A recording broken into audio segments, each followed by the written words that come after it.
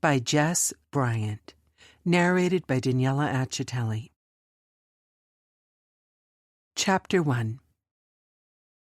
Every cell in Maya DeLuca's body tingled with apprehension. Her wolf was pacing beneath her skin, itching to be set free, despite the fact that the full moon was well over a week away. She didn't know why, but all day she'd felt like she was holding her breath, waiting for the other shoe to drop. She couldn't shake the feeling that something was coming, something big, and it was making her edgy. Earlier in the day, she'd almost convinced herself that she was just nervous about the family dinner her older siblings had called. She always got a little anxious when they were all in the same room. With her older brother Leo as the pack alpha of the Crescent Wolves, and her older sister Luna installed as the queen of the Moray pack, they were powerful shifters. Add in that both their mates were alphas and that her younger sister, Nova, also had the power of a seer, and the air was practically charged with magic when they were all together. It had always made her own wolf uncomfortable, being in the middle of so many dominant personalities, so it made sense. But she'd left the dinner and the Moray Pack Lodge behind to walk home 20 minutes ago, and still the restless, anxious energy vibrated in her bones. Maybe she needed to shift and let her wolf run. Maybe then she could figure out what it was that had prickled her instincts and was fraying her nerves. Maybe her wolf just needed to be set free. Maya had learned over the years that her wolf couldn't always wait for a full moon to stretch her legs. Sometimes she needed the freedom to run just to know that she could. Sometimes she needed the feel of her home territory under her paws to put her at ease. But Maya had let her do just that a couple of days ago, and normally going home would ease her wolf for at least a few weeks. Logically, she knew that keeping her wolf away from Crescent territory wasn't exactly healthy for either of them, and was likely the cause of her wolf's near-constant anxiety, but she'd been making the situation work for years now. After the attack that had left her parents deceased, all of the DeLuca children's lives irrevocably changed. Luna, Maya, and Nova had been kidnapped by the power-hungry wolf who had staged the coup. Their brother had been chased out of the territory by Maddox Clary and his traitorous friends. With no other solution at hand, Leo had gone to the neighboring pack for help rescuing his sisters. That one act, that one decision, had been fate at work. Only nobody had known it. Leo certainly hadn't known that entering Moray territory would lead him to his fated mate, Darius Moreno, the Moray pack head enforcer. And nobody could have predicted that Michael Hudson, the Moray pack alpha, would forge a mate bond with Luna in the process of saving them all. Well, nobody except for Nova, whose visions for the future had set all of it in motion to begin with, and who, since she was only a child at the time, was the only DeLuca that seemed relatively unscathed by the whole ordeal. Maya, on the other hand, had been traumatized so badly that she still found it difficult nearly 6 years later to be back among her pack. Each time she returned to Crescent territory, she relived the pain of seeing her parents brutally murdered.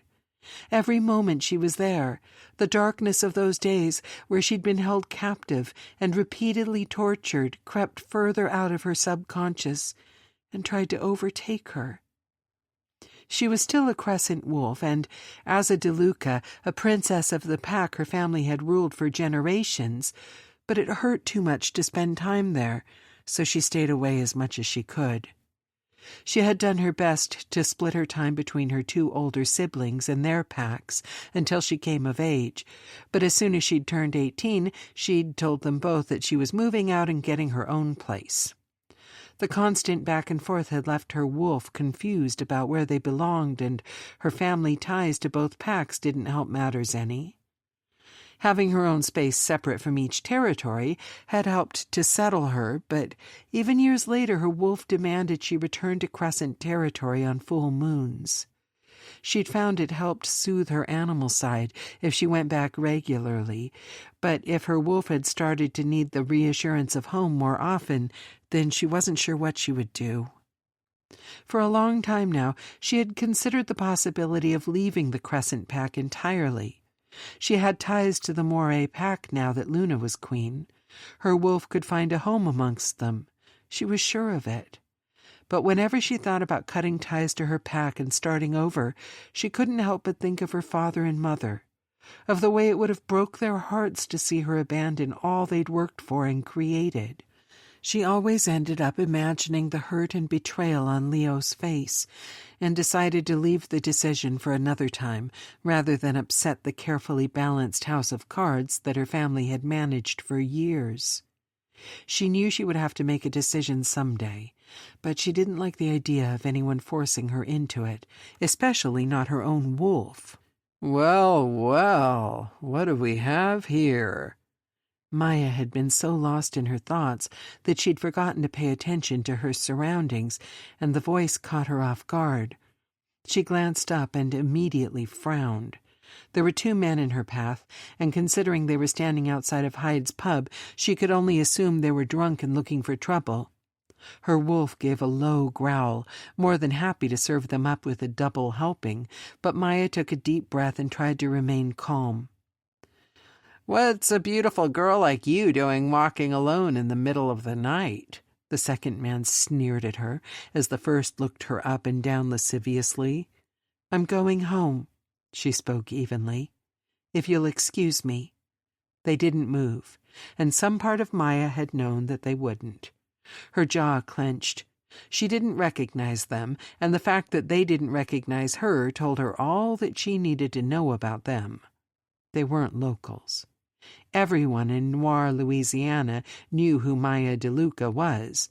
Either they knew her as a princess of the Crescent Pack or as the younger sister of the Moray Pack, Queen. If these two didn't know her on sight, then they weren't from around here. More than that, though, she could sense magic on them. Yet she didn't scent another wolf. They weren't wolf shifters, but they weren't human either. She couldn't be entirely sure what species they were, and she didn't like that any more than she liked the way they were looking at her.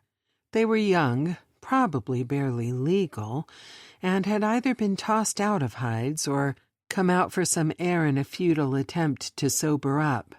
They couldn't hold their alcohol, and they were just drunk enough and dumb enough to think they had the upper hand because there were two of them and only one of her. They were wrong. Maya knew what they saw when they looked at her. Just a girl, young and alone, weak and helpless.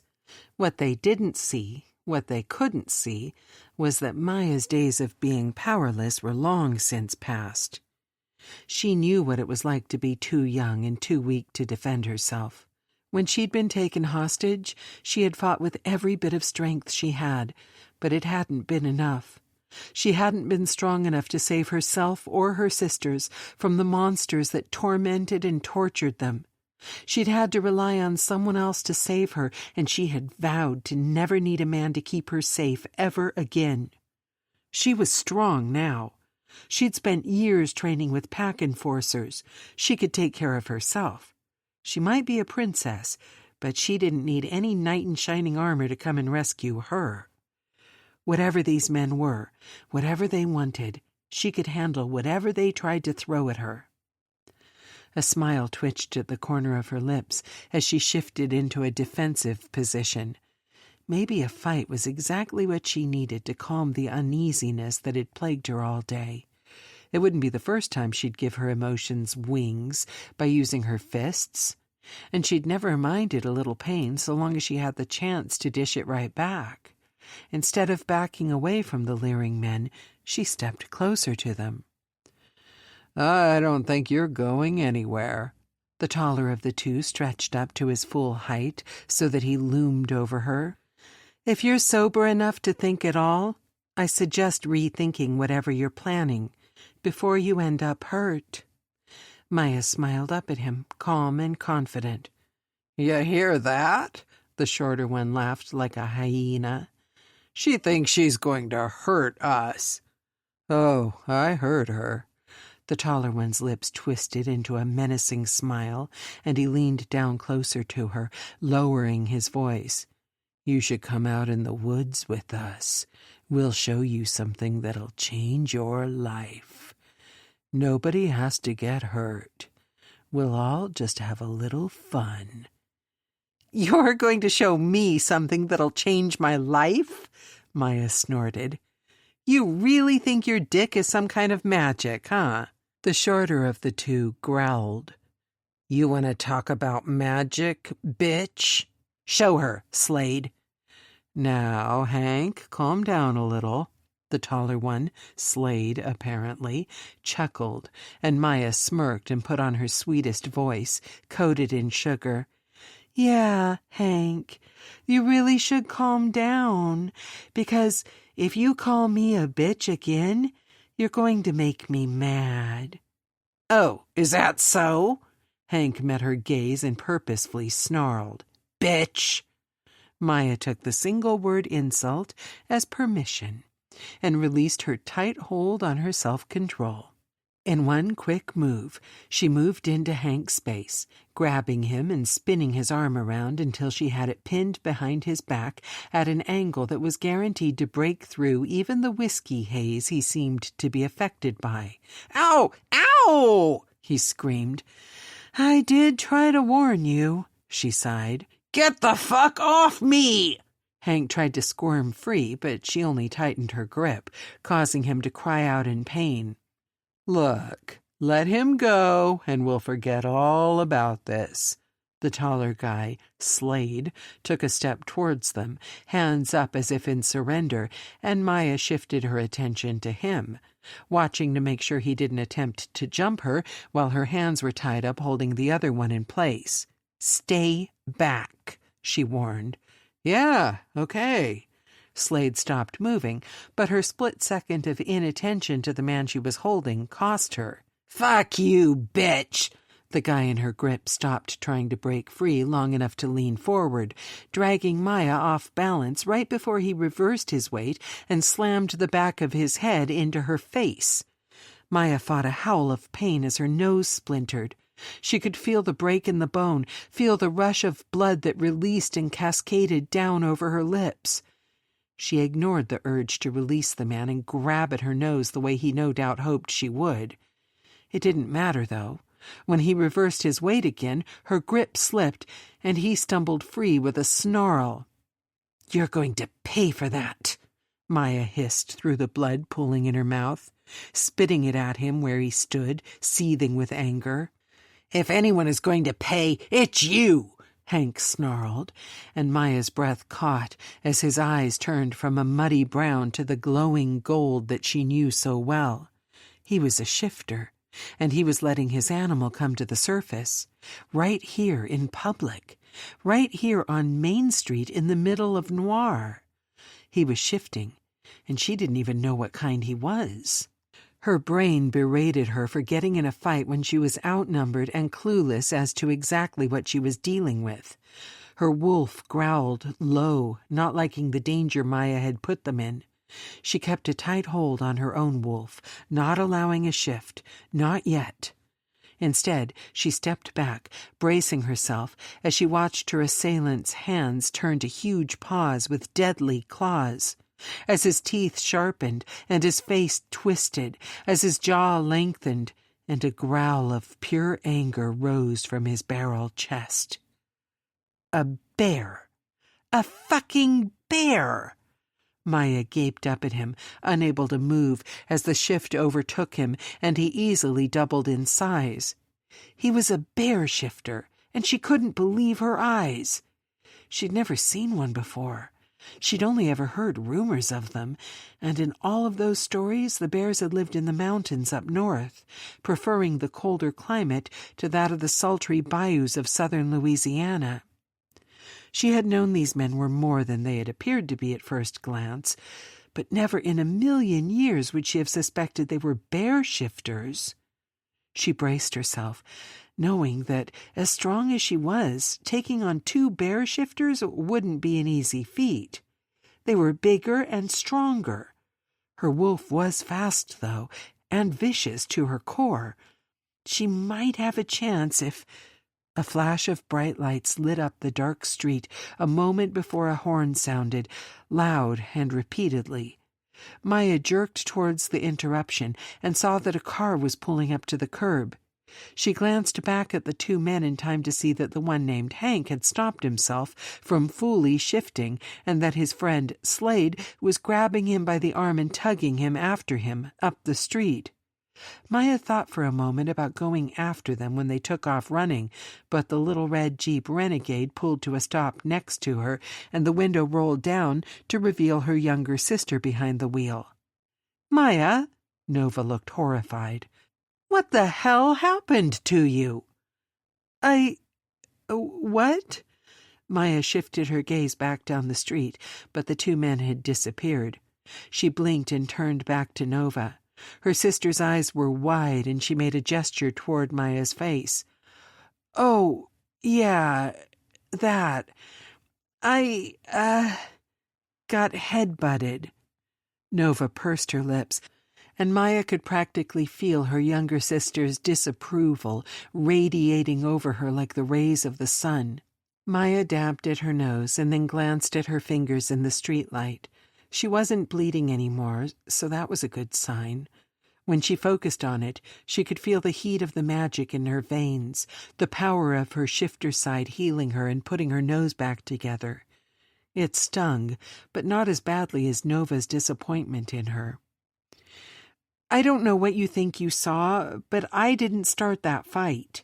She felt the need to defend herself.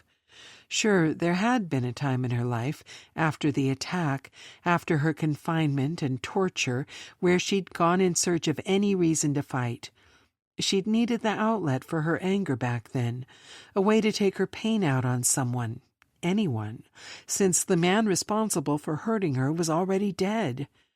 But she'd grown up a lot in the years that followed, and she didn't go looking for fights anymore. If anyone knew that, it should have been Nova. Her sister sighed. "Come on, get in the car. I'll drive you home." "Home is a block away. I can walk. You left the lodge by yourself on foot because you said you needed to relax. I hardly think picking a fight with a bear shifter can be considered relaxing. Get in the car, Maya." Maya raised an eyebrow. "You saw him?" "Yeah, I saw him," Nova huffed. "Why do you think I came swerving in with the horn blaring?" Maya fumbled for words, and instead reached for the door handle, swinging herself into her sister's Jeep. "Thank you." "You're welcome." Nova gave her one last look before putting the vehicle in drive and pulling away from the curb. "They were drunk and looking for a good time. They picked the wrong girl for that and got mad when I wasn't up for their version of fun." Maya spoke as her sister drove them down the street and around the corner to the little parking lot behind the bakery. "I didn't know they were bear shifters, obviously. But I don't know what I would have done differently if I had." Nova shook her head. "Maya, they're dangerous." I know, okay? I'm lucky you showed up when you did." She glanced out the window and bit her bottom lip, tasting the dried blood there. "Thank you. I wish I could say no problem, but I have a feeling it is still a problem." Nova pulled into her parking space, and Maya fidgeted in her seat. "Did you see something about them?" "No," Nova shook her head. "Not exactly. It's just a feeling that something is coming." Maya swallowed past the sudden knot in her throat. "I've had that feeling all day." "I know," Nova admitted, shooting her sister a sideways glance. "I can feel how tense you are, how tight you're wound tonight. I wish I'd seen something so I could tell you what's causing the feeling, but you know how I feel about your visions." Maya pushed the door of the Jeep open, stepping out. "I don't want to know if you see anything about me, ever." Nova groaned as she pushed out of the driver's side of the Jeep. "I know, but—" "No buts, Nova," Maya snapped, far too harshly, considering her sister had possibly just saved her life. Let's just go upstairs and go to bed. Maybe by tomorrow this feeling will go away. Or maybe by tomorrow we'll know what it all means." Maya pretended she hadn't heard her sister and walked up the stairs to the apartment that they shared. She loved Nova more than she loved anyone in the world. Her little sister was special, and not just because of her ability to see the future. She was kind and gentle and generous. Her power could have turned her into someone cruel, someone jaded and cynical of the world and everyone around them. But it hadn't. No matter what she had seen and what she had been through, Nova only saw her power as a gift. Maya was the one that saw it for the curse that it truly was. Believing in Nova's gift, in fate, and a predetermined future had nearly gotten Maya killed once before, and she wouldn't let that happen again. She didn't believe in fate anymore, and that wasn't going to change because she had a bad feeling that she couldn't explain away. Chapter 2. Xander Leary was lost. He had no idea what he was doing or where he was going. Not physically. Physically, he knew that he was behind the steering wheel of his classic Ford Bronco, driving down I-10 headed to southern Louisiana. He just didn't know exactly what it was he hoped to find when he got there. His world had been turned upside down by a phone call 8 weeks ago. It had been a hospital in Boulder, alerting him that his older sister, Xenia, had been in a serious accident and was in and out of consciousness. He'd been shocked to get the call, and absolutely dumbfounded to learn that the sister he hadn't seen in almost a decade had him listed as her emergency contact and next of kin. He'd felt obligated to go to the hospital, so he'd packed a bag, left work in Oklahoma, and driven to Boulder. She'd seized only hours later, and the doctors hadn't been able to restart her heart. She'd died before he had a chance to see her, to talk to her, or even to learn that he was an uncle. Violet was 7 years old, and he hadn't even known that she existed.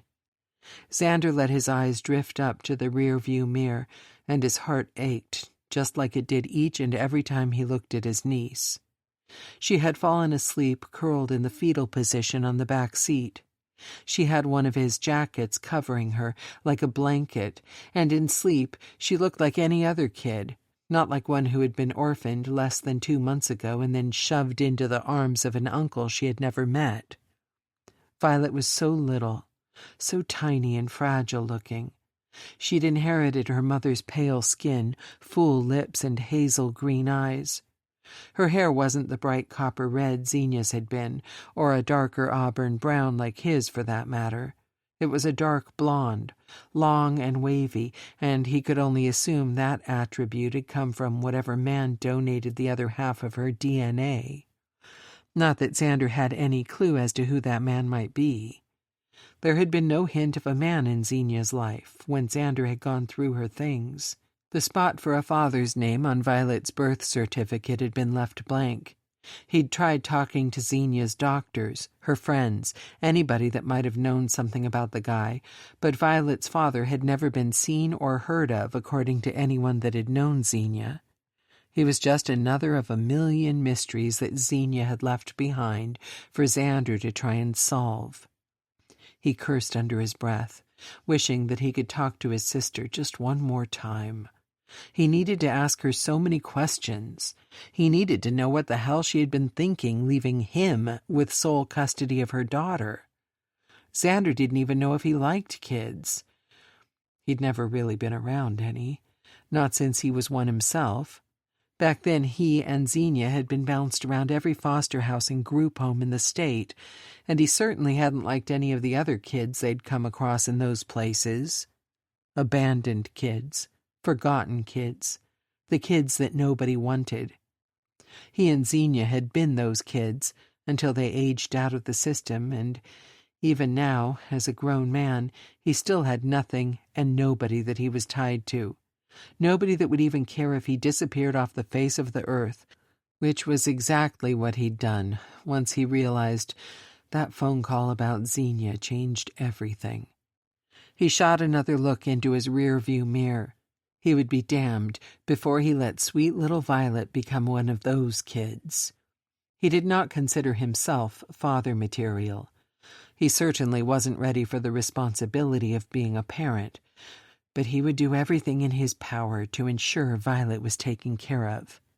Hell, that was why they were in his Bronco, headed to a tiny blip of a town in the bayous of southern Louisiana. Xenia had left behind paperwork, and lots of it. She'd been looking for their long-lost baby sister. According to all the files he had gone through, she'd been looking for years. 7, to be exact. The same amount of time little Violet had been in the world. Was it just her motherly instincts driving her to locate family? Or had there been another reason? Another of the many questions Xander would never get an answer to. Their younger sister had been an infant when their mother overdosed, and they were all thrust into the system. He and Xenia had been older, already damaged and distrustful, but their little sister had been exactly what a couple wanted. A beautiful, unblemished baby they could raise as their own. She had been adopted mere months later, and over the years, when he thought of her, it had only been to curse that she was the lucky one who managed to escape the system and not him. Xander had written her off, all but forgotten about her. She'd been adopted, she'd gotten the family every kid in the system dreamed about, and no doubt she had a good life somewhere and never gave a thought to the sibling she'd been separated from. He'd had real problems to worry about, and where his little sister landed had never been one of them. But Xenia had gone looking, and from the information he'd put together in her apartment, it seemed as if she'd found her. Zoe Leary was in a little town called Noir, and that, coupled with a letter he'd found among Xenia's things, addressed to him but never posted, Xenia had wanted them to get in touch with her together. So that was what Xander planned to do. As far as he was concerned, reuniting with Zoe had been Xenia's dying wish. He had to do this. He had no choice. He had failed his older sister more than once, but he wouldn't fail at this. He was going to find Zoe. He was going to tell her who he was and what had happened. He was going to see what kind of life Zoe had made for herself, and if it was a good one. And God, how he hoped it was a good one. He was going to give her Xenia's daughter so that their niece could grow up in the kind of loving environment and home that he had never known and couldn't give the girl. That's what Xenia would have wanted. A sign flashed by in the darkness, and Xander slowed the Bronco as the lights of what had to be the town of Noir appeared on the horizon. From the looks of it, the place was just as small as he'd been expecting.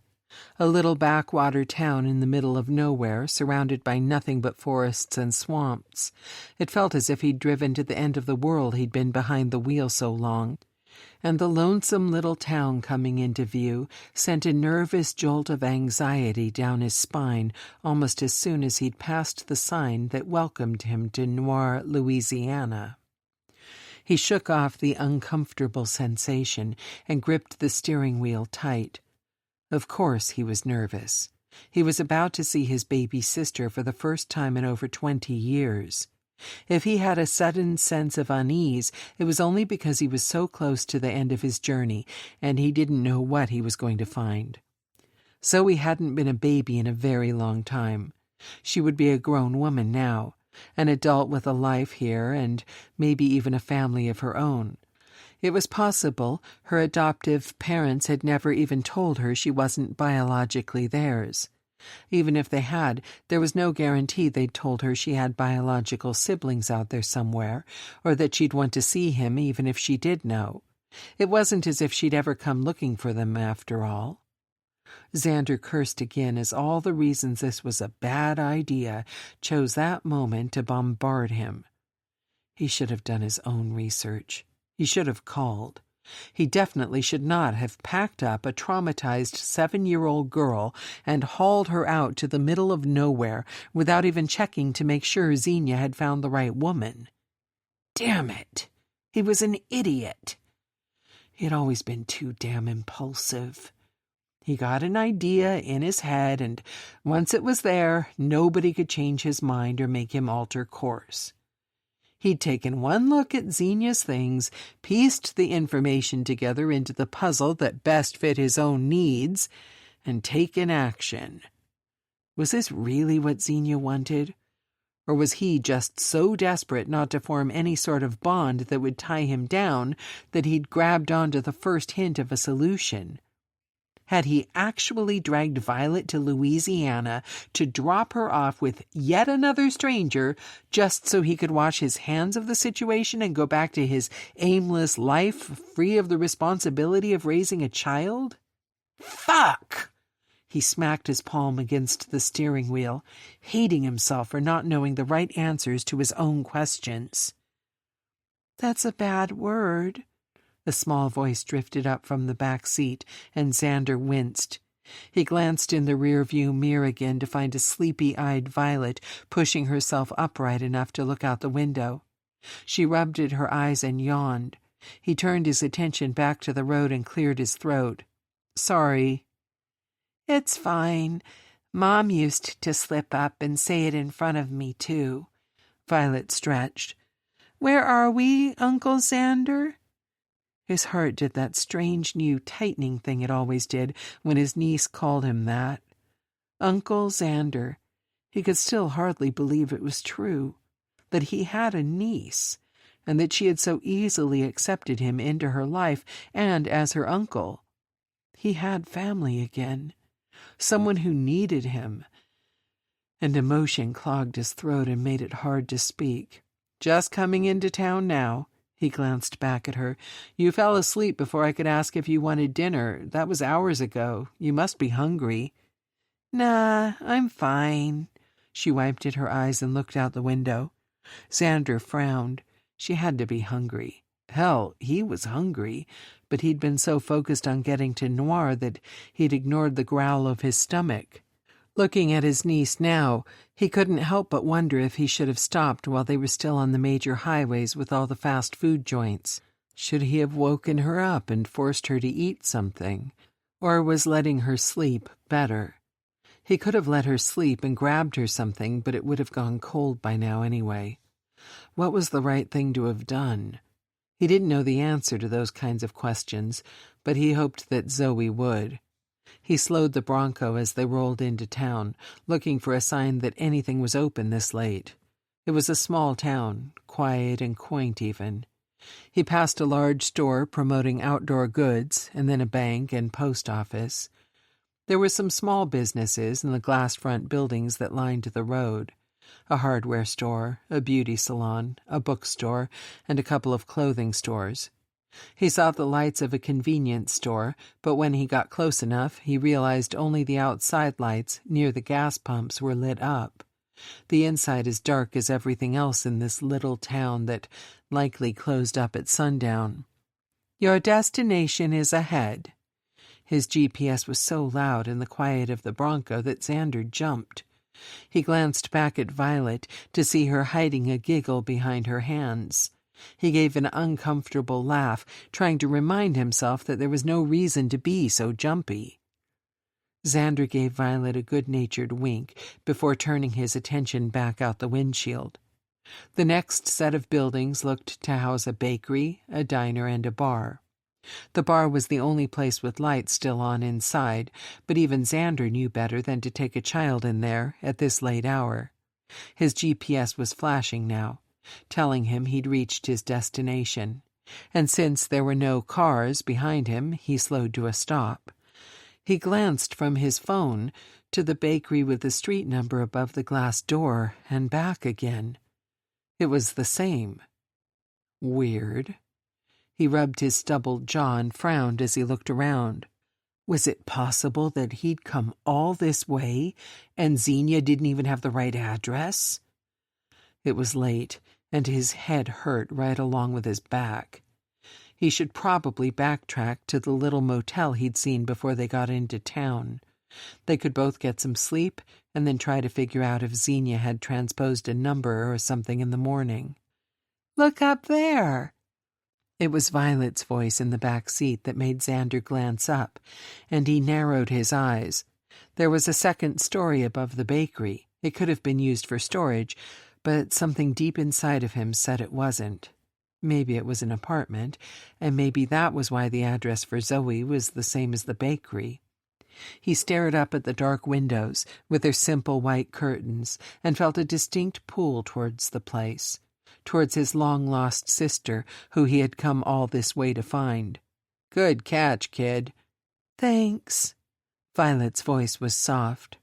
"Let's just pull around the block and see if we can find an entrance," he said, as much for her benefit as for his own. He rolled the Bronco past the bakery and ignored the strange magnet pull that tried to convince him to turn around. He rubbed at his chest, at the strange pain that had seared him when he'd looked up at that apartment. He drove past the diner and the pub, turning left and then left again to circle back. "The windows were dark. Do you think she's asleep?" Violet sounded worried when she spoke again, and Xander fought the insane urge to tell her that he didn't care if Zoe was asleep, because he wasn't leaving now that he'd found her. Instead, he located a small parking lot behind the bakery and parked next to a sporty red Jeep, noticing an expensive-looking motorcycle parked beneath the staircase. He put the Bronco in park and looked up at the stairs that led to a door on the second floor of the building. He gripped the steering wheel tight, refusing to pay any heed to the little voice in his head that said to run, not walk or wait a moment longer. "Maybe," he admitted truthfully. "She might not like us if we wake her up." Violet was worrying her bottom lip with her teeth, and Xander's heart squeezed painfully. He remembered Xenia doing that same thing as a child, often resulting in bruised and chapped lips because she was always worrying. "She's going to love you, kid. I promise. Now, come on." He unbuckled his seatbelt and got out of the Bronco, stretching his legs and popping his back after the long ride as he waited for Violet to crawl out of the back. When she didn't open the door, he finally opened it for her and peered in to find her sitting just where she'd been, chewing her lip nervously. "Are you coming?" Are you sure, Uncle Xander?" "I'm sure." He reached in and plucked her from the seat, putting her on her feet with what he hoped was a reassuring smile. "We didn't come all this way to chicken out now, did we?" Violet shook her head. "Good. Come on." He let the little girl take his hand as he started for the stairs. They were metal, and the sound of their footfalls was loud in the quiet night. Xander had Violet go up in front of him. That way, if she slipped, he was behind her to catch her. They used the guardrail as they climbed, and once they reached the door at the top, Xander leaned over and pulled it open, as soon as he realized it was only an exterior door. He herded Violet into a hallway that was much longer than he'd thought it would be, judging from the outside. The second floor ran the entirety of the building, not just the bakery. There were several doors down the length of the hall, and Xander silently cursed, since he couldn't know for certain which one belonged to Zoe. The address had only been for the bakery. There hadn't been an apartment number. But then, as he stood there, looking up and down the hall, trying to decide what to do next, that little voice in the back of his head tugged at him again, and he looked at the first door, the one that had to be directly above the bakery. It was that one. He knew it. The strange magnetic pull told him that was the door he needed, that what and who he was looking for was on the other side of it, and he was moving towards it without even thinking about it. He raised his hand and then looked at where Violet stood just inside the entry, eyeing him nervously. He went back to her and took her hand. He led her to the corner of the hallway. "Stand right here, okay?" He met her gaze seriously. "Why?" "Because as much as we hope this is Zoe's place, and we hope she'll want to see us, I can't make any promises, and I don't want you involved until I know more. Stand here. It's out of sight of whoever answers the door, okay?" "Okay." Violet said, after only a heartbeat. Her easy acceptance had Xander kissing the top of her head before he pulled back up to his full height and released her. His body was tense, but he returned to the door and raised his hand again. He really hoped he was doing the right thing. He gave Violet one more glance, and his tiny 7-year-old niece gave him a reassuring thumbs up. It was now or never, right? Xander took a deep breath for courage and then lifted his hand and knocked on the door. Chapter 3. The scream that had jolted Maya awake in the dead of night sent a cold shiver of dread skittering down her spine. It wasn't the first time she'd been awoken by that shrill sound, not even close. In the first few weeks and even months after they'd escaped Maddox Clary, her younger sister had woken screaming from nightmares nearly every night. In the years that followed, as their lives had settled, the terrors had come back to Nova less and less. They'd found a way to bury their past hurts so deep that they rarely broke the surface. They'd focused on the good things in their lives and on the future instead of the past. Seeing Luna happily mated to Michael had been the start of a joyously peaceful time in all their lives. They'd settled into their roles, not just as princesses of the Crescent Pack, but also as beloved little sisters in the Moray Pack as well. They'd been given whatever they needed, anything they asked for, and more parental figures to fill that gap in their lives than could ever have been deemed necessary. They'd grown up well and truly loved and cherished, despite all that they'd lost. Their parents, their innocence. Those things had been taken much too soon for both Maya and Nova, but they'd learned to cope, and they'd always had each other. That was why, when Maya had come of age and moved into her own place, Nova had chosen to go with her rather than stay with their other siblings. They'd split time between Luna and the Moray Pack and Leo and the Crescent Pack for too long. They needed their own place, and to figure out where they fit and which pack they truly belonged to, no matter what the DeLuca blood running in their veins said. Besides, Luna had her hands full these days caring for the twins. The devilish duo, as Maya had nicknamed them, were hell on wheels. The little princes of the Moray Pack were nothing like their calm, thoughtful father. They were brash, bold, and quick to tantrums that could incite the entire pack into bouts of wariness.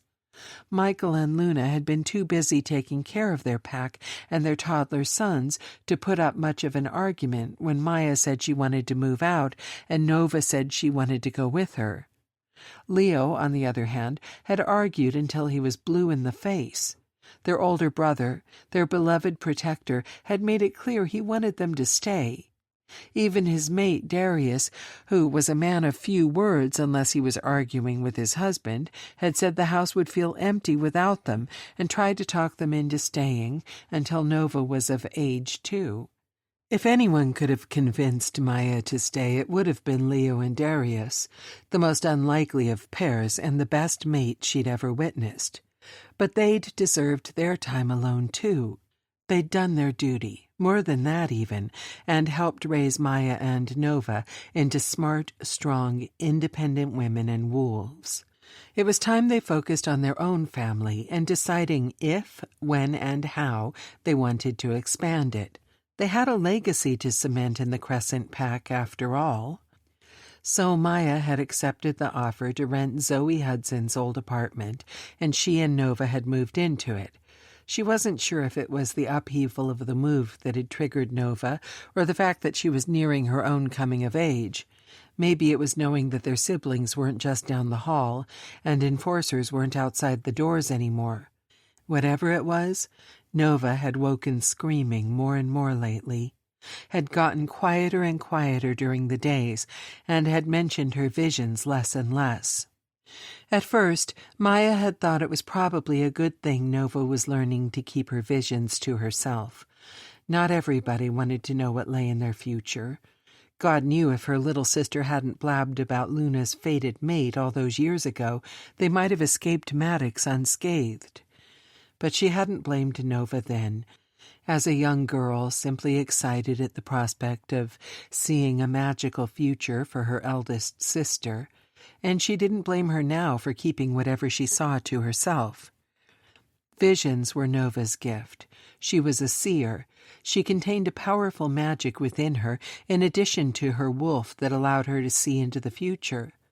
Most of the time, she saw happy events, matings, marriages, babies, and all of the things that went with building a person's life.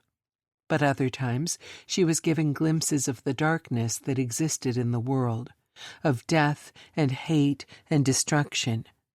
Maya hated the visions. She hated the idea that she had no power over her own future, hated that Nova saw things that no girl her own age should have had to see. She hated fate. What had it ever done for her? Gotten her thrown in a hole and beaten and abused? Had it gotten her parents killed? And for what? She couldn't see a point to any of it. That was the other reason she'd wanted to move out. She wanted to build her own life. She wanted to make her own choices. She didn't want to have to bend to the will of the fates. She had chosen this life, her life, and it was a good one. But when she walked into Nova's room and flipped on the light to find her sister breathing hard, her head in her hands, her heart still clenched, and she hated herself for hoping whatever Nova saw wasn't about her. Her little sister glanced up as she came into the room and offered a small smile that Maya returned. She didn't look like a baby anymore. She was a teenage girl, and every day brought her closer and closer to the precipice of her own fate. Maya wiped her hair back from her face and let Nova cuddle into her side, just as she had when she was young, just as she would let her until they were old and gray if and when her sister needed it. "What was it this time?" Maya finally asked, after Nova's breathing returned to normal. Nova shrugged. I'm not sure I should say. Because it was bad. Because it was about you."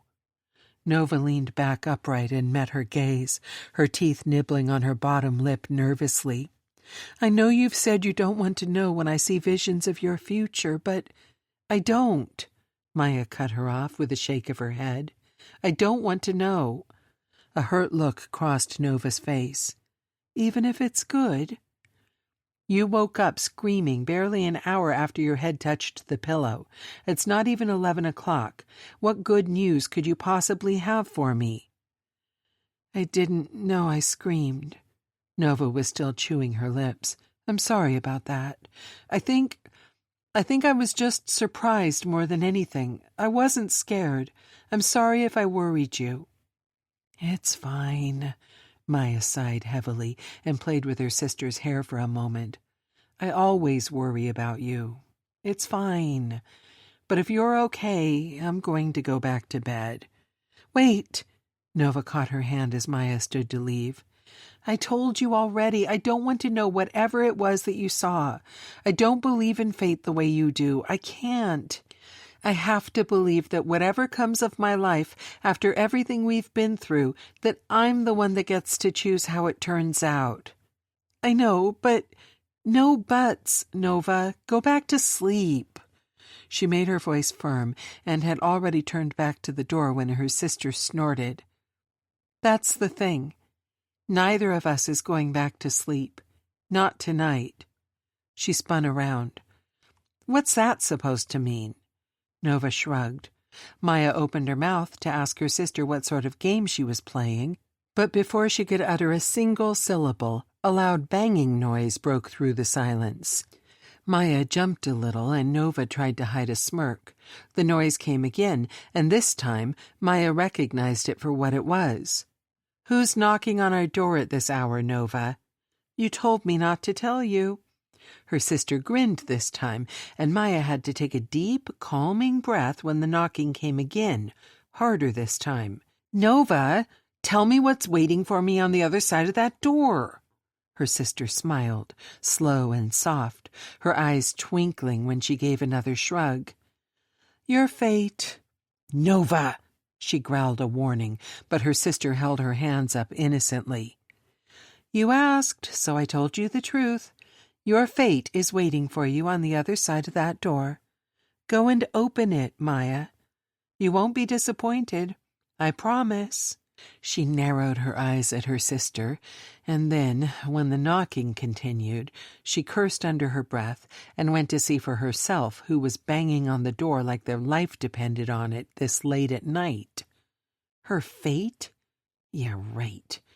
It was most likely one of their siblings looking for a babysitter, or one of Maya's friends too drunk from a night out to find their way home and hoping to crash on the couch.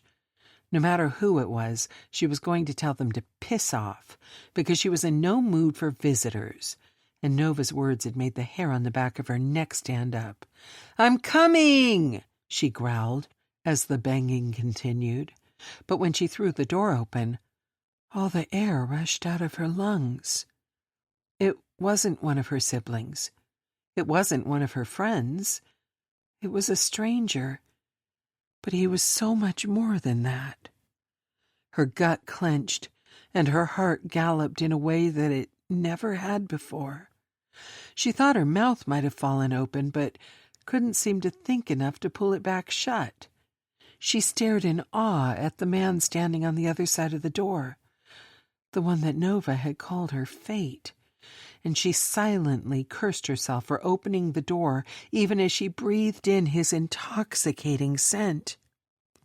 He was like no one she'd ever seen before. Tall and broad-shouldered, with biceps that looked like they were testing the structural integrity of the simple gray T-shirt he wore. There was ink there, colorful lines and markings that circled his pale skin and twisted down to his wrists. It was beautiful. He was beautiful. "I'm sorry," he spoke first, dragging her out of her reverie, and his voice was smooth like honey.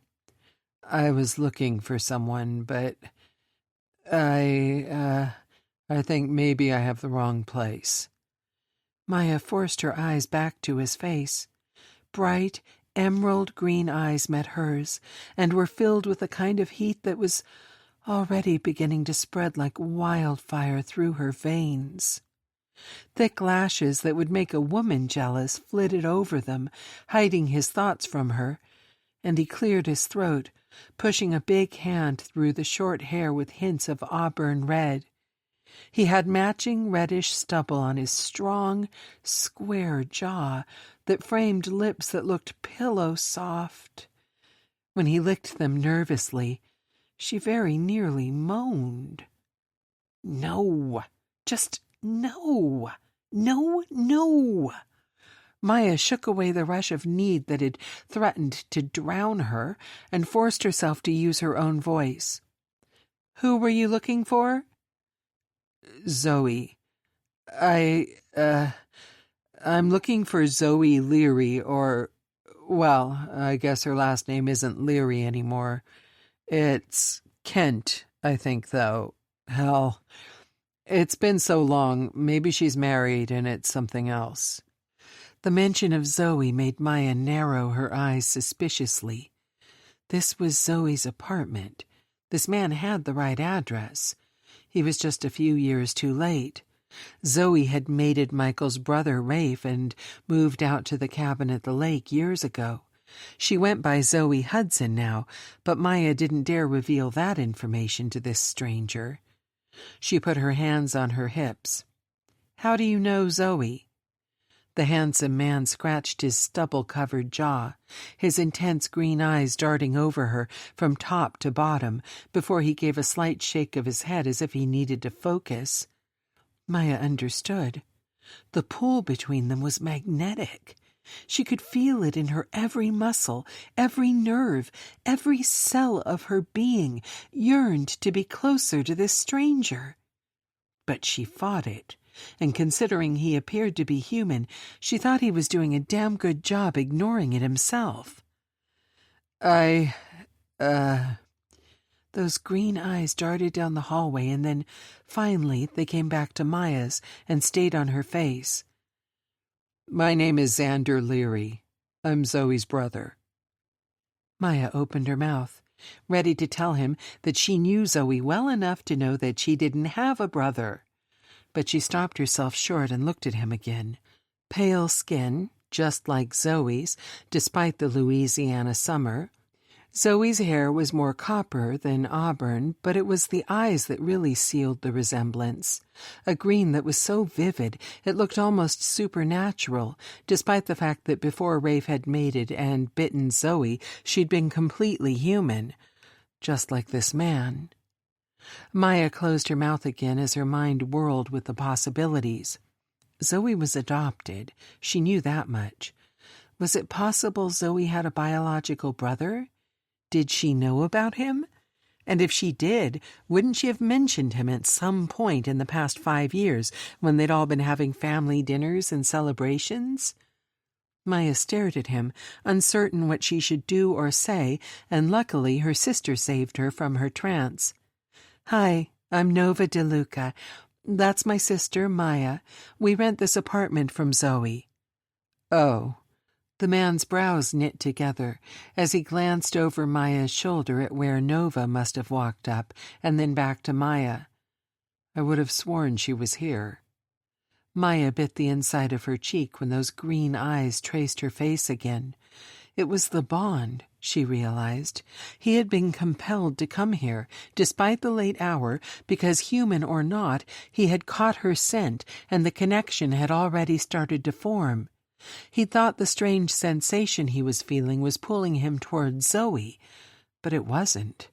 It was drawing him towards her, but she had no way to explain that. Not right now, at least. "Come on in, we'll call Zoe. You can wait here for her," Nova offered. He glanced down the hallway again and frowned. "We're not serial killers," Nova smiled. "I promise." "Yeah, no, I mean—" He ran a hand through his short hair, looking confused and frustrated. "It's just... maybe we should wait downstairs." Maya's heart softened towards him even further when he looked so out of sorts. It wasn't his fault. It was the magic, the bond, the pull of fate guiding him to where she wanted him to be, even though he didn't know why or how. Her softening heart caught on a word she didn't like coming out of his mouth, though, and she frowned. "We?" Yeah." He made a motion with his hand, and a small figure stepped out of the shadows to his side. "This is Violet, Zoe's niece." Maya's breath caught at the sight of the little girl. She looked nervous and tired. She was pale, too, but her hair wasn't red. Zoe's niece. Her wolf growled even before her brain put together what the words meant. Zoe's brother was on her doorstep with Zoe's niece. He had a child. His child? And did that mean... "I'm his niece, too." Violet rolled her eyes. "Uncle Xander is being weird. Sorry. My mom was their sister, but she died. That's why we're looking for Zoe." Air rushed back into Maya's lungs, and it tasted far too much like relief for her liking. His niece, too. Not his child. He wasn't already spoken for. At least, not like that. "Oh," she managed. Nova's voice was nearly laughing when she spoke again. "My sister is being weird, too. Sorry about that. Come on in." Maya shot Nova a dirty look, and then forced herself to move aside and allow the two strangers into the apartment. They stepped in hesitantly, and Maya didn't blame them. The little girl, Violet, had said her mother died. She had to be traumatized. And Xander, well, he was being assaulted by magic he didn't know about and couldn't understand. Hesitancy was the least to be expected on their part. "Let me just go and get my phone." Maya tried for a smile as she darted to her bedroom, where she'd left the phone on the charger by her nightstand. In the other room, she could hear Nova being her normal, happy, welcoming self. She told them to make themselves at home, offered them drinks and snacks. Xander's husky voice rolled through Maya when he responded, and she hurriedly found the phone number she was looking for and hit dial. They were probably asleep. She knew that. They had children. They wouldn't be awake at 11 p.m., and a phone call waking them would no doubt send panic flaring. But she didn't know what else to do. The phone rang 4 times before a male voice picked up, sounding completely awake, alert, and worried. "Maya, what's wrong?" She breathed out a rough breath. "Rafe, I'm sorry to call so late, but what's wrong?" he repeated, and in the background she could hear Zoe stirring, asking him who it was and what was happening. Maya grit her teeth and then said the only thing she could. "There's a man here at the apartment looking for Zoe." "A man?" Rafe all but growled, and Maya winced, realizing she had led with the wrong information, and the overprotective alpha wolf would be riled at the idea of any man looking for his mate. She hurried on. "He says he's her brother, and I know she doesn't have a brother, except she's adopted, right? And, well, he looks like her. I mean, they have the same eyes." Brother?" Rafe sounded a little less angry and more confused, so Maya continued. "Yeah, and he has a little girl with him that he said is Zoe's niece. It's his niece, too, not his kid." She winced at her own silliness.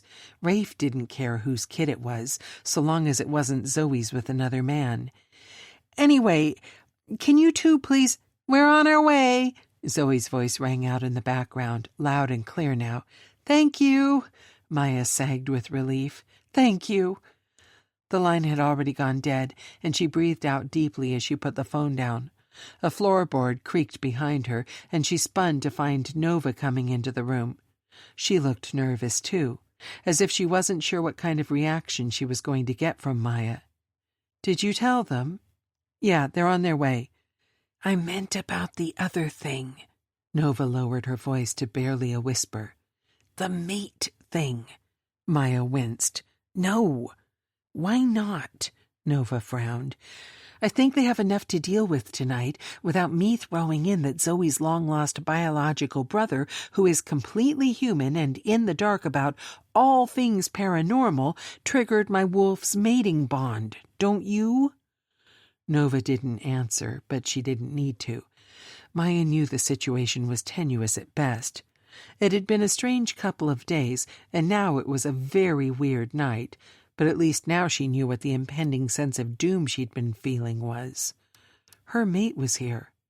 She was bonded to a human man. And life as she knew it was over.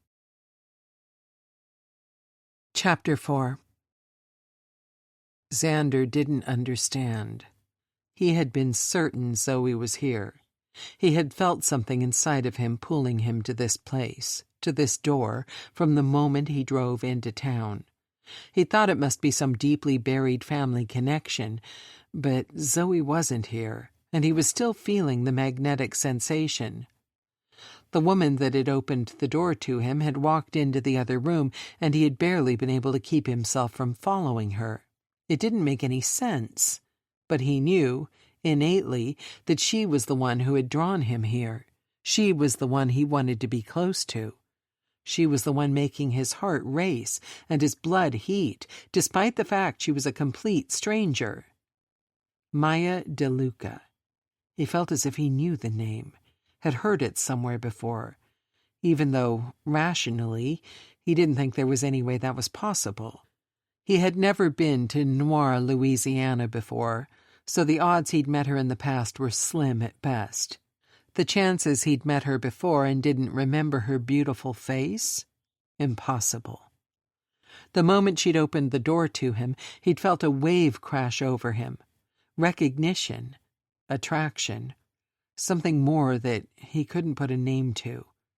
Seeing her had scrambled his brain, and he was still trying to get his head on straight, to assure Violet that everything was okay, and to politely accept the offer of drinks that the younger woman, the younger sister, had offered.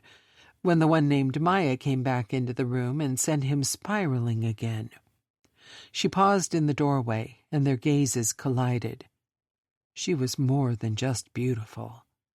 That word wasn't enough, somehow. It didn't capture all the little wonders he kept finding as he looked at her more closely. Her eyes weren't just brown. They were a shining and mysterious burnt umber. Her hair wasn't just black. The long tresses that fell past her shoulders were the color of a raven's feathers in a rainstorm, and just as silky looking. Her skin was a luscious, tawny brown, and there seemed to be miles of it on display since she was wearing only a tank top and pajama shorts. She was tall and thin with nary a curve to her frame. Her muscles were taut, and he immediately guessed her to be an athlete of some kind. She was slim but fit, and nothing about her looked soft, save for her ample lips, which his eyes kept finding a way back to. Maya DeLuca had the most kissable mouth he had ever seen, but despite the sparks that were flaring between them, he had enough good sense to know if he tried it, she was the kind of woman that would make him pay for it in pain. And damn it! But why did that thought only make his heart rate faster? "Zoe and Rafe are on their way," she spoke, and since his gaze was glued to her mouth, he had to blink a few times to make his brain process the actual words. "Rafe?" He frowned. Maya exchanged a look with her sister. Neither of them spoke, but he would have sworn they were arguing about something. Finally, it was Nova that rolled her eyes and broke the tense silence. "He's going to uncover the truth as soon as they arrive. We should at least warn him." "He's Zoe's family, not ours." Maya's shoulders tensed visibly when Nova quirked an eyebrow. "We should let her be the one to tell him about that family." "You're being ridiculous right now, and you don't even realize it," Nova scoffed, moving back into the small living room of the apartment and perching on the edge of a chair. She met Xander's gaze and smiled in a way that he thought was probably supposed to be reassuring. "Rafe is Zoe's husband." Xander got the distinct impression that husband hadn't been the word on the tip of her tongue, but he couldn't think of what else she might have said. Boyfriend? Partner? He scrubbed a hand over his jaw, trying to ignore the feeling that he was missing something important. "She's married?" He glanced between the two sisters, and Maya was the one to nod. "Yeah, she's married." "That's—" Xander looked at where Violet was curled up on the couch beside him, a glass of juice between her palms, and her eyes wide, as if she wanted to soak up as much information as she could. He reached out and squeezed her knee, and she smiled softly. "That's really good." He didn't know if Violet had put together that his plan to find Zoe was about more than just locating his only living sister or not, but she was a smart kid from what he'd gotten the opportunity to see in the past 2 months. If Zoe was married, happily married, then that was definitely a checkmark in the pro column of having her life together enough to take on the care of their deceased sister's child. God knew he had never managed more than a 3rd date with the same woman, and that thought only managed to pull his eyes back to where Maya DeLuca still stood halfway in the room, looking for all the world as if she would rather be anywhere but here. Xander forced his brain to slow down and focus. "Wait. That is a good thing, right? Zoe's happy? He's a good guy? Why did you say you needed to warn me before he got here?" Nova winced a little, but tried to hide it behind a smile. "It's a good thing, I promise. Rafe is a good man, and he loves Zoe more than life itself. He and Zoe are kind of perfect together." "But," Xander prompted, narrowing his eyes, "there's always a but after a rave review like that." Maya snorted, a small smile cracking her lips, though she shook her head. "But," Rafe is also very possessive, like overprotective to the max. Nova wasn't kidding. He'd lay his life down to protect Zoe, and he won't let anyone close to her that he thinks might hurt her. Xander frowned at the description of the man who was apparently his brother-in-law. Possessive, overprotective. The word controlling came to mind next, and Xander didn't like the idea of that. He'd have to see Zoe and this Rafe guy together before he could make any judgments, but he'd been around the block enough times to know that kind of intense connection could easily be masking some seriously unhealthy behavior. "Maya, you're making him worry." Nova's voice cut into his thoughts, and he watched her shoot her older sister something that looked a lot like a warning before she turned back to him. Her voice soft and soothing when she spoke again. "Really, I wouldn't lie to you. I know you don't know me, but you can trust me.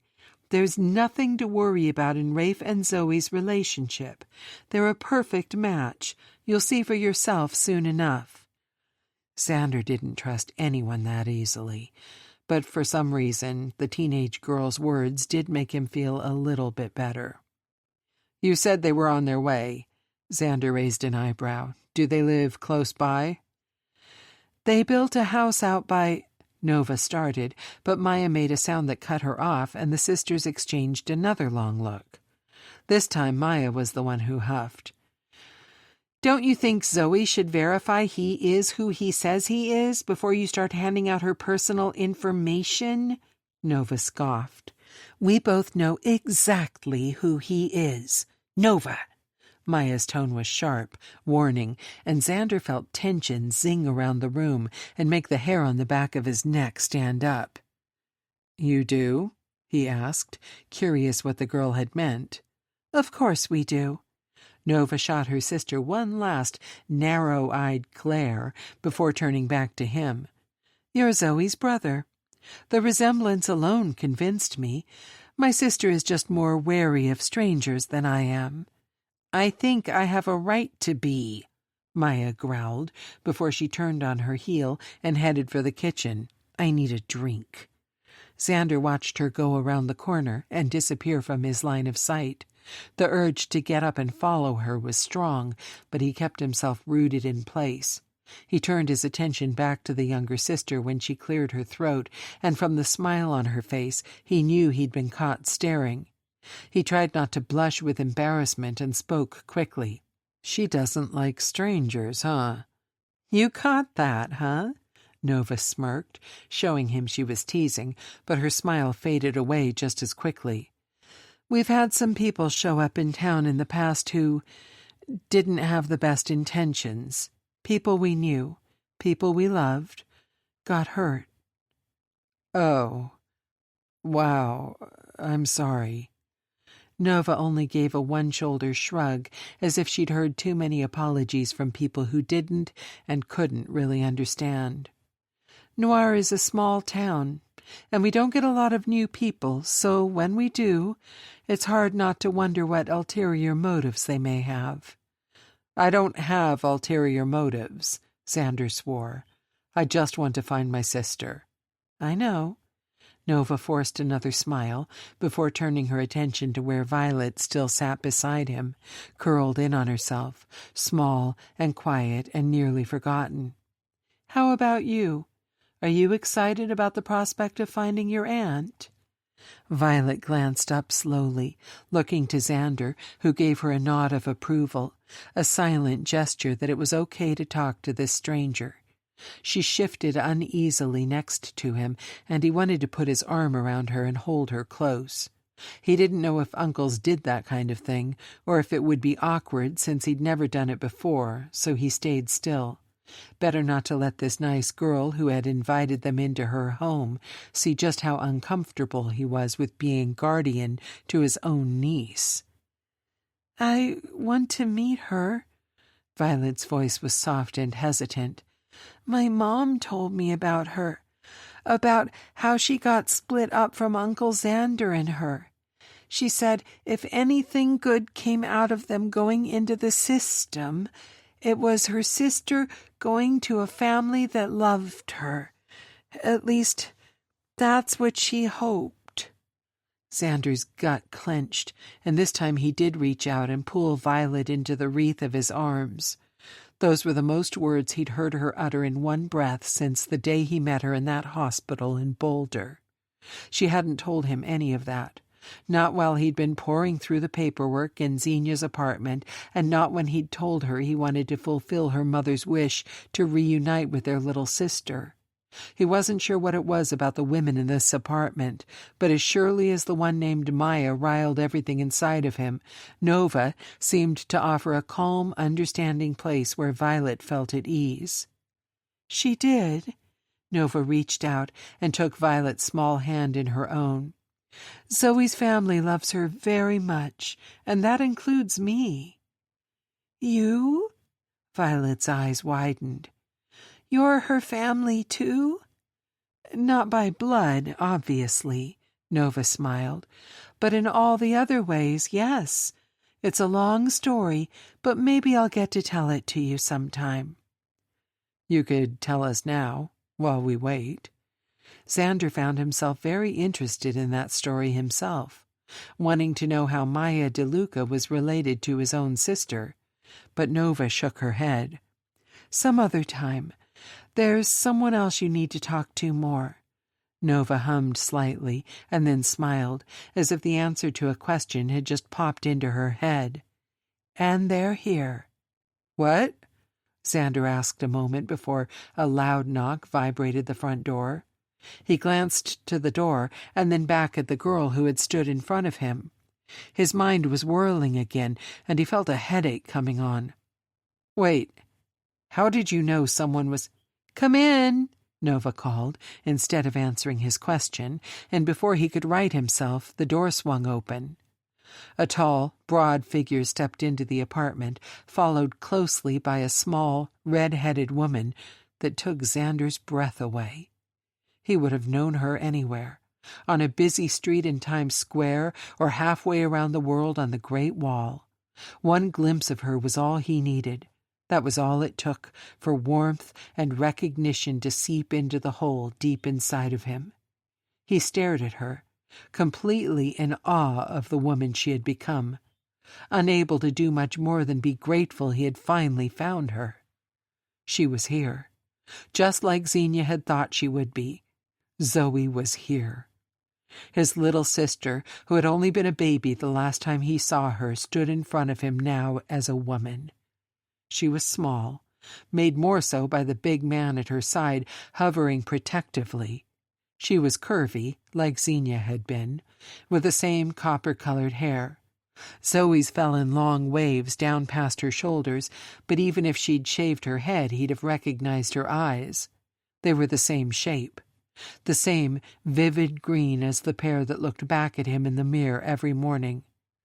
This was his sister, but he couldn't seem to find the right words, and Zoe only covered her mouth, as if she couldn't believe what she was seeing.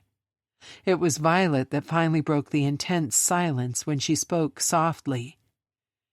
"You look like my mom." Xander's heart squeezed painfully at the words. They were so simple, so innocent, but they held a lifetime of missed opportunities. He reached out to where Violet stood next to him now and pulled her against his side, holding her close. When he glanced back at Zoe, he saw the unmistakable sheen of tears in her eyes, and he cleared his throat. "She's right." He squeezed Violet's shoulder. "You look like Xenia." He blew out a rough breath and shook his head. "You look like Mom. So did she." Zoe's bottom lip trembled, and the man at her side moved closer, reaching for her and putting a reassuring hand on her arm. She looked up at him and gave a small nod. When she looked back at Xander, the tears glistened on her lashes as she blinked. "It's really you, isn't it?" Zoe's voice was husky, deeper than he'd have expected, possibly from the tears she was trying so hard to hold back. "It's Xander, right?" He sucked in a surprised breath. "You remember me?" Zoe reached up and squeezed the hand on her shoulder. The man who must be her husband, moving against her side, and she must have drawn from his strength, because when she spoke again her voice didn't waver. "No, I'm sorry. I was so young. I don't remember much of anything before—" "Oh." Xander tried not to show the pain those words caused, but he didn't think he succeeded when Zoe winced. "My parents, my adoptive parents," she corrected herself. "They never hid the fact I was adopted. They told me about how they'd found me just months after I went into the system. My mom couldn't have children, but they wanted a baby. She told me I had siblings, older siblings, but that we'd already been split up. She saw your names on some paperwork, Xenia and Xander, but that was all she ever knew of you. All I ever knew of you." Xander didn't say anything to that. He wasn't sure what he was supposed to say. He had no right to be angry that Zoe had known their names and never come looking for them. He'd certainly known her name, and he'd never gone looking either. It wasn't her fault that she was the one who had been chosen, while he and Xenia were passed over again and again. Bringing up his troubled past wasn't the reason he'd come here to find her. He was far more worried about the future. Zoe must have realized he wasn't going to say anything, because she moved her gaze to Violet, and her eyes crinkled as she smiled softly. "And who is this beautiful little one?" "This is Violet." Xander put his hand on her back so she couldn't shrink away from the attention. "She's Xenia's daughter." "Oh!" Zoe's eyes widened, and she whipped her head around the apartment, searching. "Is she here too?" "No." Xander's voice was rough, and he felt Violet huddle closer against his side. Zoe frowned, so he rushed to explain before she could ask any other questions that might trigger their niece. Their niece. They had Violet in common now, not just the blood in their veins and the green of their eyes. There was an accident back in Boulder. She didn't make it. "Oh, God." Zoe's hands went to her mouth again, and she shook her head. "Oh, God, no. I'm so sorry." As tears began to drip down Zoe's face, he realized that his sister, who had no memory of Xenia at all, was crying over the loss of her. Yet he had known Xenia. They hadn't grown up in the same homes, not all the time, but they'd kept track of one another even after they aged out of the system. Still, he hadn't cried yet. Couldn't even imagine allowing himself to break down over the loss of the only family member who had ever truly known him. Because if he did, he might never find all the pieces to put himself back together. "Zine was looking for you before she—" Xander took a deep breath and tried again to explain. "She was looking for you, and I thought, if her last wish was to reunite us, then I should do whatever I could to make that happen. She'd found your name and the address, and now here we are. We probably should have called first, asked if you even wanted to see us, but—" "No!" Zoe hiccuped the word through another round of tears, wiping at her face. "No, I'm glad you're here. You found me. I can't believe you found me." She held her arms out, but didn't move any closer. "Can I?" Xander's throat felt tight with emotions he hadn't expected, so instead of speaking, he only nodded. Zoe stepped away from the man at her side, and he didn't pull her back. He only watched her as she moved across the room and stepped up to Xander, wrapping him in a hug and burying her face against his chest. She embraced him and Violet both, and Xander found himself raising his own arms to hug and hold them in return.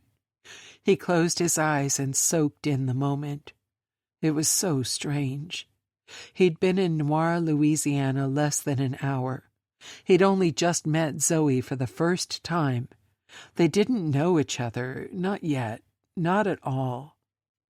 But somehow, some way, he had the distinct feeling that he'd finally found the thing he'd always been missing. A home. Chapter 5.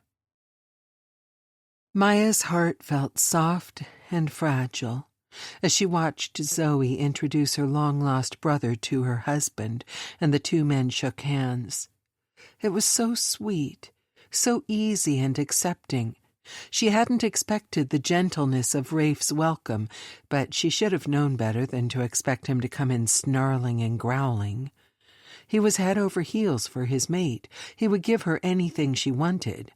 Zoe clearly wanted Xander and Violet to know they were part of her family, and there was nothing in the world Rafe valued more than his family, so of course he wasn't acting at all like the overprotective Neanderthal she had warned Xander about. Maya hated the way her heart ached with longing, wanting to join their little family gathering in the living room. Even her wolf whined at being so removed from the group. Still, she kept her feet glued to her spot just outside the kitchen, keeping an eye on them but maintaining her distance. There was no place for her in that circle, and she told herself that she didn't want there to be. It was just the bond surging to life between her and Xander.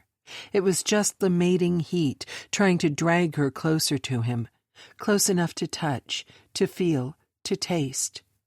Maya cleared her throat loudly, trying to get her thoughts back in order. Xander glanced over at her, but she quickly looked away. If she got trapped in that lush green gaze, she might do something stupid, like walk over there and rub her body against him, put her scent all over him, so her wolf would stop howling and wanting to mark him.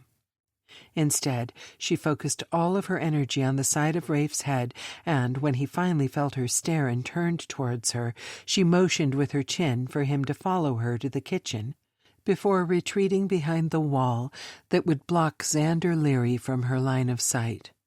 When she heard footsteps behind her, she breathed a sigh of relief and hurried to turn back around, grabbing Rafe by the shirt sleeve and tugging him to the middle of the kitchen. His eyebrows winged up, but she released him quickly. He opened his mouth, no doubt to ask her what was going on, but she rushed the words out as quickly and as quietly as she could, praying Zoe was too busy in the other room to use her wolf hearing to eavesdrop on the kitchen conversation. "He's my mate." Maya winced at the panic in her own voice, and tried again when Rafe's brow furrowed in confusion. "Nova had a dream that woke us both up, and she said my fate was on the other side of the door. And then there was a knock, and I opened it, and—" Maya made small explosion signs with her hands. "He was there, and the bond clicked into place so fast there was nothing I could do." Rafe was still staring at her, eyebrows meeting his hairline, but saying nothing, so she repeated herself with a hiss. "He's my mate!"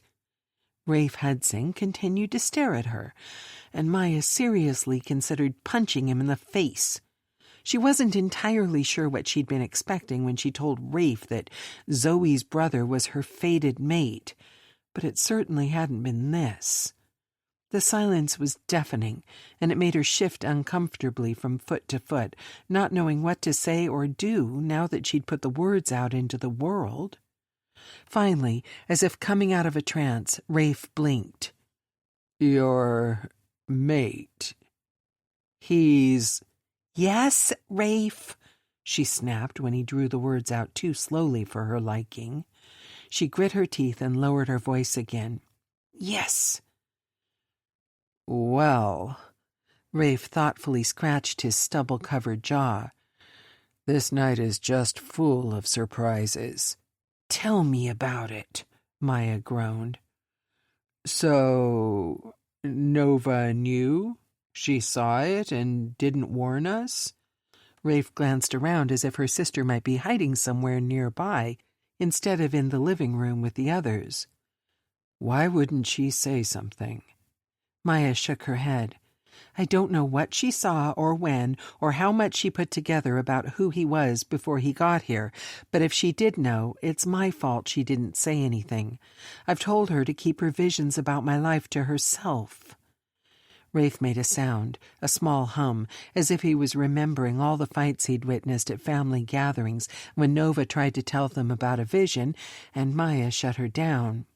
She'd screamed at her younger sister more times than she could count that she didn't want anything to do with a fate that had seen fit to kill their parents and nearly destroy their pack. She had never regretted her decision not to heed Nova's visions or warnings. Not until tonight.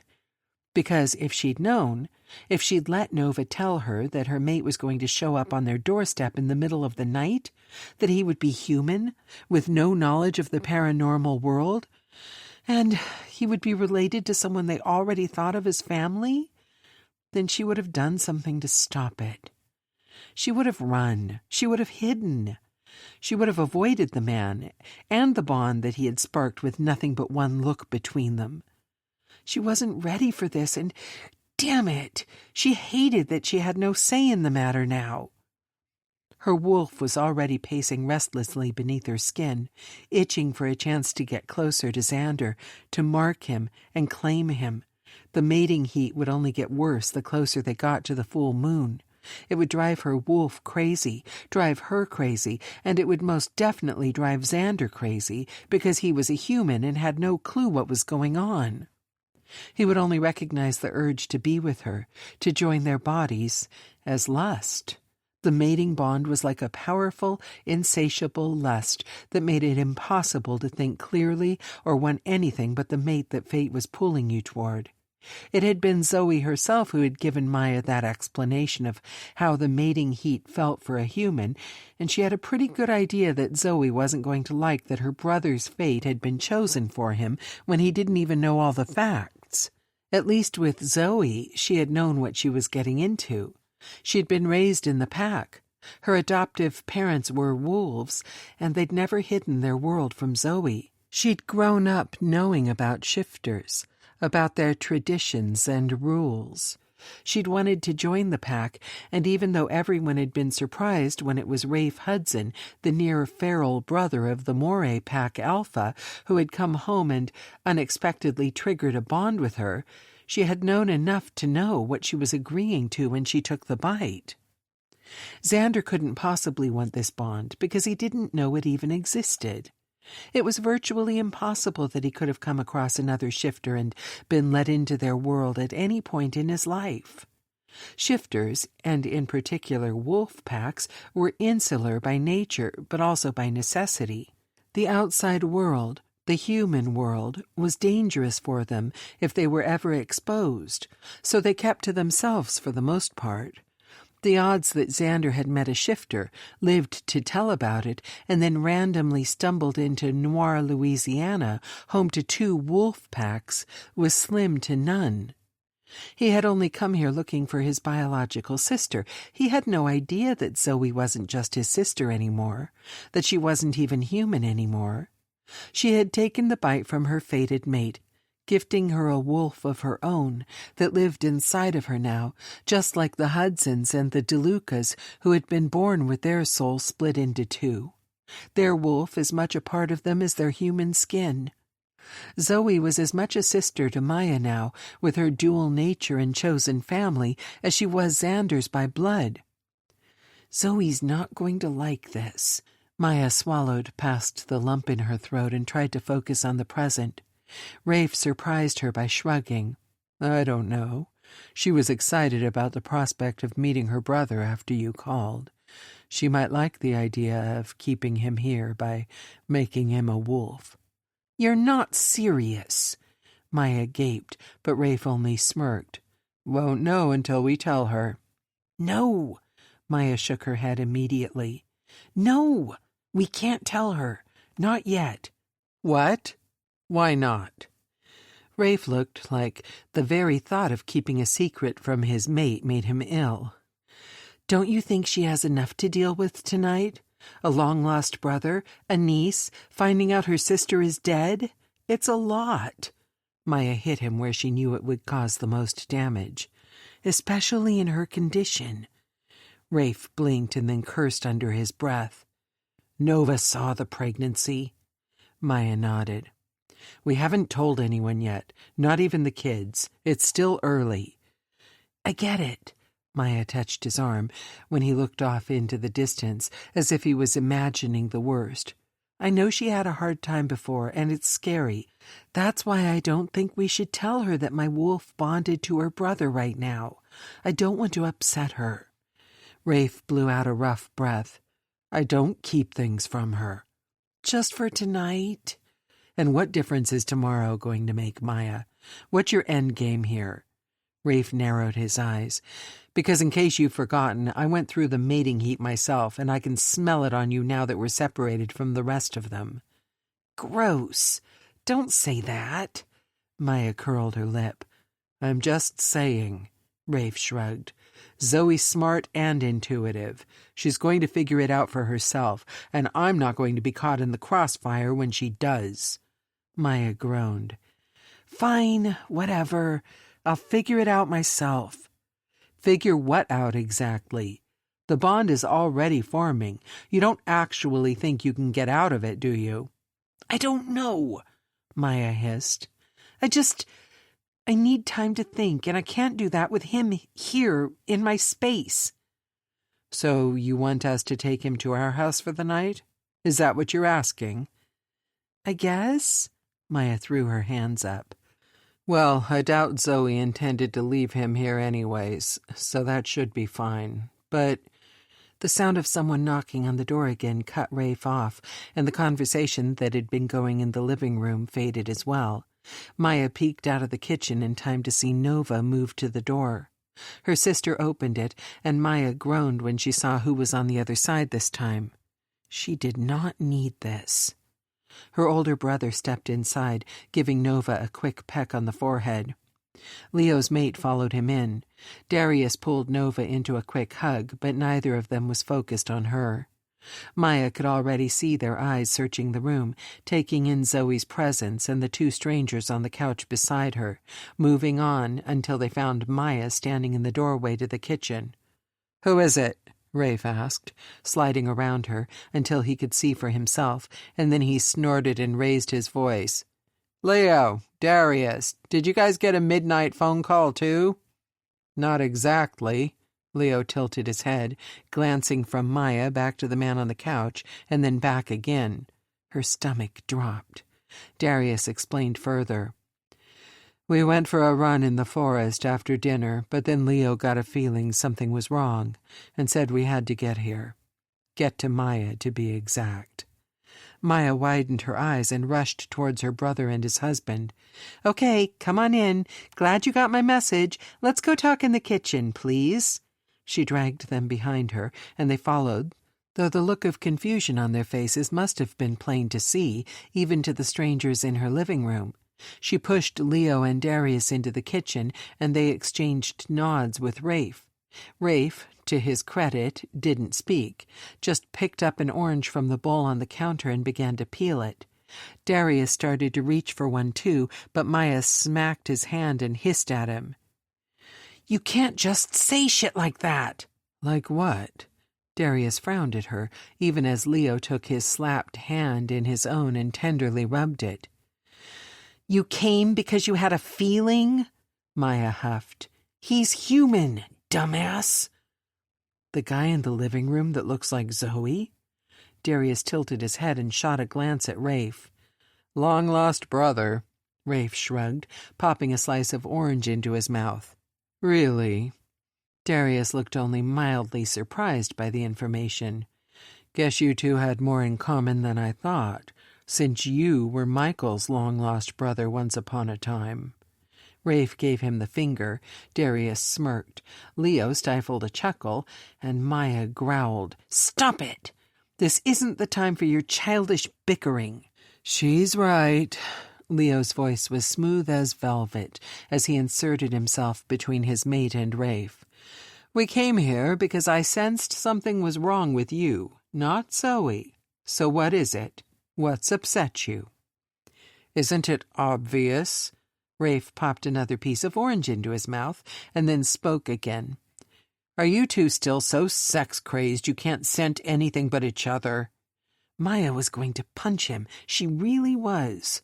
She had no idea why she had thought Rafe would be the one who could help her in this situation. He didn't seem the least bit fazed by her discomfort, and she wrapped her arms around herself to keep from reaching out to smack him for real. "Oh!"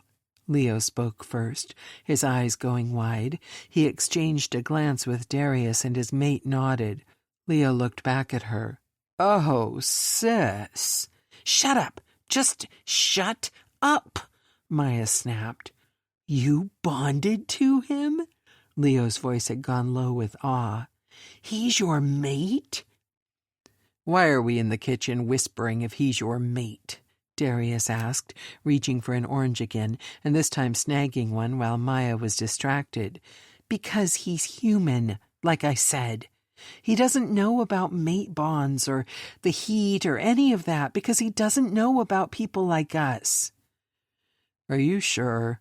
Darius asked at the same time Leo said, "He's Zoe's brother, right?" "This is the first time Zoe's met him," Rafe supplied with a shake of his head. "He doesn't know about her or us, at least as far as we're aware."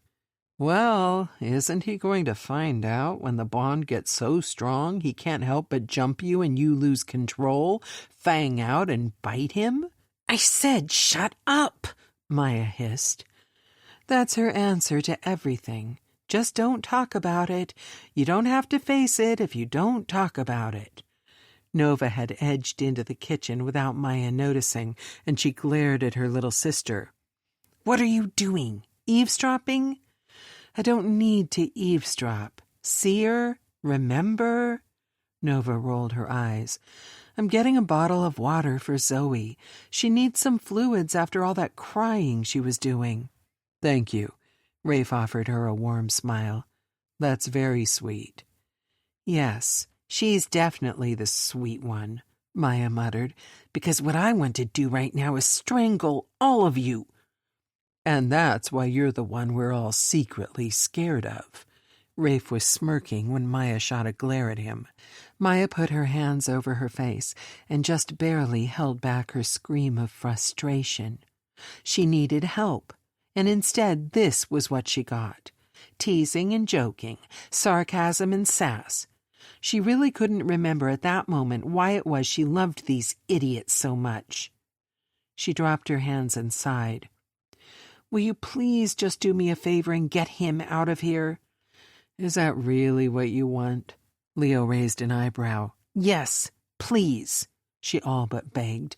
"I need him gone, out of my space, at least for tonight, at least until I can talk to Zoe tomorrow, and we can figure out how to explain all of this to him." "Okay," Darius nodded, "if you need some time. Yeah, we all know you're a big fan of delaying the inevitable." Leo teased his mate, and Darius pulled him against his side, planting a kiss on his temple. "Never going to let me forget that, are you?" "Nope." Rafe pushed back up to his full height with a grunt. "I think that's about all the cuteness I can take. If it's settled then, I'll get with Zoe and we'll take Xander and the kid with us.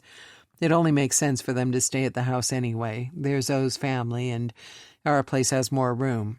"Thank you." Maya breathed a sigh of relief when he finally came through with his solution. "We'll get going, too. It's late." Leo extricated himself from Darius and wrapped Maya in a hug. "Call us if you need us, yeah?" "Yeah." Leo pulled back and smiled softly. "I can't believe it. My little sister. Bonded. Don't start with that. Please. I can't take it tonight." Maya bit her lip, shaking away his gentle tone and the tsunami of emotions that came with it. Leo was thinking of their parents. She knew because his words had made her think of them too. She wished that they could be here, to see them all like this, grown up and pairing off. They would have been so happy for their children as they found their fated mates and built lives of their own. But the thought of her parents didn't soften Maya's heart like she knew it did her brothers and sisters. Instead, when she thought of them now, thought of what they were missing, thought about the hole that had been gouged into her life, she felt nothing but anger. Fate had taken her parents from her. Fate had left her bound and tortured when she was only a weak teenage girl. Fate had ruined her life once, and she wasn't about to let it happen again. "Love you, sis." Leo gave her shoulder a reassuring squeeze, but dropped the conversation. "Love you too," she muttered as she said her goodbyes. Her brother reminded her to call if she needed anything. Darius promised that everything would work out in the end. Even Rafe gave her a pat on the back and told her that fate always had a plan and to see it through. Each of the men had dealt with their own hardships in dealing with fate and finding their happily ever after. But she wasn't like them. She controlled her life, not some mysterious and all-knowing force. She made her own decisions, and one as big as who she would spend the rest of her life bound to wasn't a choice she would let anyone or anything else dictate for her. Certainly not the mating heat. She returned to the living room with the others, but kept her distance and refused to look at where Xander Leary stood to say his goodbyes. She kept space between them. She didn't want to even accidentally touch him and spark something that she couldn't control. Finally, after what felt like an eternity, she shut the door behind all of their guests and locked it. She leaned her forehead against the cool wood and closed her eyes. Already her wolf whined at the distance as Xander moved further away from them. She itched to open the door and go after him, but she locked those thoughts down before they could spur action, and instead slowly turned back to find her sister watching her. "You okay?" Nova asked, dark eyes full of concern. "No," Maya shook her head. "No, I don't think I am. I know you don't believe fate could possibly be right about this. About him," Nova began, but Maya held up a hand. "I'm too tired to argue with you any more tonight. I'm going back to bed. Fate can wait." She headed towards her bedroom and pretended that she didn't hear Nova muttering behind her. Her sister's words rang in her head as she flipped the lights off and crawled back beneath her covers. She closed her eyes and tried to steady her breathing, but a vision of an auburn-haired, tattooed god of a man was the only thing she could see, and Nova's words wouldn't leave her. Her fate had been on the other side of that door, and she had stupidly let it in. Chapter 6. Xander was dreaming. He knew he was dreaming, but somehow it still felt real. In the dream, he was walking through the forest. It was dark, and the trees were dense. The branches overhead blocked the light of the moon. He heard a wolf howl in the distance and turned in the direction the sound had come from, but instead of an animal, Maya DeLuca stood on a hill just out of reach. He smiled at the sight of her, and in the blink of an eye she was in his arms. They were kissing and running their hands over one another. His skin felt hot and sensitive. Everywhere Maya touched him ached with a renewed vengeance. They pulled at one another's clothes and went to the forest floor, still kissing, skin on skin, his pale and hers dark. So different, but so perfect. She wrapped her legs around him and... Xander jolted awake at the sound of a shrill scream. Sitting up in bed, it took him a moment to place his surroundings and remember where he was. It wasn't the apartment he shared with 2 other guys on his crew in Oklahoma. It wasn't the couch in Xenia's apartment in Boulder, where he'd crashed for weeks before deciding to hit the road. No, he was finally at the end of his journey, and what felt, strangely enough, like the start of something important. He had found Zoe last night, and now he was in a guest room in her house. His baby sister owned a house. A big one from what he'd seen last night. She was married to a man that he had seen for himself was protective, but also doting and gentle. And, from the sounds of the childish screams of joy and laughter that had woken him, she had children who were happy. Zoe's life was everything he had hoped it would be and more. Yet, as his strange dream lingered in the back of his mind, he knew that his plan to simply drop Violet off with Zoe and walk away was out of the question now. In the bright light of morning, he knew that the plan had been ridiculous to begin with. Xenia had left Violet with him. She had trusted him with her daughter. He couldn't simply abandon her because the idea of parenting a 7-year-old girl scared the holy bejesus out of him. And now that he'd found Zoe, talked to her even just a little last night, he found that he wanted to know more about her, about the life she had lived and who she had turned out to be. Xander had never considered himself someone that could be tied down by family. Of course, he'd never really had family, so that was probably why. He hadn't thought about how knowing someone had the same blood running through their veins as him would create a connection. But now that he was here, with Violet and in Zoe's house, he couldn't imagine leaving without exploring more of that connection he'd felt last night. When he thought about the connections he'd felt last night, though, it wasn't Zoe's face that slipped into his thoughts. It was Maya DeLuca, the beautiful, mysterious woman who had answered that door for him when he'd been expecting someone else. Maya, with her wary eyes and cautious distance, had invaded his mind even in his sleep. He wanted to know more about her, too.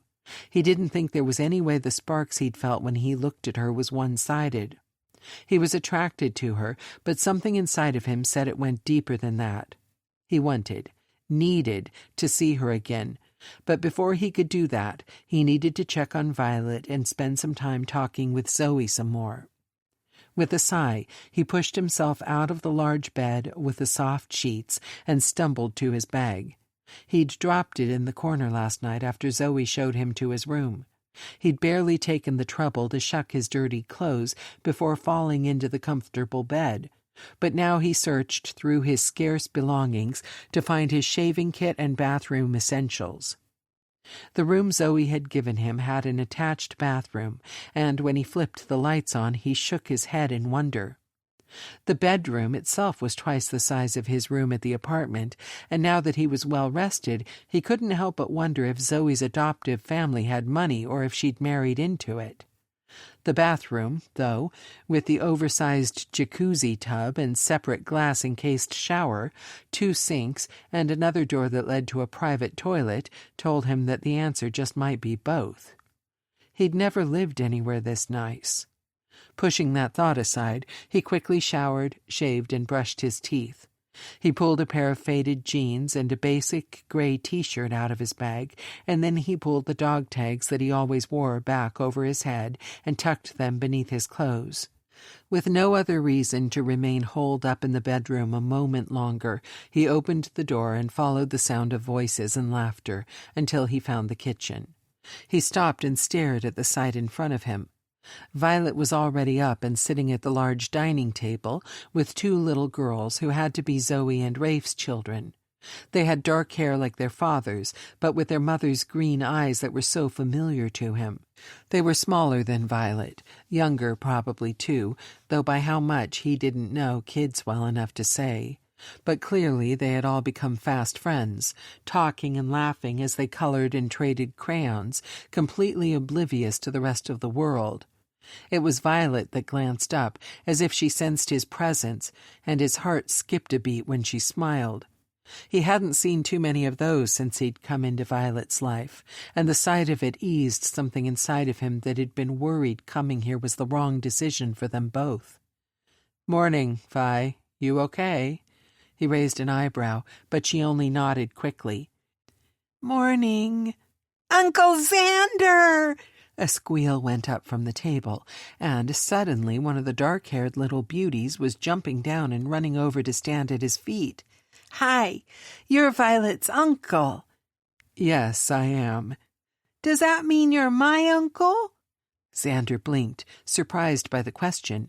He shot a look toward Zoe, where she was standing in the kitchen, cooking what smelled like bacon on the stove. She only hid a smirk behind a glass of water as she took a sip, and he shrugged, knowing there was nothing else he could do but answer. "Yeah, I guess it does." "Oh, wow! A new uncle. That's so cool." The girl's eyes had gone wide. "I'm named after my Uncle Gabriel. Did you know that?" "I didn't," Xander told her, but she hadn't waited for an answer, rushing on. "I'm Gabriella, but you can call me Gabby. That's my sister Michaela, but we call her Mickey. She's named after our Uncle Michael. The other little girl waved but continued her coloring. Wow, those are pretty names, Xander offered, but the girl, Gabby, was already turning to face Zoe. Mom, if he's our new uncle, does that mean the new baby is going to be named after him? Xander felt his own eyes go wide, and he looked to Zoe again. She only chuckled and put her water down. She used a fork to turn the bacon she was frying and sighed. How about we let Uncle Xander get to know us a little better before we ask if we can use his name for the baby?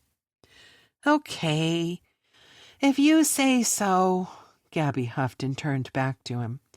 We have other uncles, too, so you might not get this baby named after you, but there's always next time. Sorry. Gabby, stop tormenting your uncle and go finish coloring your picture. Zoe pointed the fork at her daughter, who rolled her eyes but headed back towards the table and the other girls. Xander moved towards the kitchen area where Zoe was cooking and leaned against the bar, eyeing her curiously. You're pregnant? Yeah, she smiled and touched her stomach with her free hand, but Xander couldn't see even the hint of a bump. She seemed to read his mind and chuckled. It's still early, but Gabby has a bit of an eavesdropping problem and heard Rafe and I talking about it. It's hard to keep anything to yourself when you have a precocious 6-year-old that is as talkative as her name suggests. The love Zoe had for her daughter was evident in the warmth that radiated from her when she spoke. Xander watched as she turned and poured a cup of coffee and then slid the mug over to him. He took it, noting the way she cared for her family and now even him. Thanks, I needed this. I thought you would. Zoe turned back to her frying pan. I can't have any with a pregnancy, but I made some just in case. I appreciate it. Xander took a long sip of the steaming liquid and nearly sighed with pleasure. It was good. Better than good, even. He was so used to drinking the lukewarm black sludge they made at the work sites that real coffee felt like a decadent luxury. He cleared his throat and motioned to Zoe's still flat-as-could-be stomach. So, 3 kids, huh? For now, that's what they tell me. Zoe didn't turn back to face him, and he was glad because his eyebrows automatically went up. You want more than 3? Are you trying for a boy or something? Zoe shrugged. Not at all. I've just found that in this life what we want and what we end up with aren't always the same thing. I may not know what life has in store for me, but whatever it is, it will be a blessing. So you're happy if it's a boy or a girl, then? He didn't understand enough about parenting to know if that was okay to ask, but Zoe only smiled. I'm more concerned about if there's more than one in there this time. She caught the shocked expression he didn't try to hide and laughed softly. Twins run in Rafe's family. That's what I meant. Xander glanced back at the girls who were intensely focused on their coloring books and then back at Zoe. Are they... Oh, no. They're not twins. Gabby's older than Mickey, just like Gabe was older than Michael. Was? Xander frowned, and Zoe's smile faded a little, her tone going serious. Gabe was Rafe's twin brother, but he died. Jeez, I'm sorry, Xander apologized. I wouldn't have brought it up if I'd known. It's okay. It happened a long time ago. Xander took another drink of his coffee and watched as Zoe plated the bacon she'd been cooking. She opened the oven, checking on what looked to be biscuits that were baking. She shut it again, adjusted the temperature, and then put more bacon in the skillet. As it sizzled, Xander swallowed past the lump in his throat that their conversation had caused. Seems like you and Rafe have a lot in common. Is that what drew you two together? Zoe was distracted with the skillet and didn't look at him.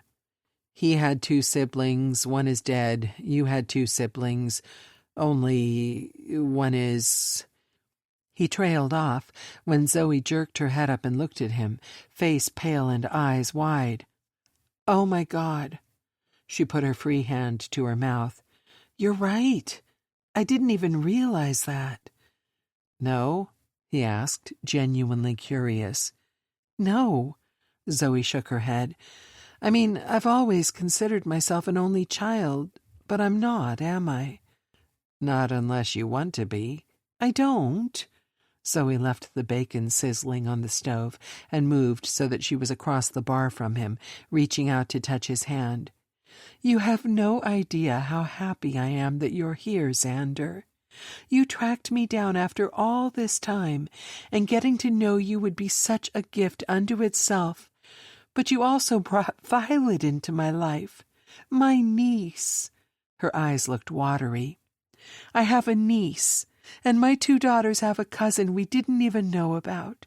It's just a miracle. Xander squeezed her hand in return. I'm glad you think that, because I wasn't sure if coming here was the right decision or not. To be completely honest, I only found out about Violet myself when I got to the hospital in Boulder, and Xenia was already gone by then. It's been a big adjustment for both of us. Well, if it helps at all, she seems to be doing really well considering everything she's gone through. Xander watched as the kids giggled and traded colors. She seems to like your girls a lot. They like her too. Zoe was smiling softly when he looked back. They were so excited this morning when I told them about you and Violet. They think having an older cousin is really cool. And to be honest, having a big brother is pretty cool for me too. Xander's heart went a little soft at the edges, but before he had a chance to respond, the glass door that led to the backyard opened, and the girls squealed with delight as Rafe stepped inside. "Daddy!" They went running for him, and Xander could only watch as he scooped them up, laughing and twirling them around. He shot a look over to where Violet still sat at the table, alone now, watching the girls with their father, and his heart ached anew at the fact she'd never experienced that kind of connection. He hadn't known a love like that with a father either, but at least he'd known who the man was. Violet didn't even have that, and he couldn't be sure if that would make it better or worse for her in the long run. Rafe, put them down. They're going to spew orange juice if you keep spinning them. Zoe warned her husband, but the love she felt for him was clear in her eyes, and her smile was unmistakable.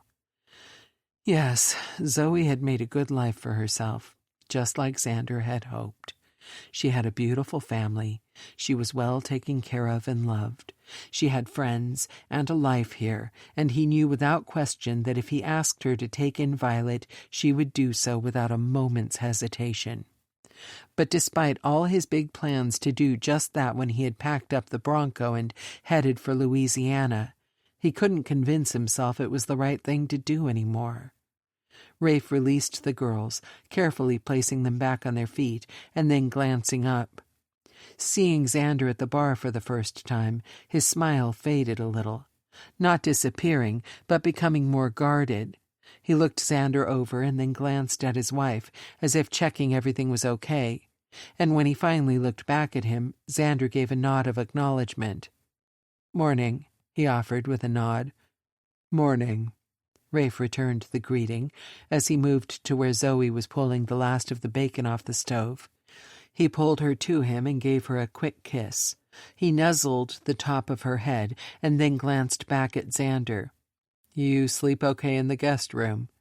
"Yeah, definitely," he nodded, though the dream of Maya DeLuca still lurked in the back of his mind. "Good."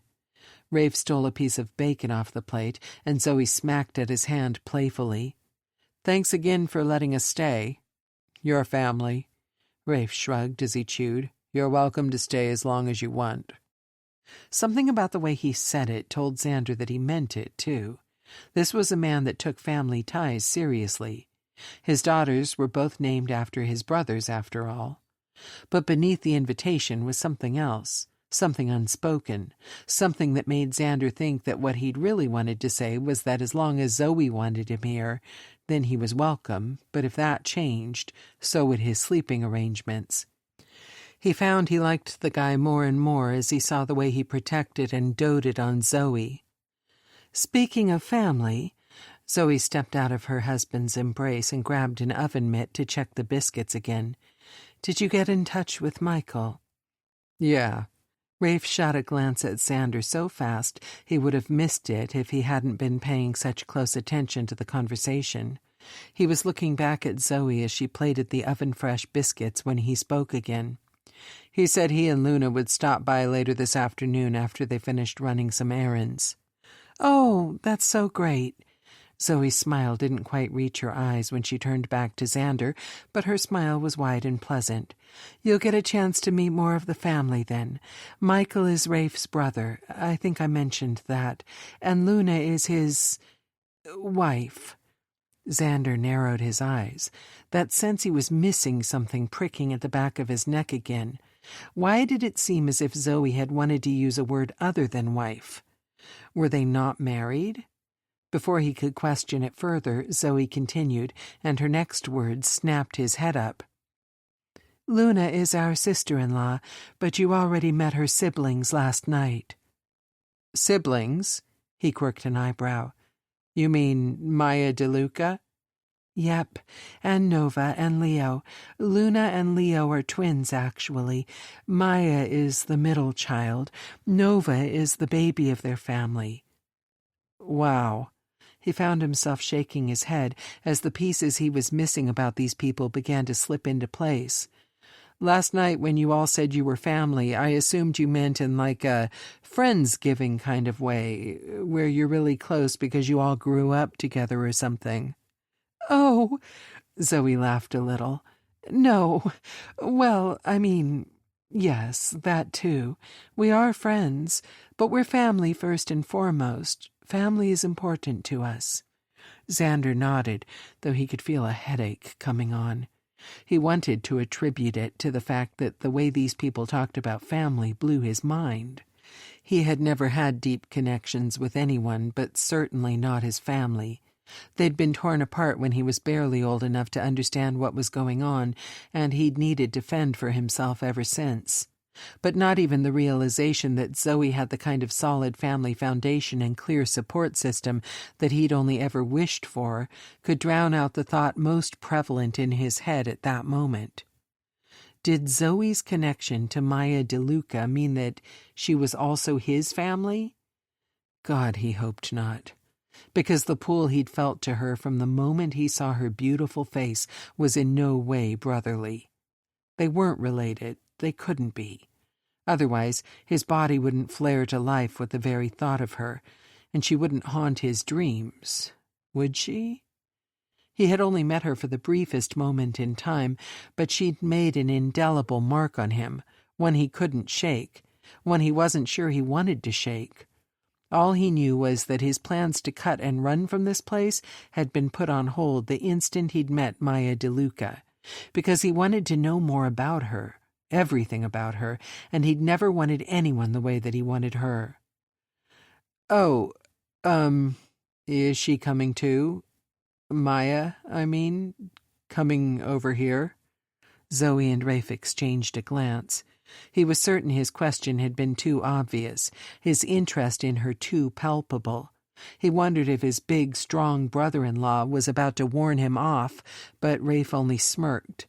Zoe had a knowing smile on her face when she turned back to him. Probably not, at least not yet. There's some things we need to figure out first. He nodded. He didn't speak again. He wasn't sure he'd be able to hide his disappointment. Luckily, he was saved from his one-man pity party when Zoe grabbed up the plates piled high with food and motioned to the table. Come on, breakfast is ready, and you're going to need your strength to get through today. Xander stood and followed her to where Rafe was already helping the girls put up their crayons and coloring books, grinning again. That sounds a little bit ominous. Not at all, Zoe reassured him as she put down the platters and went back to the fridge to get the juice to refill glasses. There's just a lot to tell you, a lot for us to catch up on, and I can't wait to introduce my brother to the world I live in. Xander's stomach clenched a little. uncertainty over her words, especially when Rafe gave his wife a pointed look, but he pasted on a bright smile and nodded, looking forward to it. They all filled their plates, and everyone talked over each other as they ate breakfast. It was loud and messy, and a little bit wild, but Xander found himself enjoying both the meal and the company. It had been a long time since he sat down for a home-cooked meal with anyone, but in particular family. It warmed his heart to see just how happy and completely normal Zoe's life had turned out to be. Maybe, if he was lucky, someday he would feel like part of a family as ordinary and open and loving as this one. Chapter 7. "You've got to be kidding." Maya glanced up to find Nova standing in the doorway to her bedroom, arms crossed and mouth in a tense line. She ground her teeth to keep back a curse. She'd really wanted to be packed and on the road before Nova got home. "It's not what it looks like." She turned away, opening another drawer and pulling out a t-shirt and pajama shorts. "Well, it looks like you're running away, so—" Nova huffed. "Tell me what I'm actually seeing, if it's not that." Maya shoved the shirt and shorts into her backpack before turning to face her sister again. "Leo needs someone to head up north and check in with the Umbra Pack. Last he heard they were going to send an ambassador to meet with him, but since then they've gone radio silent." "And this is your responsibility, how?" "I trained to be an enforcer." Maya went back to opening drawers and sorting through spare clothes, so that she only heard, instead of saw, her sister snort with unrepressed sarcasm. "Yeah, you did, but you've never taken on the role because that would mean going back to Crescent territory, and you still can't stand to do that." Having an all-knowing, all-seeing little sister was truly a pain in the ass. Maya dragged a tank top off a hanger and shoved it in the bag as well. She really hated when Nova confronted her on her bullshit weaknesses. It was true that she had never stepped up and accepted her rightful role with the Crescent Pack. She hadn't even trained with them. After the attack and weeks of torture that had left her scarred physically and emotionally, she'd felt safer with her oldest sister Luna and the Moray Pack. She'd trained with their enforcers whenever she could and earned a place on their elite squad of pack protectors, but she hadn't taken it because to do so she would have had to renounce her ties to her birth pack. Instead, she'd continued to straddle the line between them, not abandoning either, but not fully committing to a specific one either. It was easier to help Leo with tasks like this one, where she didn't even have to step foot on Crescent land. This wasn't the first time he'd asked her to be the go-between during his attempts to reach out to other packs. It was a wholly new concept to most shifters, since packs, by nature, were insular communities, wary of outsiders and newcomers. But Leo and Darius had been working for years to bring a better sense of communication to the packs, now that they'd forged a bond between the Moray and the Crescent Wolves through their bonds. Leo believed that if communication had been normalized before Maddox Clary had transferred into the Crescent Pack, then they might have had some warning and been able to avoid the terror and destruction he wrought. Maya wasn't so sure that knowing could have stopped it, but she liked the idea of the future Leo saw for shifters, one where they didn't have to fear each other or the unknown, and had allies prepared to fight alongside him if trouble ever came knocking again. She would do anything to help Leo in his mission, and driving a few hours to check in on a pack that had ceased communicating with him was an easy way to help that also gave her a distraction she so desperately, badly needed right now. "You know what? Yeah. You're right. I haven't taken on the role I was meant to in the pack, but that doesn't mean I'm not willing to help our brother when he asks." Nova didn't look even remotely impressed by her speech. "And did he ask, or did you offer?" "Does it matter? I'm going."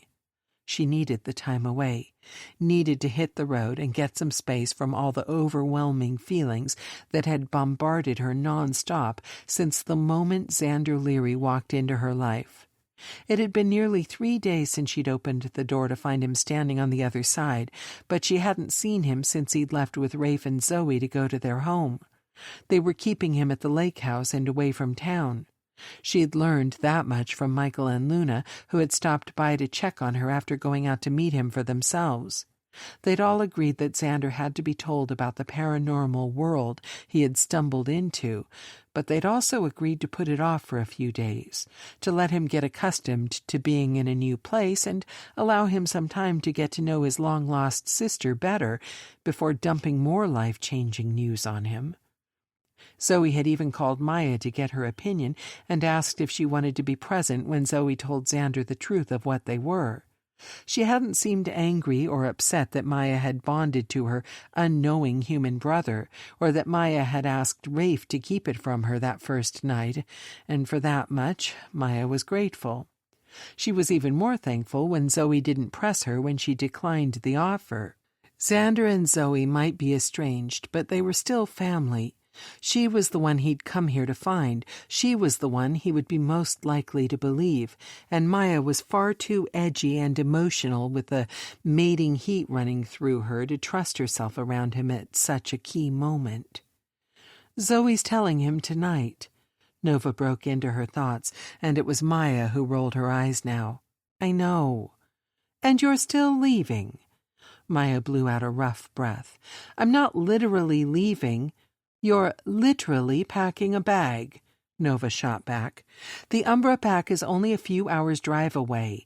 If they forgot about the meeting, if they changed their mind about joining Leo's fellowship, then I'll turn around and come right back home. If it's something else, if something's happened, then I might have to stay overnight. I'm only taking the bag as a precaution, and leaving as one. Seriously, Nova, don't start. Maya growled, her wolf keyed up from the heat and the constant tension she'd been feeling for days now. Nova didn't take the hint and drop it. How do you think he's going to feel if he comes to find you after Zoe tells him and you're not here? He's not going to come looking for me tonight. How can you be so sure? Are you so sure that he will? Maya zipped up her bag and glared at her sister. Did you see it? Did you have a vision that told you he would come here tonight?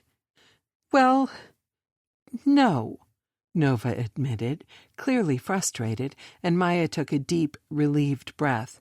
Trust me, okay?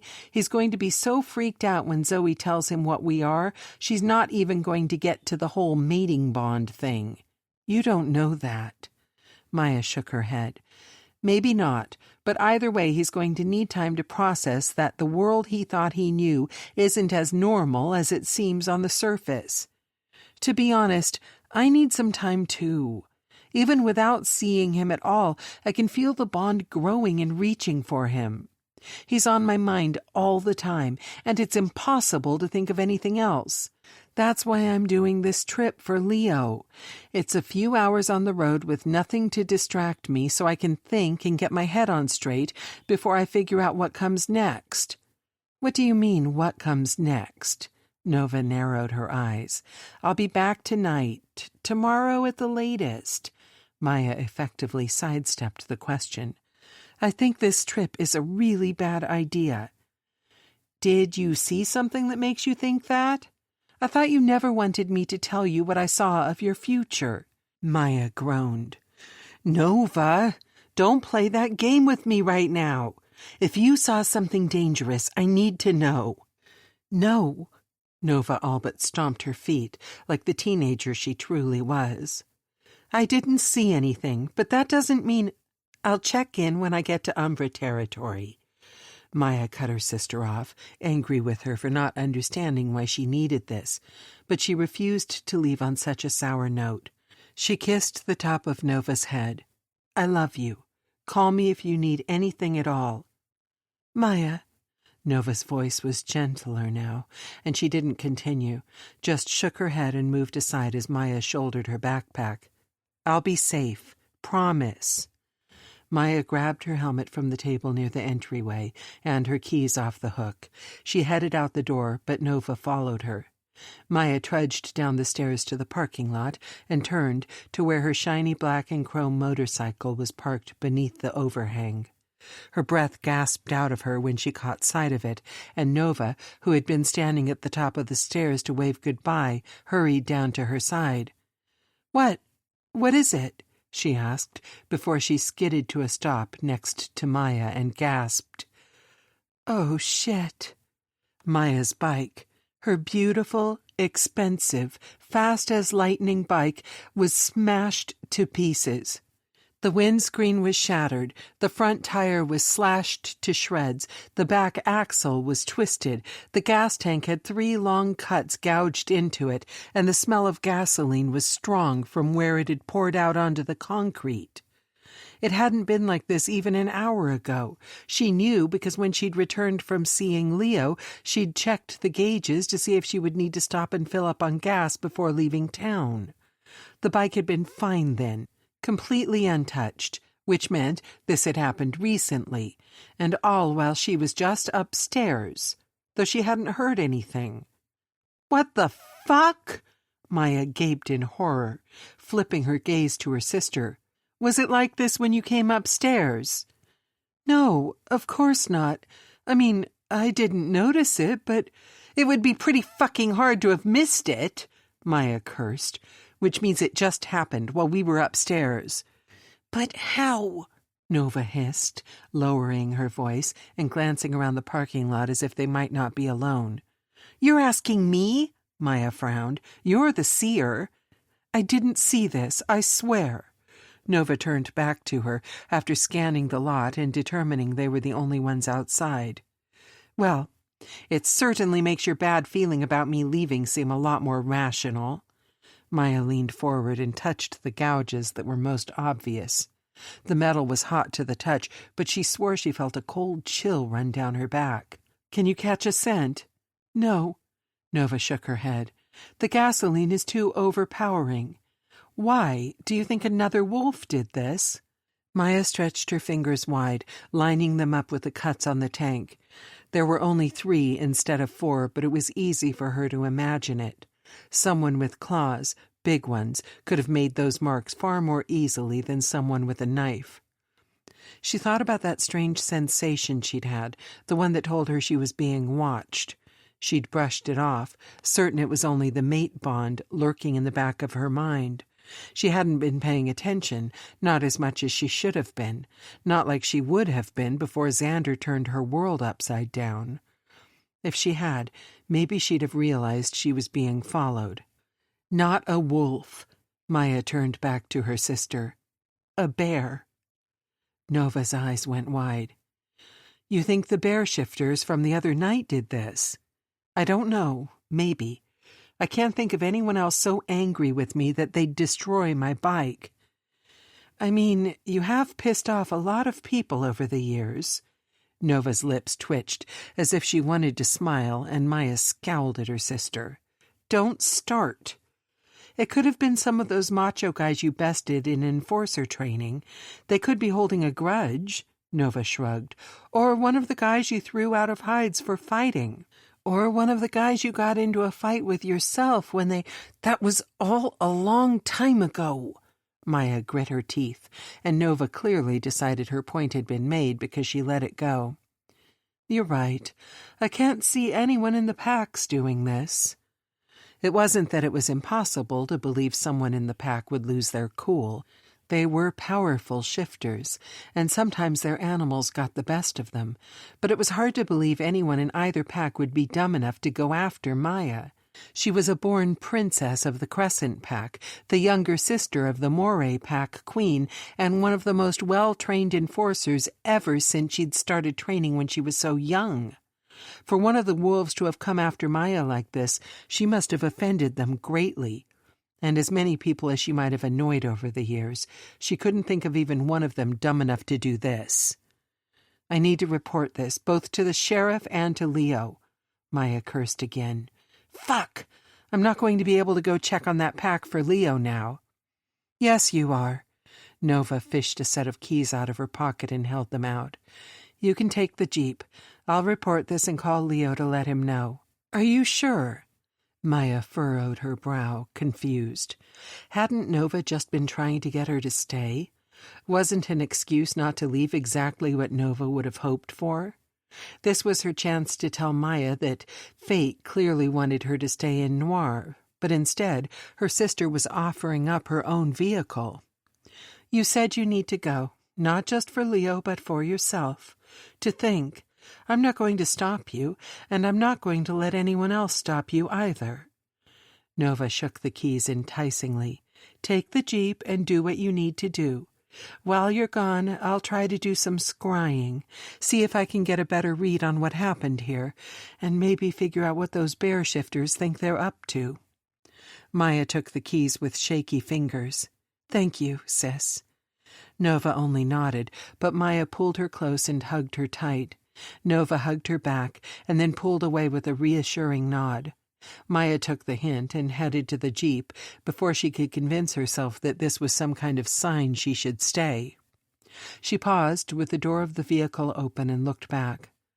Why don't you throw a bag together and come with me? Nova shook her head. I should stay and take care of this. We can call Leo from the road. He'll have someone look into it. You don't really want me to go with you. Nova's smile was soft and knowing. You're just worried about leaving me here alone. Of course I'm worried, Maya frowned. You didn't see this coming, and usually the only things you can't see are tied to your own future. What if I didn't see it because next they're going to come for me? Nova finished when she trailed off, and Maya's throat felt tight at the thought of it. Nova rolled her eyes. My Jeep was sitting right there, and they didn't touch it. They're not coming for me. Then why didn't you see it? Maya insisted. I don't know, Nova admitted, and her smile returned when she shrugged. But I swear, if I can't see those damn bears, because one of them is my future mate, I will take back every nice thing I've ever said about fate. That managed to make Maya laugh a little, and she shook her head. God, no, anything but that. Nova grinned. Can you imagine me with a big, brawny, knuckle-headed bear shifter? No, and I don't want to. Maya grinned back. Then don't, and neither will I. Nova pushed her hair back. Now, stop worrying about me and go on already. I'll handle this, and we'll figure everything out when you get back. You're sure you'll be okay alone? I'm never alone. Nova tapped her temple. I have every future imaginable to keep me company. Nova, Maya said, her voice a warning not to joke about that, and Nova sighed. I'm calling Leo as soon as you leave. Promise, I'll be fine. Okay, Maya relented. Just be careful. You too.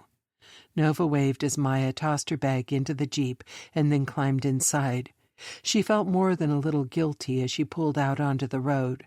It wasn't fair for her to leave her sister behind with yet another mess to clean up, but she was at least reassured to know that as soon as Nova called Leo, he would refuse to let her stay alone at the apartment tonight. Her sister would be safe, and that was at least one thing she didn't have to worry about. Maya had planned to hit the road in order to clear her mind, but now she had an all-new set of worries running through it.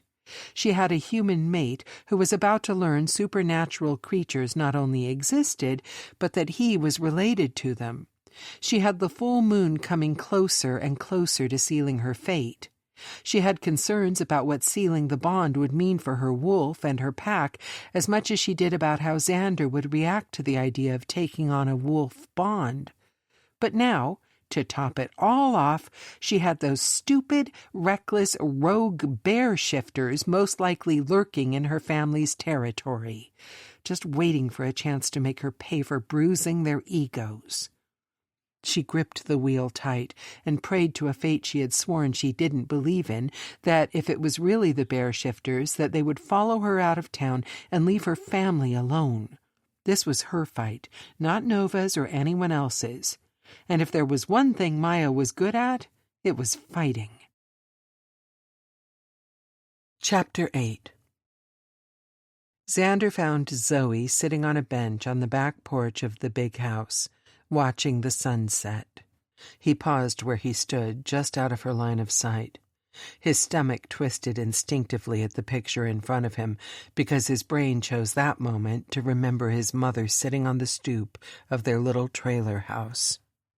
Zoe looked like her, though not as much as Xenia had. Zoe had curves, and their mother had only ever been skin and bone as far as Xander knew. Still, with her copper hair tumbling over her shoulders and the orange glow of the sunset, the resemblance was enough to shake him out of the comfortable ease he had found here over the last few days. He had spent a lot of time with Zoe since he arrived in Noir 3 days ago. He'd learned about her past and filled her in on his own, but still, he had a feeling there was something she was keeping from him. During all of their discussions, he had noticed that she often seemed to catch herself mid-sentence, stop, and then change whatever it was she'd been about to say. He'd noticed, because it was strange. He might not know Zoe well, but he had learned enough about her to deduce that she wasn't the kind of woman who edited herself for the benefit of others. She was funny and feisty and full of opinions on anything and everything. Yet she was holding something back, and it was gnawing at his insides because he couldn't help but worry about what it was. Zoe had been so open and welcoming with him otherwise. She'd invited him into her home. She'd taken Violet under her wing as if she was one of her own daughters. They had shared deep and painful memories of their family being torn apart in the foster system. But there were parts of Zoe's life that she hadn't let him into, like when her brother-in-law, Michael Hudson, and his wife, Luna, had come to visit. They'd talked in hushed whispers that he was certain had been about him. He'd felt a strange shift in the power dynamics of the house when Michael and Luna had arrived, too. Despite it being Rafe and Zoe's home, despite Rafe being the older brother, they seemed to defer to Michael more often than not, and he hadn't understood it. He still didn't, especially not after the couple had left, and Zoe had explained that her relationship with Michael had been complicated before he married Luna. There was something off about their interactions, something that didn't sit right with him, but he couldn't put a finger on it, and he didn't want to push. He knew that he had no right to push. It had only been a couple of days. He and Zoe had been estranged nearly her entire life. He couldn't expect her to tell him all of her darkest secrets because he hadn't earned that kind of trust. That would take time, which was something he was thinking of more and more with every passing minute. He hadn't come here to forge a brotherly bond with Zoe. He'd only hoped to find someone to help him ease the responsibility of raising his dead sister's child. He had wanted Zoe to have a good life only because it would make it easier for him to foist Violet on her. He had come looking for a long-lost sister, but instead what he had found was family.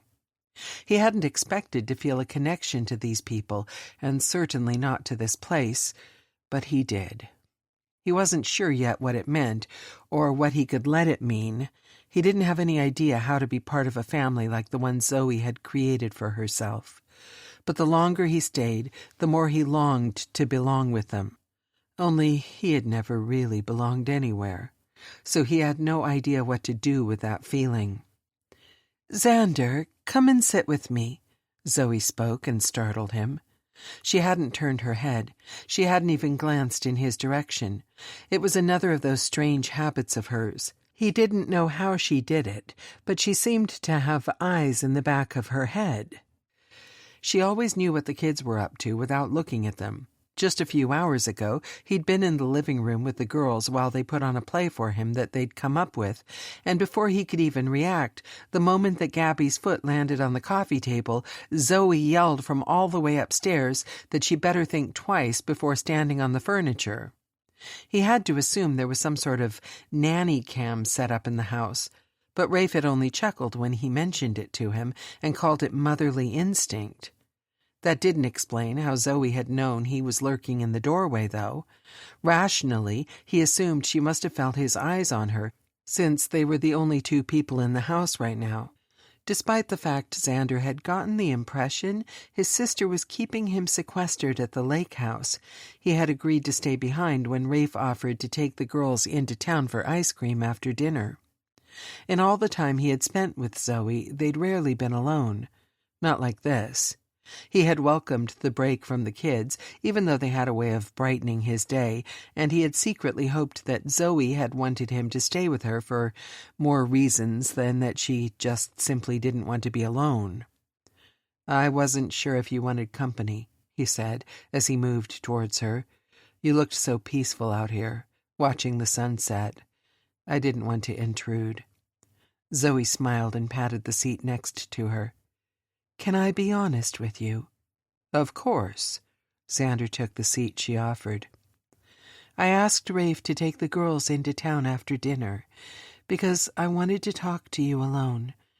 There's so much that I need to tell you." "You can tell me anything." He looked at her, really looked at her, and felt his stomach drop. Zoe looked serious, far more serious than he had seen her since that first night when she had walked into that apartment and met him for the first time. She also looked wary. It was a look that took him a moment to decipher because of all the things he'd learned about Zoe over the last few days. Her easy, confident, trusting nature had been the most obvious. Whatever she wanted to talk about, she was worried. And that made the big brother gene in him that he hadn't even known existed want to soothe and comfort her. "Hey, whatever it is, it can't be that bad. Just tell me." Zoe didn't look at him. She stared back out towards where the sun had turned the horizon a blood orange. The woods seemed to glow, backlit as they were. The forest in this area was beautiful and vast, surrounding them on all sides. Xander was both a little mesmerized by it and strangely afraid of it as well. He couldn't explain why, didn't understand it, but something in the back of his mind warned him to stay out of those woods, and so he had. "It's not bad, necessarily, but—" Zoe seemed to be thinking long and hard about what she wanted to say, and she finally gave a small shake of her head. "It's life-changing." Xander was sure his face showed his skepticism because he couldn't keep it out of his voice. "Our lives have been vastly different up to this point, Zoe. I'm not sure anything you could say would surprise me enough to be considered life-changing." Zoe sighed. "I really wish Nova could tell me how you're going to handle this information, so I would know what to expect. But she said it's still too blurry, too many different paths and possible outcomes." "Nova?" Xander furrowed his brow. "You mean the teenage girl I met in your old apartment? Maya's sister?" "Yes, I do." "What is she, a fortune-teller or something?" Xander joked. From everything he'd learned about Zoe and her family over the past few days, he hadn't expected her to be the kind of person that based her actions on what a woman with a deck of cards and some herbs said. Though Nova hadn't looked like that type either, which was why he assumed Zoe must be joking. Nova had been kind and welcoming while he was in her apartment. And though most of his attention had gone to and stayed on Maya DeLuca, he'd noticed the younger girl was the one who stepped up to welcome them in and offer them food, drinks, and anything else they needed. He thought he had a good sense about people, especially con artists, and she hadn't come off as one to him at all. Or something. Zoe seemed to take a deep breath before she looked him in the eye. "I guess we have to start somewhere, and that's as good a place as any." "What are you talking about?" "Nova is what we call a seer. She has the gift of foresight. It's an incredibly rare ability, very special, but it can also be a curse for her. Sometimes she can't change bad things she sees coming. Sometimes she can't see certain outcomes at all. Her own future is a blank canvas to her, but—" "Wait," Xander cut her off. "Are you fucking with me right now?" "No." "Are you sure? Because this sounds like the start of a really bad joke." "I'm not joking, Xander. Everything I'm going to tell you is real, and it's taking a lot for me to trust you with this information. Please, just listen, and know that what I'm telling you is the truth, even if it's hard to accept." "Okay," he nodded thoughtfully, surprised by the vehemence in Zoe's voice. "So, Nova is a seer." "Okay," he repeated. "So, what you're trying to tell me is that the sweet little teenage girl I met the other night is some sort of witch?" "God, no!" Zoe shook her head. "Witches are... well, they aren't like us. Nova is a seer. She was born with the ability. It's not a spell or a potion. She was just born with this extra ability, like how some people are born with a natural talent for sports or science." Xander stared at Zoe for a long time, trying to decide if she was actually serious. Had she really just said witches weren't like them? As if witches were real? This was the kind of thing he could imagine seeing on a prank show. But Zoe wasn't laughing, and she'd sworn that she was telling him the truth. She looked as serious and thoughtful as she had when she'd caught him lurking in the shadows. He cleared his throat, decided to go along with it because he didn't understand why she was telling him about Nova's special abilities in the first place. "Okay, so that's what you wanted to tell me?" "What?" Zoe tilted her head and then shook it quickly. "No, sorry, I went off topic." "So this conversation isn't about Nova or her supposed superpowers." "Check." He gave a quick nod. Zoe groaned and rubbed her eyes. "I told Rafe I was going to screw this up. He was the one born into it. He should have stayed to explain it to you." Xander frowned. "Explain what to me?" "That the world you live in isn't as simple as you think it is. That there's a whole other world, hidden away from the one that humans live in, because most people would freak the fuck out if they knew that the supernatural things they put in their scary movies were actually real. That I'm one of those scary monsters now, and maybe, if you decide to stay and seal the mate bond, you will be too." He stared at Zoe again, trying to figure out what the hell she was talking about. Magic? Monsters? Mate bonds? A world that humans didn't know about. He was having a hard time keeping up because nothing she was saying made any sense. "Zoe," he rubbed his eyes this time. "I don't know what you're talking about." "I know. I'm sorry. That's what I'm trying to tell you, but I'm not doing it very well. Clearly." "Why don't you start at the beginning?" he offered, when he saw how upset she looked. Zoe stared out at the setting sun for a long minute, and then gave a small nod of her head. With a deep breath, she turned to face him. She took one of his hands in hers and met his eyes as she began to speak again. "When I was adopted, I wasn't just taken in by a new set of parents. I was raised as part of a pack. The Moray pack, to be exact. I was young, and I don't remember our life before, so it didn't seem as crazy to me when I learned the truth, as it will for you. I'm sorry for that. I wish there was a better way to introduce all of this to you. But I honestly never imagined you would track me down and come here, or that you'd spark a bond yourself." So he squeezed his hand. "Don't get me wrong. I am so glad that you're here. I'm overjoyed to get to know my long-lost brother and the beautiful niece that you brought into my life. I just wish there was an easier way to tell you that Noir, Louisiana isn't like other towns.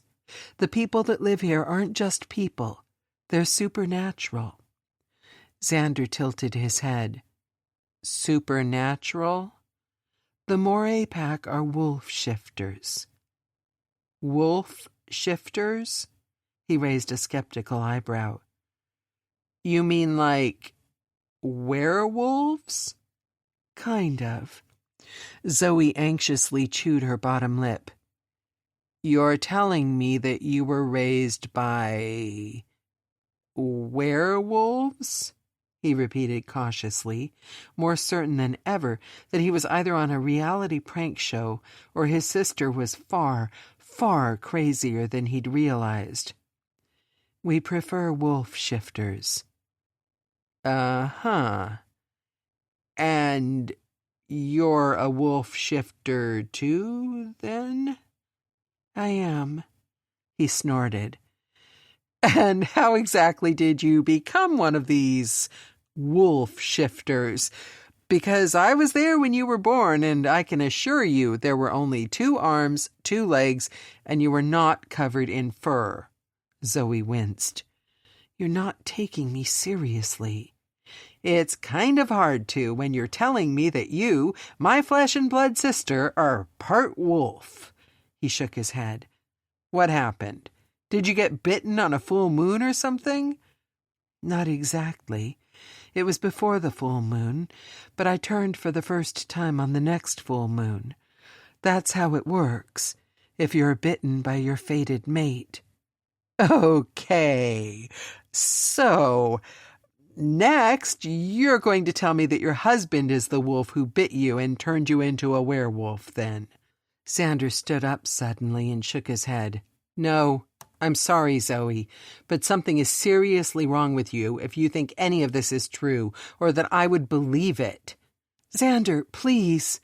Zoe stood up too and reached for his arm. Wait, no, ouch! He flinched when Zoe's grip tightened to the point of pain. She looked apologetic, but she didn't let go of him. He stared at her, his mind whirling. There was no way she should be strong enough to hurt him, not with nothing but the grip of her hand. She shouldn't be able to hold him immobile, but she was, and he was having a hard time putting any of it together. I'm sorry. Really, I am so, so sorry. But if you're not going to listen to me, then I have to show you. Please don't run, okay? I promise you that what you're going to see is real, and it's still me. I would never hurt you, and neither would my wolf. Zoe! He started to shake his head, but he choked on a gasp and snapped his eyes shut when his sister, who had been wearing a robe beneath the blanket on her lap, suddenly untied it and dropped it to the ground. Jesus Christ! Zoe! Put your clothes back on! I'm your brother, for God's sake! And your husband is— Don't be scared, Zoe spoke softly as she released his arm and stepped back, off the porch. Open your eyes and don't run. Please, don't run. She'll chase you, and I don't want her to hurt you, even if she thinks you're just playing. I don't think I— Shh! It's okay. Zoe's voice was a quiet whisper, and then, out of nowhere, he heard her whine, a long, low sound that made him flinch, and his eyes flashed open to see what was wrong. His mouth gaped, and he sank backwards a step out of pure shock. His sister, his flesh and blood sister, stood before him. But as he watched, her features contorted and her body convulsed in ways his brain had a hard time understanding. He stared in horror as he heard bones snap and muscle and sinew tear. His mind reeled as she fell to her hands and knees, her skin changing colors and then morphing into a reddish-brown fur. He was frozen to the spot as he blinked once, twice, 3 times, and then, as if by magic, in the same spot where Zoe had been standing only moments before, there was a large red wolf. Zoe had warned him not to run. She had worried he would run and her wolf would chase him. That was what she'd said. But he couldn't run because he couldn't get his legs to work, couldn't get the world around him to stop shifting and spinning in dizzying measure. She had tried to tell him, but he wouldn't listen. So instead, she had said she would show him. And now, nothing he had thought he knew about the world seemed real, not when his sister could turn into a wolf. She was a werewolf, a wolf shifter. Supernatural monsters were real, and his sister was one. He felt like he was going to pass out. but he kept himself upright as the red wolf bounded up onto the porch and moved towards him slowly. He didn't move. He didn't dare even breathe as the wolf nudged him with her muzzle. He moved a hand up on instinct, petting the large wolf as if she were only a normal pet dog, instead of a gigantic beast that had emerged from inside of his sister. The wolf, Zoe, made a soft purring sound of contentment, and he pulled his hand away as she turned and stepped back off the porch. He could do nothing but watch, yet again, as the sound of bones and muscles reforming broke through the otherwise quiet night. He could do nothing but gape when Zoe, the small, pale, copper-haired sister he was only just beginning to know, stood in front of him again, wrapping her robe back around her body. When she met his gaze, she looked tired and worried. "I'm sorry I had to do that, but you weren't listening or taking me seriously. Are you okay?" Xander shook his head, still unable to find his voice, or trust that if he did, he wouldn't scream. "Do you believe me now?" Zoe asked, one perfect eyebrow arching with what he thought was just a hint of smugness. This time he nodded and collapsed back to the bench they'd been sitting on. Zoe came back and sat beside him. They stared out at the horizon together until the sun disappeared from view and the stars began to take shape in the sky. Neither of them spoke for a very long time, and he knew Zoe was giving him a chance to collect his thoughts and process what he had seen and what she had told him. Finally, when he felt like he had a handle on his shock, he broke the silence by turning to her. "Tell me everything." Zoe smiled, wide and cheerful again, and nodded. "I thought you'd never ask." Chapter 9. Maya stood outside Hyde's pub, reminding herself that she wasn't a coward, even as her feet itched to run in the other direction.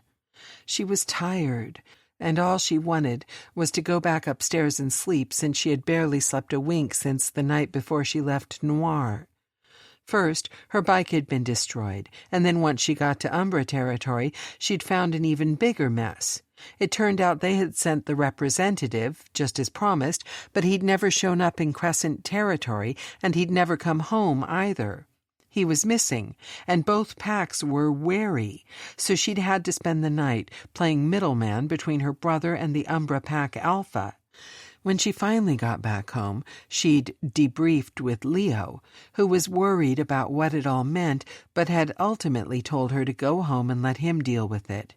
She'd thought she was done dealing with trouble, but she'd only arrived home to find she had a bigger issue to deal with. As soon as she'd walked into the apartment, Nova had told her that Xander Leary was looking for her. He'd come by to talk to her and been disappointed when she wasn't home. When Nova had told him she was on her way back, he had asked her to relay the message that he would be at the pub whenever Maya got home and that he wanted to talk. Talking to the man that held her entire future in the palm of his hand was the last thing she wanted to do tonight, but she knew she couldn't avoid him forever. The full moon was coming ever closer. She had to face him and the important choices he represented sooner or later. She might as well get it over with. Maya pulled the door of the bar open and was hit with a rush of cool air and pounding music. The bar was busy, and she was half-heartedly glad it wasn't her night to work. It looked like the locals were getting rowdy, so she gave Paul, the enforcer working the door, a nod of acknowledgement to let him know she was around if he needed help, and then headed towards the bar to get a drink. Her wolf had clocked Xander the moment she stepped through the door, but she tried hard to appear unaffected, even as her heart sped at the sight of him. It had been too long since she saw him, and her plan to keep the bond from strengthening had clearly backfired, because now the urge to run to him was so strong it took everything inside of her not to rush to him. Her wolf pawed at her, wanting out, wanting to go to him, and she had to fight the animal to stay in control. Xander was on a stool at the far end of the crowded bar. There was an empty glass in front of him, and another gripped between his big hands. His eyes found her as easily as she had him, and heat scorched through her veins, even when the voice in the back of her head screamed a warning that told her he knew everything, without him having to say a word. Maya silently cursed. Rafe and Zoe had told him. Not just about what they were, or the magic of the world most humans were oblivious to. They'd also told him about her. His green eyes narrowed as she moved closer, clearly looking her up and down. His hair stuck up in places, as if he'd run his hands through it 100 times while he waited for her. His cheeks were flushed, and though she couldn't know for sure if it was the heat of the mating bond or anger, she figured it was probably a little bit of both. After all, she had grown up fully aware of what a bond meant, how it worked, and what the effects felt like. And still, she wasn't exactly what you might call excited about the lack of control she had in the whole thing. A man like Xander, who had stumbled into all of this blindly, must hate the idea of there being something more powerful than his own free will. She waved her hand, motioning to Laura, who was working behind the bar. Her friend gave a wink of acknowledgement to let her know she'd received the drink order and would get to her soon. Laura tipped her head down the length of the bar, and Maya looked away. Clearly the bartender knew who Xander was waiting on, and it irked her to think of what else he might have told one of the biggest gossips in all of Noir. When she sidled up next to him, she didn't bother with niceties. If you're trying to get drunk enough to believe what Zoe told you, don't bother. The magic working its way through your system right now won't let you. Sorry. Xander quirked one of his eyebrows. I'm not trying to get drunk, just passing the time waiting on you. This is my second beer in 4 hours. You've been here for 4 hours? Maya blinked. Yep. Why? Seemed like as good a place as any to wait, and Zoe told me you work here sometimes. He shrugged. Not tonight, though. Maya nodded to Laura as she dropped another beer in front of them and then slowly slid away again. Because you were out of town helping your brother with pack business. He said it without any question in his tone, so Maya didn't bother answering. Instead, she reached for the beer Laura had just put down and pulled it towards her. He watched as she lifted it to her mouth and downed the amber-colored liquid in a couple of large gulps. When she was done, she put it back down on the bar with a thud. She wiped her mouth with the back of her hand and caught him smirking at her. What? Thought you said the mating bond magic wouldn't let us get drunk.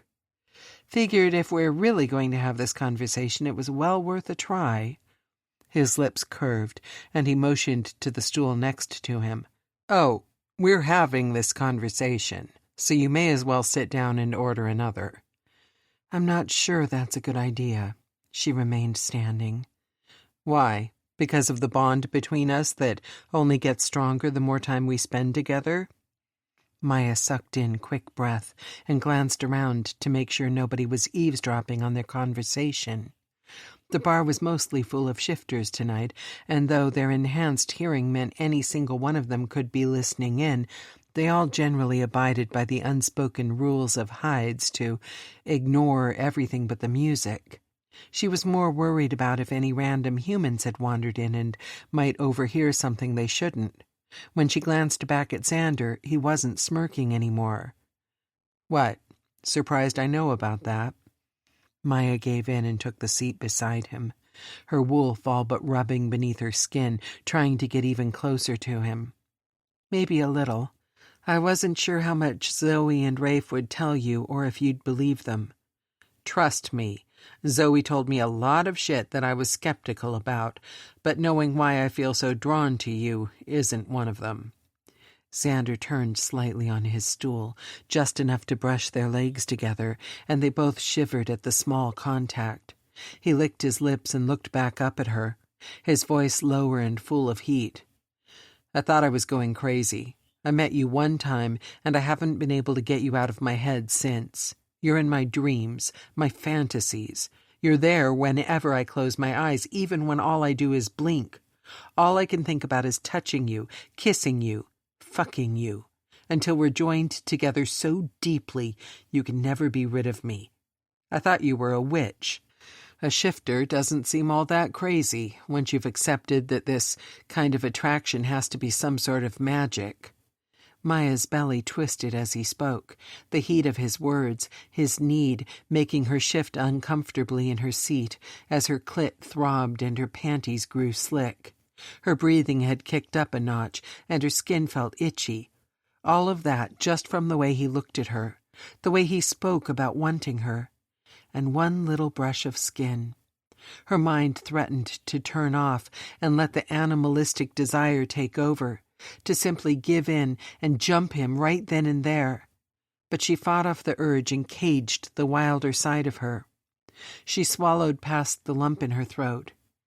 It doesn't have to be that way. No?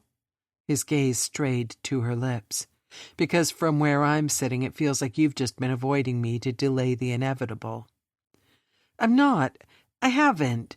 She shook her head quickly.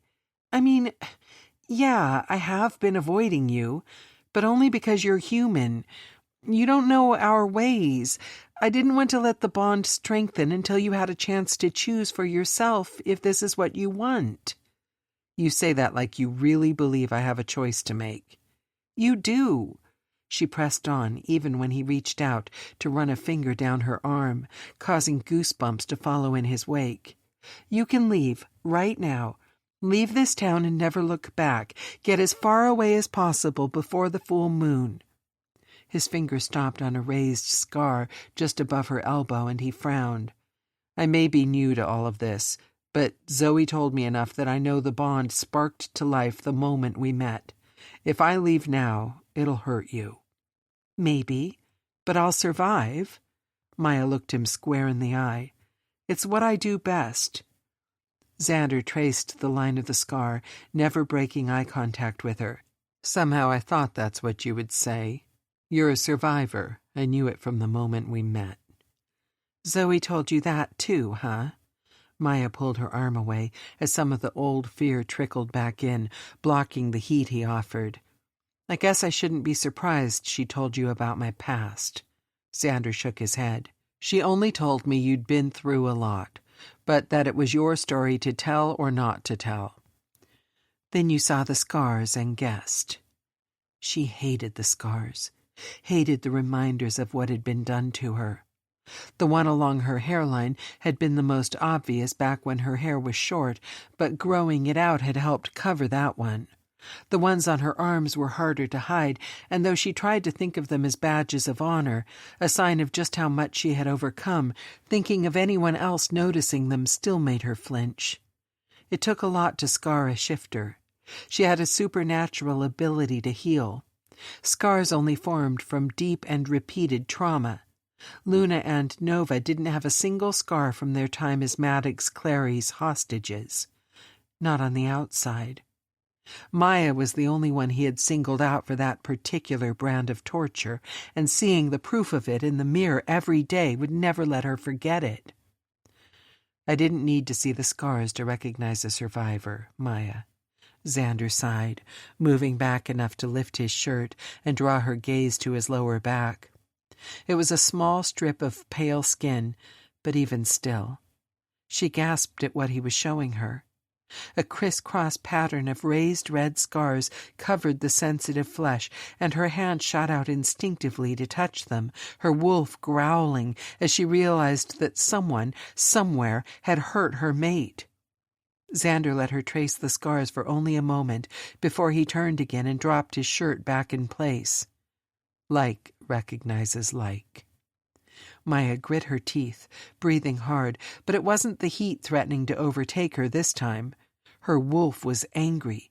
She was hissing that nobody had a right to touch what was theirs, but the human side of Maya was just as angry.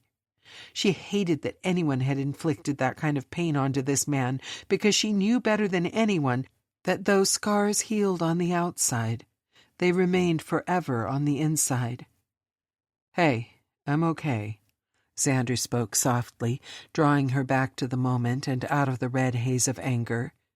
"It happened a long time ago." "That doesn't make it right," she growled. Xander's eyes widened slightly, and he studied her face. "Wow." "What?" "Your eyes are gold, glowing gold." He didn't blink, as if he thought looking away for even a second would convince him it was a trick of his imagination. Incredible.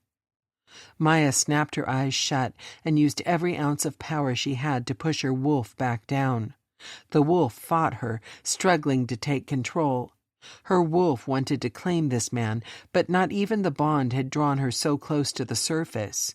It was the need to avenge him, to protect him, that had her clawing for control now. Only once Maya had taken a few deep breaths and felt she had herself and her animal back in line did she open her eyes again.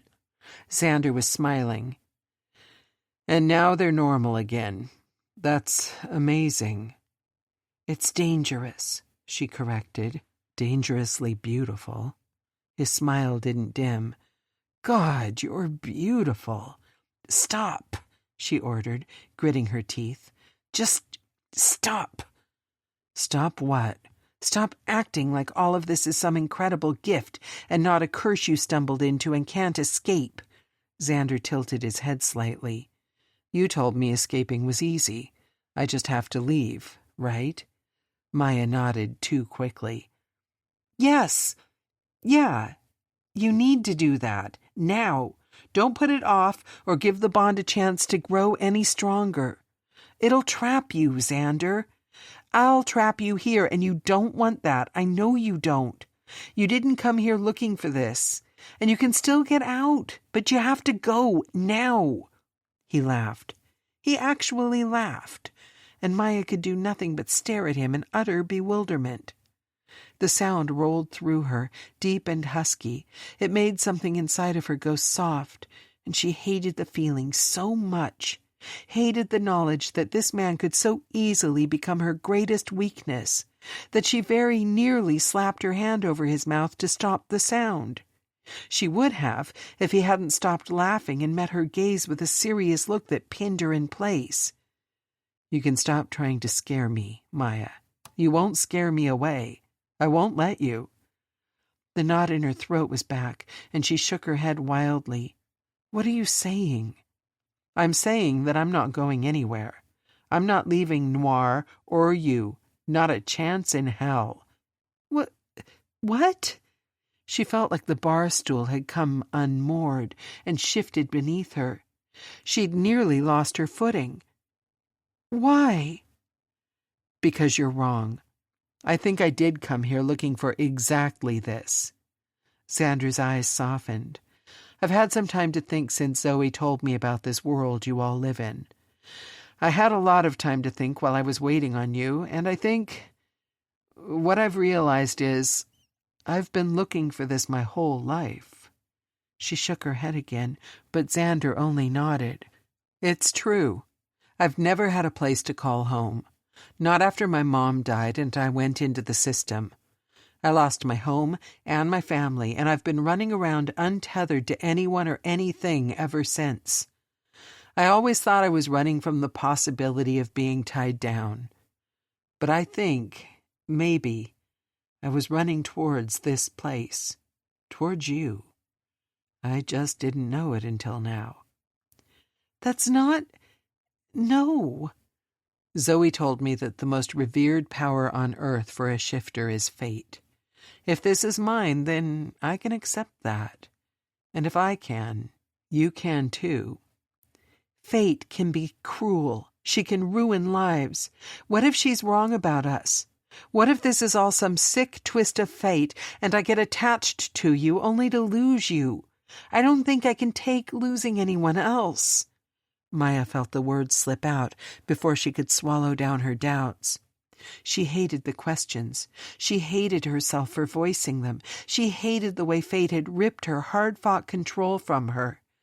and she hated that the man she'd been certain wouldn't hold her accountable to it was defying all of her expectations. She hated feeling out of control, and that's all she'd been feeling since the moment Xander Leary knocked on her door. "We'll figure it out, Maya. We can figure it out together." He started to reach for her, to touch her again, but she flinched away before he could. "No," she snapped, too loudly, because a couple of people in the area turned to look at her. She lowered her voice and saw that Xander looked hurt.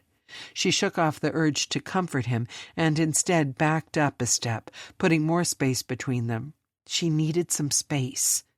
Being so close to him was clouding her mind. It was making the bond too strong, too fast, and she couldn't think straight. She shook her head. "No. You might be willing to change your entire life because of some twist of fate, but I'm not." Xander opened his mouth to say something, but she didn't wait to find out what it was. She turned and pushed her way through the crowd. She needed to put some distance between them, fast. The front door was too far away, and there were too many people in the way, so she headed down the hallway and back that led to the bathrooms. She bypassed them as well as the storage closet and pushed out the back door with a bright red emergency exit sign above it.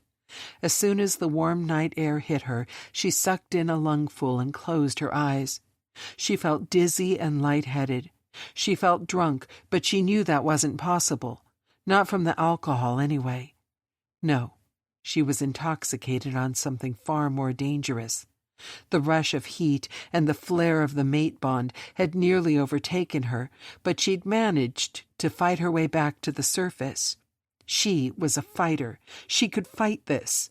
But when she heard the creak of the big metal door behind her, followed by footsteps, her knees went a little weak.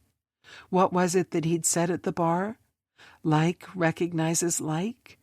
She turned and found Xander storming towards her, a man on a mission, and she realized her mistake instantly. Her mate was a fighter, too, and he wasn't going to let her go that easily. Chapter 10. Xander had jumped to his feet to follow Maya the instant she turned and bolted. He hadn't pegged her as the kind of woman to run scared, but he didn't blame her. Hell, if anyone could understand just how overwhelming all of this was, it was him. He'd only learned about the existence of shifters yesterday. Today he was confronting the woman that fate had apparently chosen as his mate because, despite the mate bond he had learned about, she had been avoiding him. Now he was chasing her down a long hallway into a dark alley because it turned out that while he was ready to accept that life as he'd known it was over, she wasn't. The whole thing was crazy, ludicrous. He still wasn't 100% convinced that he hadn't fallen asleep at the wheel on the drive to Louisiana and was actually in a hospital somewhere, in a coma, having a very vivid and very strange dream. If he woke up and realized none of this was real, he had a sinking suspicion that he would be terribly disappointed. Especially if the beautiful woman he was chasing was nothing but a fantasy. God, she was gorgeous. She turned back to face him, and her eyes sparkled with heat.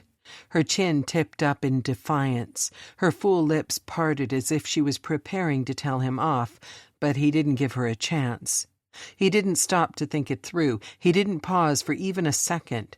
He walked right up to her, cupped her cheeks between his hands, and kissed her like he'd been dreaming of since the moment he met her. He half expected her to shove him away and punch him, but she didn't. Instead, she moaned against his lips and kissed him back. She pressed up on her tiptoes when he slid his tongue out to trace the seam of her mouth, and she opened for him at the same time he slid his hands to her ass and hauled her up and into his arms. Maya wrapped her legs around his waist and her arms around his neck in one fluid motion, and it was his turn to moan. They broke apart only long enough to suck in another gulp of air, and then their mouths were searching one another out again. Tongues licked and lapped, stroking together like velvet heat. Maya sucked on his bottom lip and rolled her hips, causing his knees to nearly buckle beneath him. Desperately, he turned them and carried her into the dark shadows of the building. He pressed her back against the stone wall, using it to help him keep them upright. Maya didn't seem to notice or care. She only sucked his tongue and rubbed her body against his, clouding his mind and making him desperate to feel more of her warm, brown skin under his hands. He turned his head away to take another gulping breath and peppered hot, open-mouthed kisses down her neck, tasting her salty skin. "I want you." Maya whined, her nails digging into his shoulders even as she shook her head. "It's just the mating heat." He couldn't believe she was still trying to push him away. She was literally wrapped around him. She was gripping him so tight he couldn't get away if he wanted to. Yet, as much as her body yearned for him, her words were still trying to put distance between them. Her brain wasn't nearly foggy enough from his kisses, if that was the case. He could change that. He would change that. He sucked at her skin, hard enough to leave a mark, and she made a low, growling noise that sent a shiver of awareness down his spine. Was that Maya or the wolf that lived inside of her? It didn't matter. He wanted them both. He needed them both to want him just as badly. He licked her collarbone. "I don't care what you call it. It's more powerful than anything I've ever felt. I want you." "You'll change your mind," she panted as he pushed the neckline of her shirt aside and sucked at the top round of her exposed breast. "I won't, but maybe you will."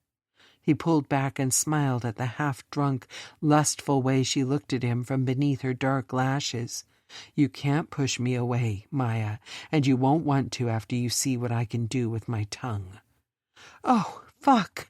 Maya gasped when he flicked the button of her pants open and then slid the zipper down.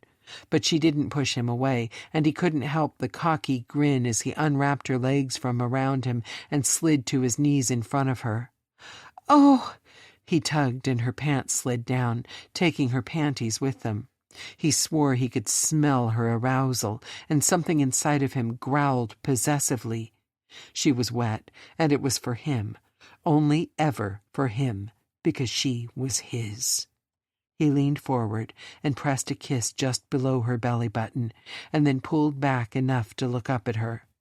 He wanted her completely naked.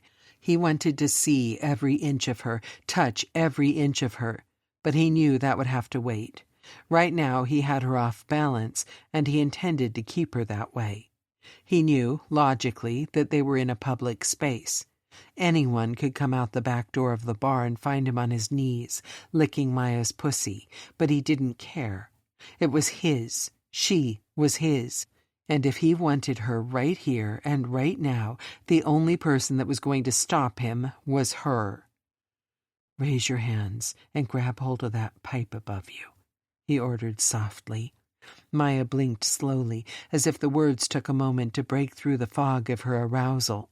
She glanced up, and he saw her throat bob as she swallowed.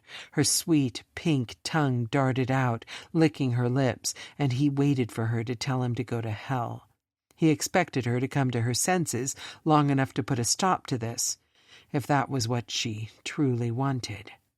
So when she only reached up and grabbed the pipe, wrapping her hands around it tightly to hold on, the possessive bastard he hadn't known lived inside of him roared with approval. With Maya helping to support her weight, he lifted her again and slid his head between her legs. She was wearing boots. Taking her pants all the way off would be too much hassle. Instead, he'd only pushed them to her ankles and then slid them around his neck so that she balanced on his shoulders and her hot, wet pussy was perfectly lined up with his face like an all-he-could-eat buffet. He turned his head slightly and kissed her inner thigh. "Hold on tight." "Xander!" She gasped his name, and he groaned at the sound of it and leaned forward to taste her. "Fuck!" he groaned as she spilled more sweet nectar against his probing tongue. He licked her again and again, stroking her folds, and then pressing deeper until he found the tight little nub that throbbed against his tongue. Maya cried out, and when he sucked her clit and his cock pulsed in his pants, desperate to be inside of her where it belonged, he pulled back enough to kiss her mound and hummed, "Never fucking get rid of me now. You taste like heaven." "Zan," she gasped as he delved back in, holding her ass in his hands and stroking his tongue over her again and again, letting the little metal barbell in his tongue work its own magic as it dragged across her swollen clit. Maya rocked her hips, trying to get him deeper, and moaned loudly, "Oh God, Xander." "That's it, sweetheart. Fuck my face. Come all over me." Maya was panting, and he could feel her body tensing as he continued to tease her with his tongue. She writhed against him, lost to the sensation, to the need. He was dimly aware of the sound of voices somewhere far away, but he couldn't pull himself away from her enough to care. Not when she'd slid up enough that he could delve his tongue into her tight, hot hole and fuck her with it like it was his aching cock. The way she moved, the way she sounded, the way she tasted, it was as if she'd been designed specifically for him. She fit him so well, responded to everything he did. She was his perfect match. She knew it just as well as he did, but if she needed convincing, he'd spend eternity on his knees for her. Just like this, wrenching those sweet, sexy sounds out of her. "Oh God." Maya's head leaned back against the stone wall, and he wished he could put himself between her and the hard surface, protect her, though she didn't seem to mind. She banged her head off the hard surface again and gasped, "I'm going to come." He didn't stop. He didn't hesitate or pull back to speak. He kept the same rhythm with his tongue, plunging in and out of her tight, wet heat as she worked herself back and forth, closer and closer to orgasm. His cock jerked again, and he moaned against her. He was going to come too. He was going to come in his pants like a fucking inexperienced kid without so much as even touching his dick. That was what she did to him. His balls drew up, and he grunted as he quickly slid one hand down to the button of his jeans, flicking his jeans open and gripping his cock with a tight fist, just in time to keep from embarrassing himself with a telling and uncomfortable wet spot in his pants. Maya's muscles tensed all around him, and then she convulsed. Her orgasm crashed over her like a tidal wave, making her whimper and writhe. He lost control and sucked at her, drinking her in as she came on his face, and his own dick spilled its load on the concrete beneath her. He kept licking and sucking at her until her muscles unclenched and she went soft against him. She was breathing hard, so hard he could barely hear the thundering of his own heart in time with it. Carefully, he pulled back and looked up the line of her body. Her head was thrown back, resting against the wall, and her eyes were closed. Her lips were red and swollen from either his kisses or her own attempts to quieten her cries of pleasure. He licked his lips, reveling in the taste of her. She was all he could smell. Her sweetness covered him, and he wanted to stay like this forever. But in the back of his mind he remembered the sound of voices in the alley and knew that if they hadn't been seen already, they would be soon. He hummed, turning his head and pressing a kiss to the inside of Maya's thigh. He playfully nipped at the soft flesh with his teeth. When she gasped, he glanced up to find her looking down at him, and he grinned. "I hear your kind has a thing about biting. So do I." Maya's lips twitched, and she looked away. "That's not funny." "It was a little funny." He kissed her thigh again, and then began to untangle himself from her. She pulled herself up with her grip on the pipe, and he marveled at her strength. She could take him out without even trying. He had known, from what Zoe told him, that Maya was deceptively strong, but he hadn't realized just how easily she could have pushed him away if she had truly wanted to. But she hadn't. And he had to think that was because she was going to accept that they were fated, even if she still wasn't quite ready yet. He helped her back to the ground after tucking his softening cock back into his pants and wiping his hands off. Maya leaned against the wall, still a little unsteady on her feet, but when he tried to help her with her pants, she shot him a glare and did it herself. He waited until she was once again fully dressed before he boxed her in against the wall with his hands on each side of her head and leaned down close to her, so she was forced to meet his eyes. "Now," he spoke slowly and softly, "do you think we can talk?" Maya snorted. "So that was your plan? Make me weak with orgasms and then demand answers?" "I'm not really a plan type of guy, but you'll learn that about me the more time we spend together." He smirked. "You look awfully satisfied with yourself." She huffed, but he could hear the smile in her voice that she was trying hard to keep off her face. "I am, and from the sound you made, you're pretty satisfied too, sweetheart." "Don't call me that." She narrowed her eyes. "I'm not sweet. We can talk about what sort of endearment you'd like as soon as you agree that this thing between us is real and you're going to give me a chance." Maya glared at him for a long moment, but he couldn't stop smiling. She was going to give in. He knew she was. Maybe it was the bond between them. Maybe it was that what they had just shared strengthened it even further. But he knew before she even spoke that she wasn't going to tell him to get out of town as fast as he could again. Maya sighed and slipped out from between his arms with a quick duck of her head and then laughed when he gaped at her speed. "You're too damn cute for my own good." "That's a yes," he chuckled. "It's a yes to talking." She shook her head. "Nothing more. Not yet." "I knew it." "Knew what?" She put her hands on her hips. Clearly, her pleasure-addled brain was coming back online and reminding her that she wanted to fight with him, and that only made him laugh harder. "It was my tongue that convinced you." He moved towards her again, but she moved back with teasing, backwards steps. "I knew you couldn't say no to me once I showed you my superpower." She barked out a laugh. "That's your superpower, huh? Well, for now. You get to turn into a wolf, apparently. I have to work with what I have until you give me that particular gift." Maya shook her head, staring up at the moon overhead. He thought he saw her lips twitch, but couldn't be sure.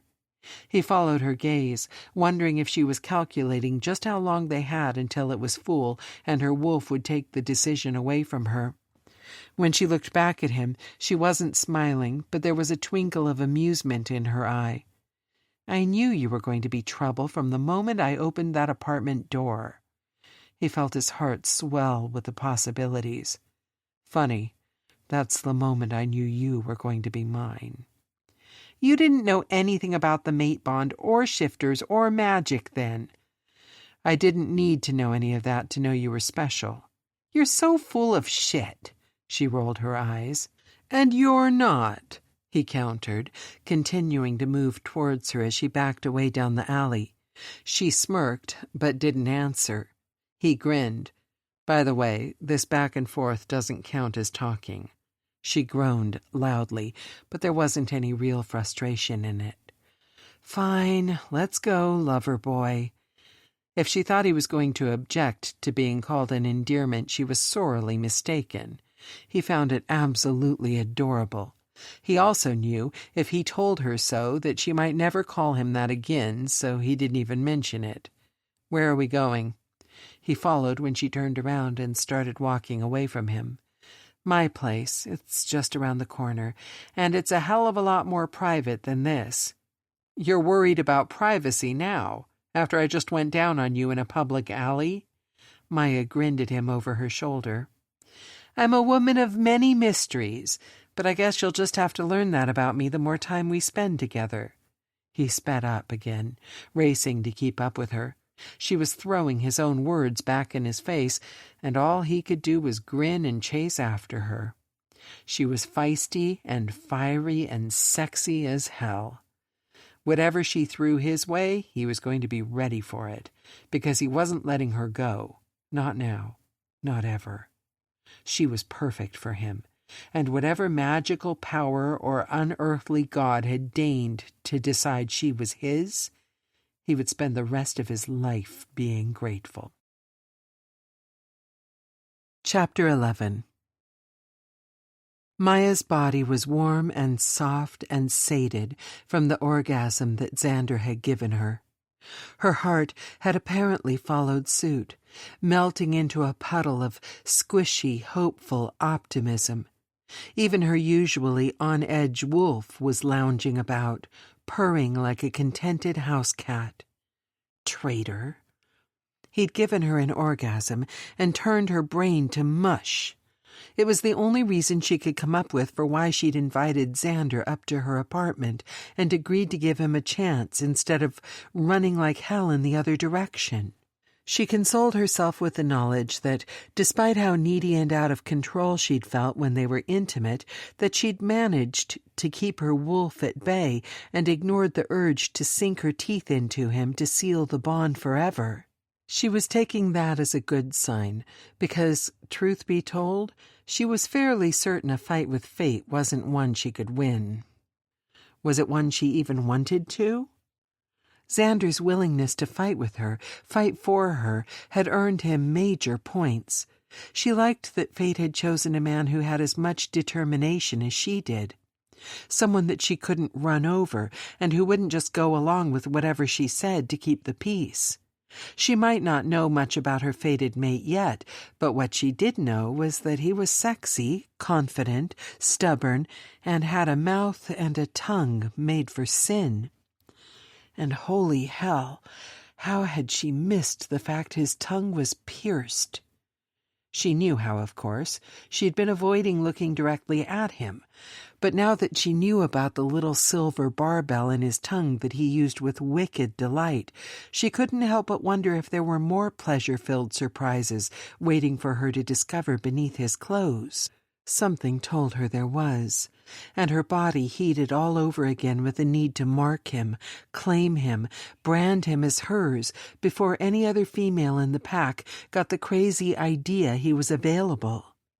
Maya forced her feet to keep moving, to climb the stairs to her apartment and ignore the heat of him behind her.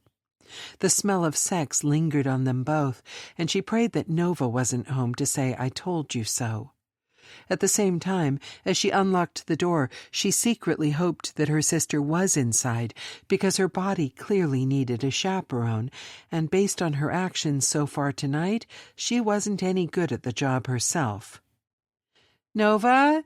You here?" She opened the door and let herself inside, holding it for Xander to follow her, and then shutting it behind him, frowning when she didn't get an answer. "Nova?" "Looks like there's a note here," Xander answered instead, picking up a sheet of paper from the coffee table and raising an eyebrow as he read it silently to himself. "What's it say?" She moved to take it from him. "Nova is staying the night at Leo's house to give us some time alone." He shook his head, his eyes wide with wonder. "Does that mean... did she... see this? See us? In her head, I mean?" Maya groaned, balling the note up and tossing it back on the table. "Apparently. She didn't warn you ahead of time?" "No." Maya moved towards the kitchen. "You want something to drink?" "Water?" He followed behind her, even though she wished he would stay in the living room and give her some much-needed space. "Coming right up." She opened the fridge and found 2 bottles, tossing him one before cracking the lid on her own and taking a big gulp. "Why wouldn't she tell you if she saw a vision of us together tonight?" Maya lowered the water bottle and leaned against the counter. "It's possible she didn't see it until after I'd already left. The future changes all the time. Every single small decision we make changes it, so it's constantly shifting. Maybe she saw me punching you when you kissed me instead of kissing you back." Xander snorted. "So it could have gone either way, huh?" "Maybe, or..." She twisted the bottle cap back on and trailed off, but Xander didn't let it go, and she hadn't truly thought that he would. Or Or she saw exactly what would happen and kept it to herself, because I've spent the last 6 years telling her that I don't want to know my future before it happens." He raised an eyebrow. "Why not? Seems to me it would be convenient to know what's coming. That way you never cross the street if she sees you getting hit by a car." "It doesn't always work like that." Maya shook her head. "Knowing doesn't necessarily mean you can change it, and nobody knows that better than Nova." Zoe told me about Nova's gift, about how sometimes it's more of a curse. She told me Nova saw your sister Luna's future when she was just a kid, and it set off a chain of events that led to your parents being killed. Xander's voice was soft. "I'm sorry for your loss." Maya's throat felt tight, like it always did when she thought of her parents. He had told her back in the bar that Zoe hadn't spilled all the gory details of Maya's past, but she wasn't surprised to find out he knew about her parents. She toyed with the bottle cap again before she glanced back up at him. "You wanted to talk. Let's go sit down and talk." Xander moved aside, allowing her past him, and then followed her back to the living room without another word. She sat down on one end of the couch and expected him to sit beside her. Instead, he surprised her by leaving a whole cushion of space between them, choosing the opposite end of the couch instead, and pulling one long leg up so he could face her. He was serious about this, she realized. He wanted to hear her stories. He wanted to get to know her. She contemplated going back to the kitchen to get something stronger than water, but the way his steady green gaze caught and held hers kept her from running away. She swallowed hard and began. "I don't know how much Zoe told you about the pack, so some of this you may already know, but I'll try my best to explain anything you have questions about." "Thank you." He reached out and touched her hand, where it rested on the back of the couch.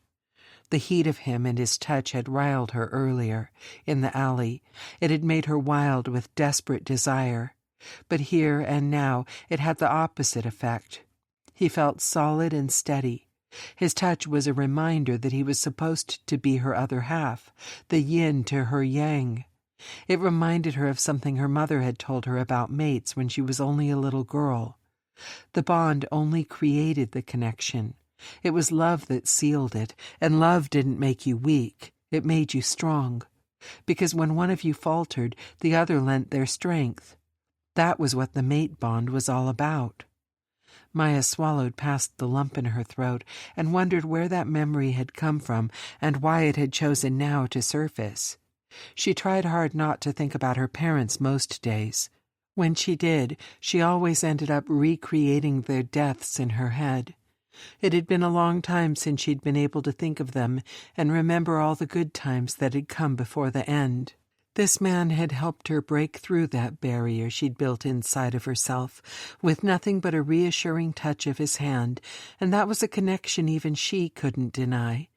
She slid her hand around until their fingers twined together. She couldn't remember the last time she'd held someone's hand. Perhaps it had been her mother or her father's, but more likely it had been Leo or Luna, maybe even Nova.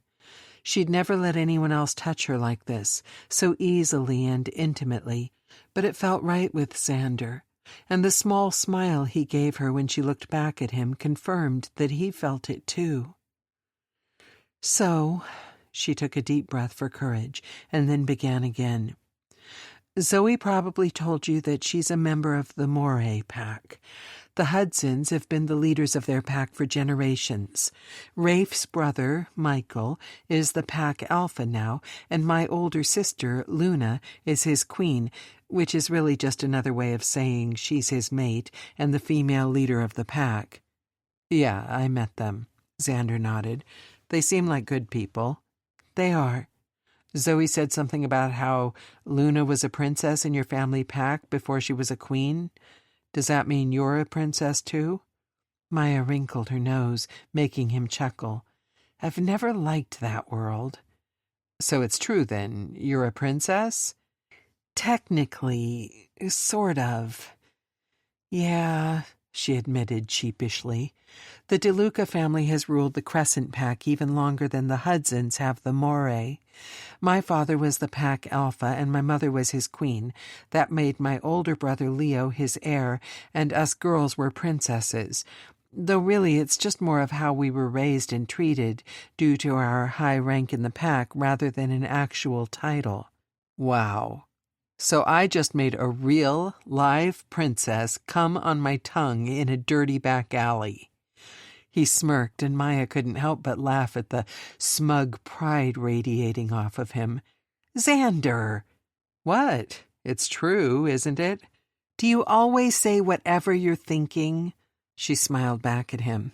Most of the time, yeah. He shrugged, but seemed to rein himself in. Go on, tell me more about your family. Maya sighed. Her momentary lapse into laughter felt inappropriate when she remembered what story she was telling him. As the only son and heir, Leo spent a lot of his time being trained to become a leader of the pack. As the oldest daughter, Luna was mostly just supposed to marry well and keep the lineage going.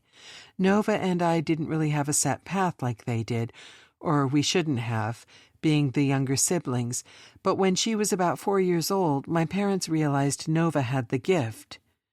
Zoe said it's pretty rare, right? Yeah, very rare these days, Maya confirmed. According to our history, there was a time when every pack had a seer. It was a gift passed down through the lineage, one generation to the next, but then many moons ago it started skipping generations, and then it disappeared from some packs completely. Our lore tells us that one of the seers angered the gods by using her sight for personal gain, so they took the gift back and now only allow those born with goodness stitched into their souls to possess that kind of power. Xander shook his head. Sounds like Nova is even more special than I realized. She truly is, Maya nodded. All of my siblings are really. Leo's the pack alpha he was always meant to be, Luna is a queen, ruling at Michael's side, and Nova is a seer, literally the embodiment of goodness and light. You don't get a much more powerful family even among shifters. Hey. Xander squeezed her hand, and when she glanced back up at him she realized his brows were furrowed. I didn't hear you mention yourself among that incredible family of kick-ass shifters. Maya felt her cheeks warm and looked away. That's because I'm not special like they are. Bullshit. The vehemence in Xander's voice surprised her so much that she looked back at him. You're just as important and just as powerful as any of your siblings. That's very sweet of you to say, but it's not sweet, it's true. Xander pulled on her hand until she had to give in and let him turn it over. She winced when she followed his gaze to the scar that ran the underside of her forearm. Do you really think that just anyone could have survived what you did? I may not know exactly what you went through yet, but I know enough to understand that you fought like hell to save yourself and those very special siblings of yours. I know that you not only survived, but that you put yourself back together and made a good life for yourself after the horrors you faced. If that's not power, Maya, what is? Her stomach twisted, and she had to suck in a deep breath to steady herself when her heart stuttered in her chest. He was right. He didn't know the story. Not yet. But his belief in her strength and determination, not just to survive, but to live in a way where her choices mattered, was staggering. He understood her, she realized, maybe better than even some of her own family members, definitely better than some of the people she had known her whole life. She leaned across the space between them and kissed him. It wasn't the hot and invading type of kiss they had shared in the alley. It didn't threaten to burn through her control and set her on fire. Instead, it was heartbreakingly sweet, and it steadied her in a way that threatened to bring her to tears. She could taste herself on his lips, and she loved it. Loved that he had let her taste linger on him rather than wiping it away, It was as if she was already a part of him, and, in a way, with the bond continuing to strengthen between them and their souls aching to merge, she knew that he was becoming just as much a part of her. He didn't try to take the kiss deeper. He simply accepted the soft, lingering press of her mouth against his. He kissed her back just as gently, and when she pulled away, she watched his lashes flutter open, and his mesmerizing green gaze was full of the same wonder he'd shown when she told him about the magic of her world. What was that for? He smiled, and she let herself remain close instead of putting the distance back between them. For being the man I hoped you would be. Xander tilted his head slightly. I'm not sure what you mean, but I'll take it. She let herself lean against his side and sighed. Maddox Clary is the name of the man that gave me these scars, and the story behind them isn't a pretty one. Maddox Clary.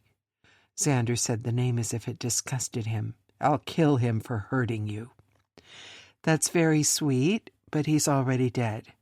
Darius, my brother's mate, killed him during the raid that saved my life and rescued me and my sisters. Xander made a sound that she would have sworn was a growl if he had a wolf of his own. Remind me to thank him for that the next time I see him, even if I wish I could kill that Clary bastard again myself. Your bloodlust shouldn't be a turn-on, but... Maya trailed off, hiding a smile against his shoulder, and he snorted. I can't stand the idea of anyone hurting you. I know I wasn't here when it happened, and I couldn't have stopped it, but everything inside of me says that I should have been. Maya looked up at him seriously. I'm glad you weren't here back then. I was a mess. I wouldn't have wanted you to see me like that. It wouldn't have changed how much I want you. Xander reached out and cupped her cheek. It still won't, if that's what you're worried about. It's not, Maya reassured him. It's just hard to talk about. We don't have to, if you're not ready to share that part of your past. You can tell me something else. Tell me about your parents, about your childhood and growing up as a middle child. You know, technically, I'm a middle child too, even if I didn't grow up with my siblings. Maya's heart gave a squeeze of pain, remembering that they had more in common than she'd realized, but she shook her head. This is an important part of who I am, and I want you to hear about it from me. Just bear with me, always. He leaned down to press a kiss to her lips, and she curled into his side. With his reassuring heat beside her, his arm around her, and the rest of the world blocked out by his broad shoulders, Maya finally found the courage to tell him the whole truth about what Maddox Clary had intended for her. A truth that she'd never been able to admit to anyone, not even her siblings. She didn't want them to know how bad it had truly been, hadn't wanted more of their pity and concern. But she trusted Xander with the truth, because she realized that if there was anyone in the world that would understand, it was the man that fate had chosen for her. Chapter 12. Xander was in absolute awe of the woman in his arms, of her strength and resilience, of her inability to see how special she truly was. That would be his new mission in life, he decided, as he listened to her story. He would find a job here in Noir, and he would figure out the living situation and how to be what Violet needed, and he would learn the ins and outs of what it meant to be a shifter and part of the pack, but none of that would be the reason he woke up every morning. No, Maya was his reason now, and he was going to spend the rest of his life convincing her that she was beautiful and strong and powerful. Xander could see his future now, and it made his heart swell with possibilities. He wanted to spend every day from now to eternity making sure that nobody hurt Maya ever again. The things she was telling him were hard to hear, there was no denying that. They were hard for her to admit. But he held tight to her and reminded himself that she had made it through and she was still here. He had no use for me. That's what it really came down to. He had plans for Luna, to force a mating ceremony. He planned to use her to legitimize his status as Pack Alpha. He wanted Nova for her gift. Her sight had given him the information he needed to make his move before it was too late, even if she hadn't known it at the time. They were the ones he wanted. He only kept me prisoner as a means of controlling them. Xander rested his chin on the top of Maya's head and held her close. She had curled into his side as she related the story of how Maddox Clary had come to join the Crescent Pack, and then went on to lead a coup to overthrow her father. When she told him about how her parents were brutally murdered in front of her, she had reached for him, as if she needed his strength to keep her going. He had gripped her tight, and he hadn't let her go, wouldn't, not until she told him that he had to.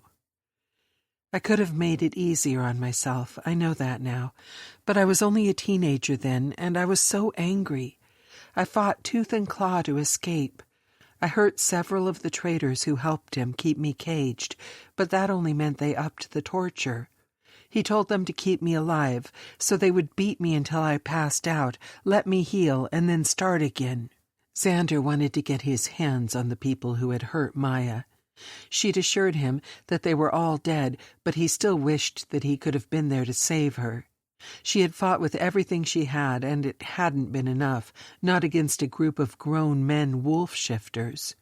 She seemed to think that somehow made her weak, but Xander knew the truth.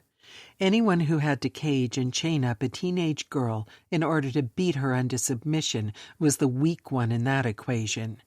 He hadn't wanted to cut in or distract her from her memories, but he couldn't help himself now. She had paused, clearly lost in the memory, and he thought asking might bring her out of the past.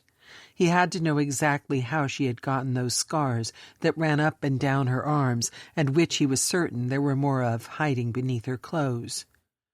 You healed from everything else, but what left the scars?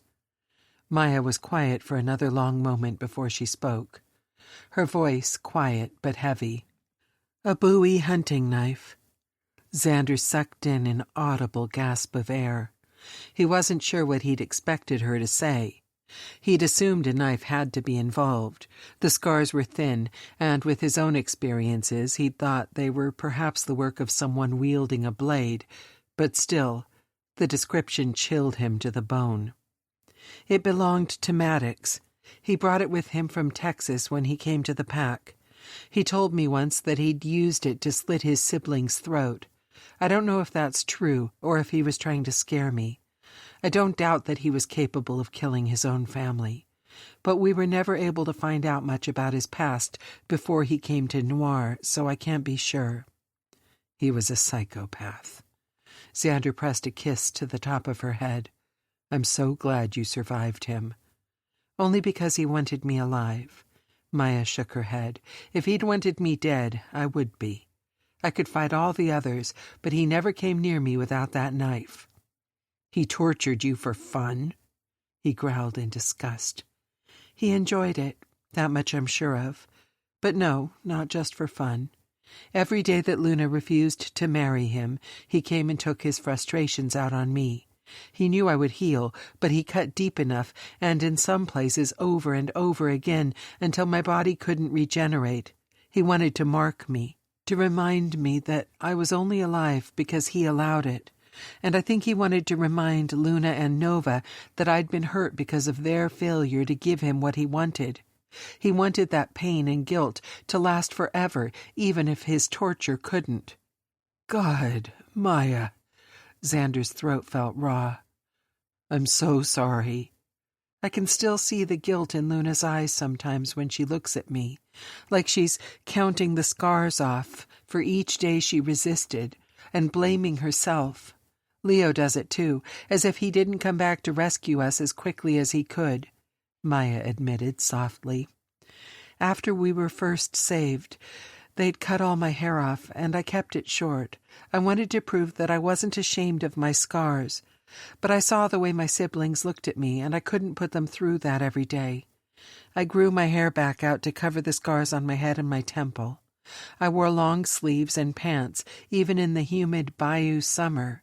It took a long time before I felt comfortable enough not to cover the scars, but it took them even longer.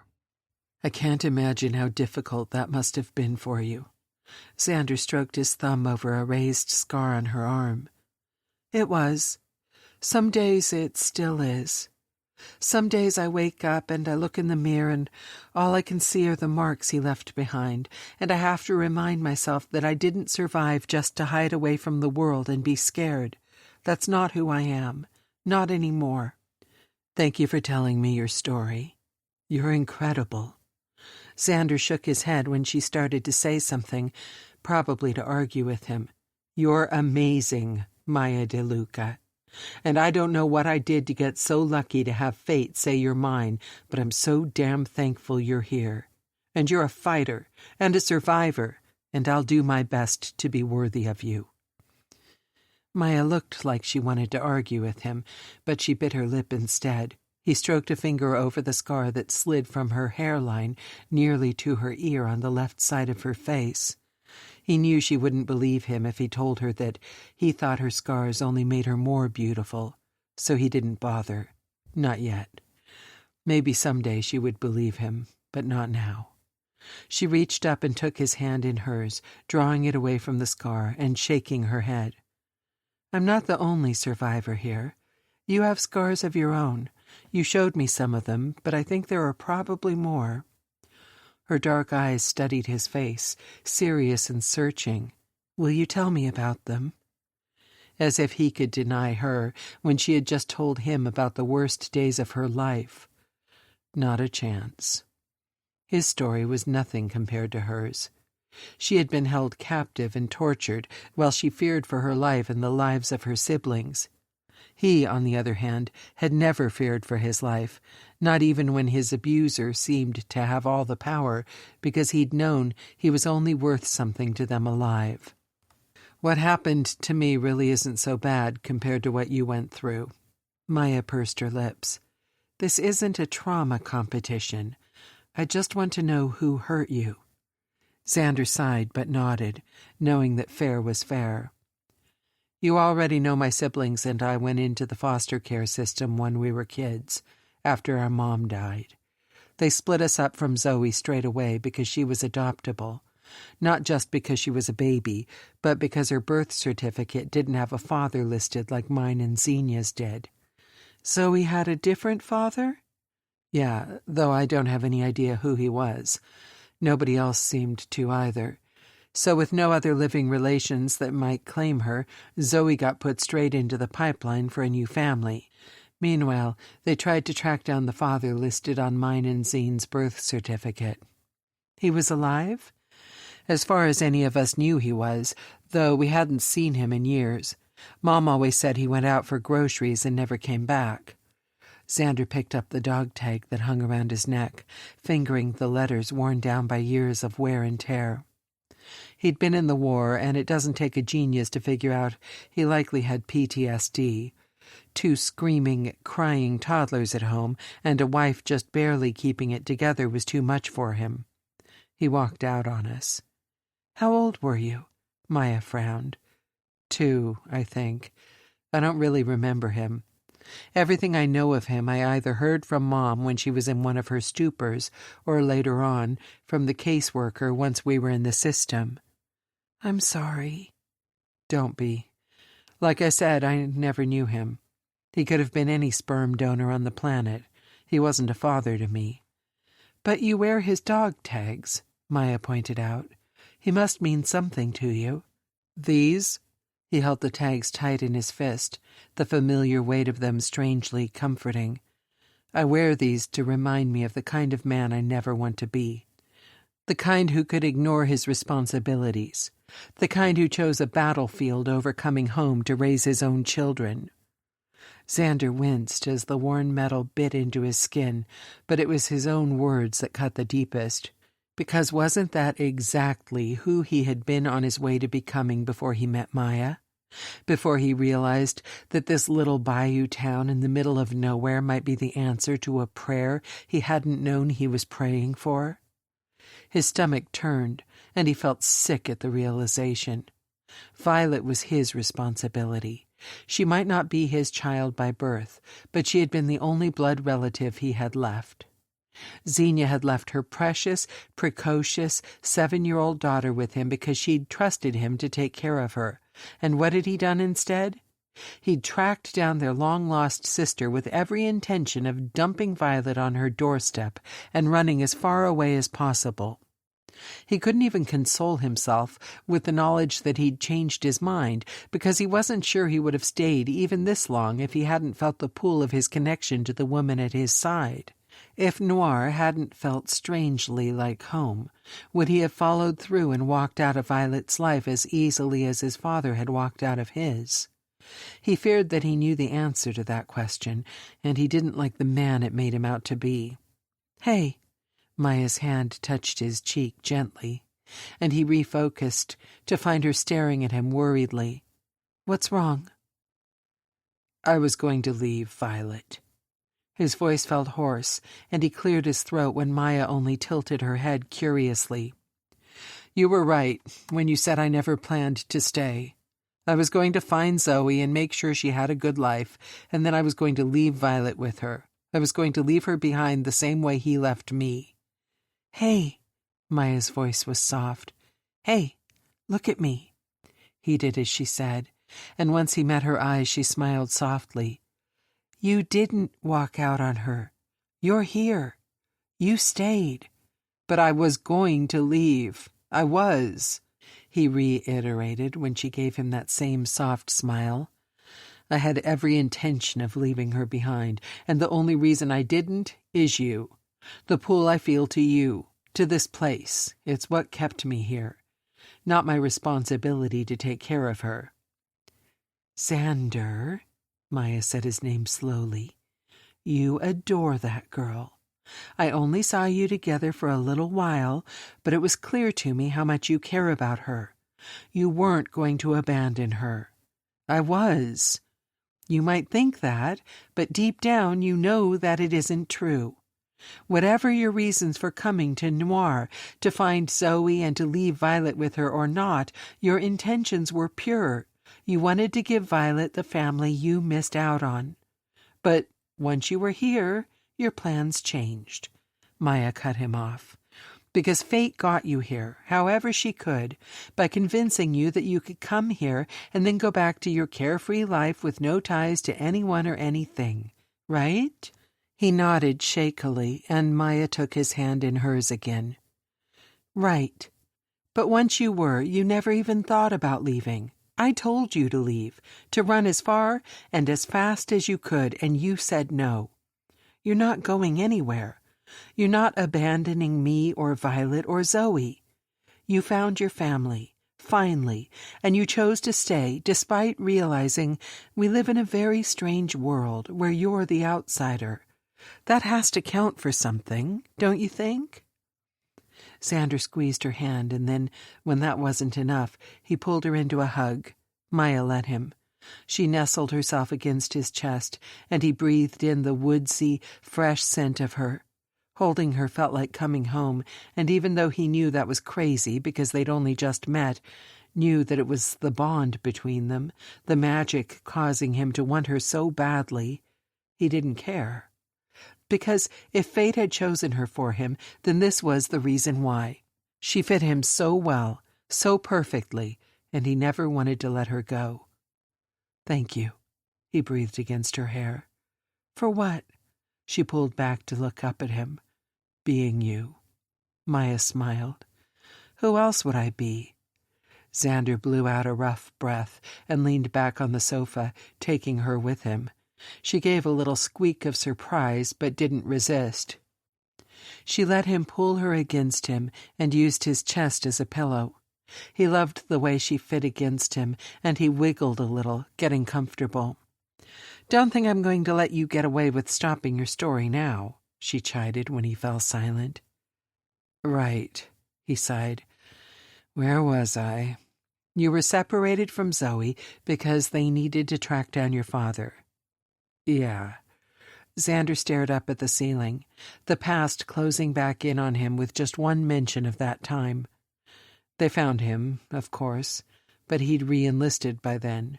He was overseas fighting another war, or the same war. It didn't matter. He chose to stay there and let me and Xenia stay in the system. There was always the hope that when he returned from his tour of duty that he'd come for us, but I heard a few months later that he had been killed in action. Oh, Zan. Maya squeezed his hand, and he kissed the top of her head, her sweetness, the balm he needed most. He chose to die on the other side of the world, rather than come home and take care of us. I nearly threw these dog tags away then. I was so angry all the time back then. I was rash and impulsive, and I was constantly getting into trouble. Nobody was surprised when they stopped placing me with families and sent me to a boys' home instead.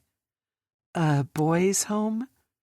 It was like a school, a boarding house, and a prison all rolled into one. It wasn't so bad, really, looking back. But at the time I was just a kid who had lost his parents and had my sisters taken away from me. I acted out, tried to run away, and they tagged my file as a problem child. After that I got bounced around a lot. Nobody could deal with me for long, and it became a kind of pattern for me. Go somewhere new, get in trouble, go through all the stages of discipline, then get sent on to the next place, always worse than the last. I thought I was tough for refusing to play by their rules, but mostly I was just stupid for not realizing how much worse things could be.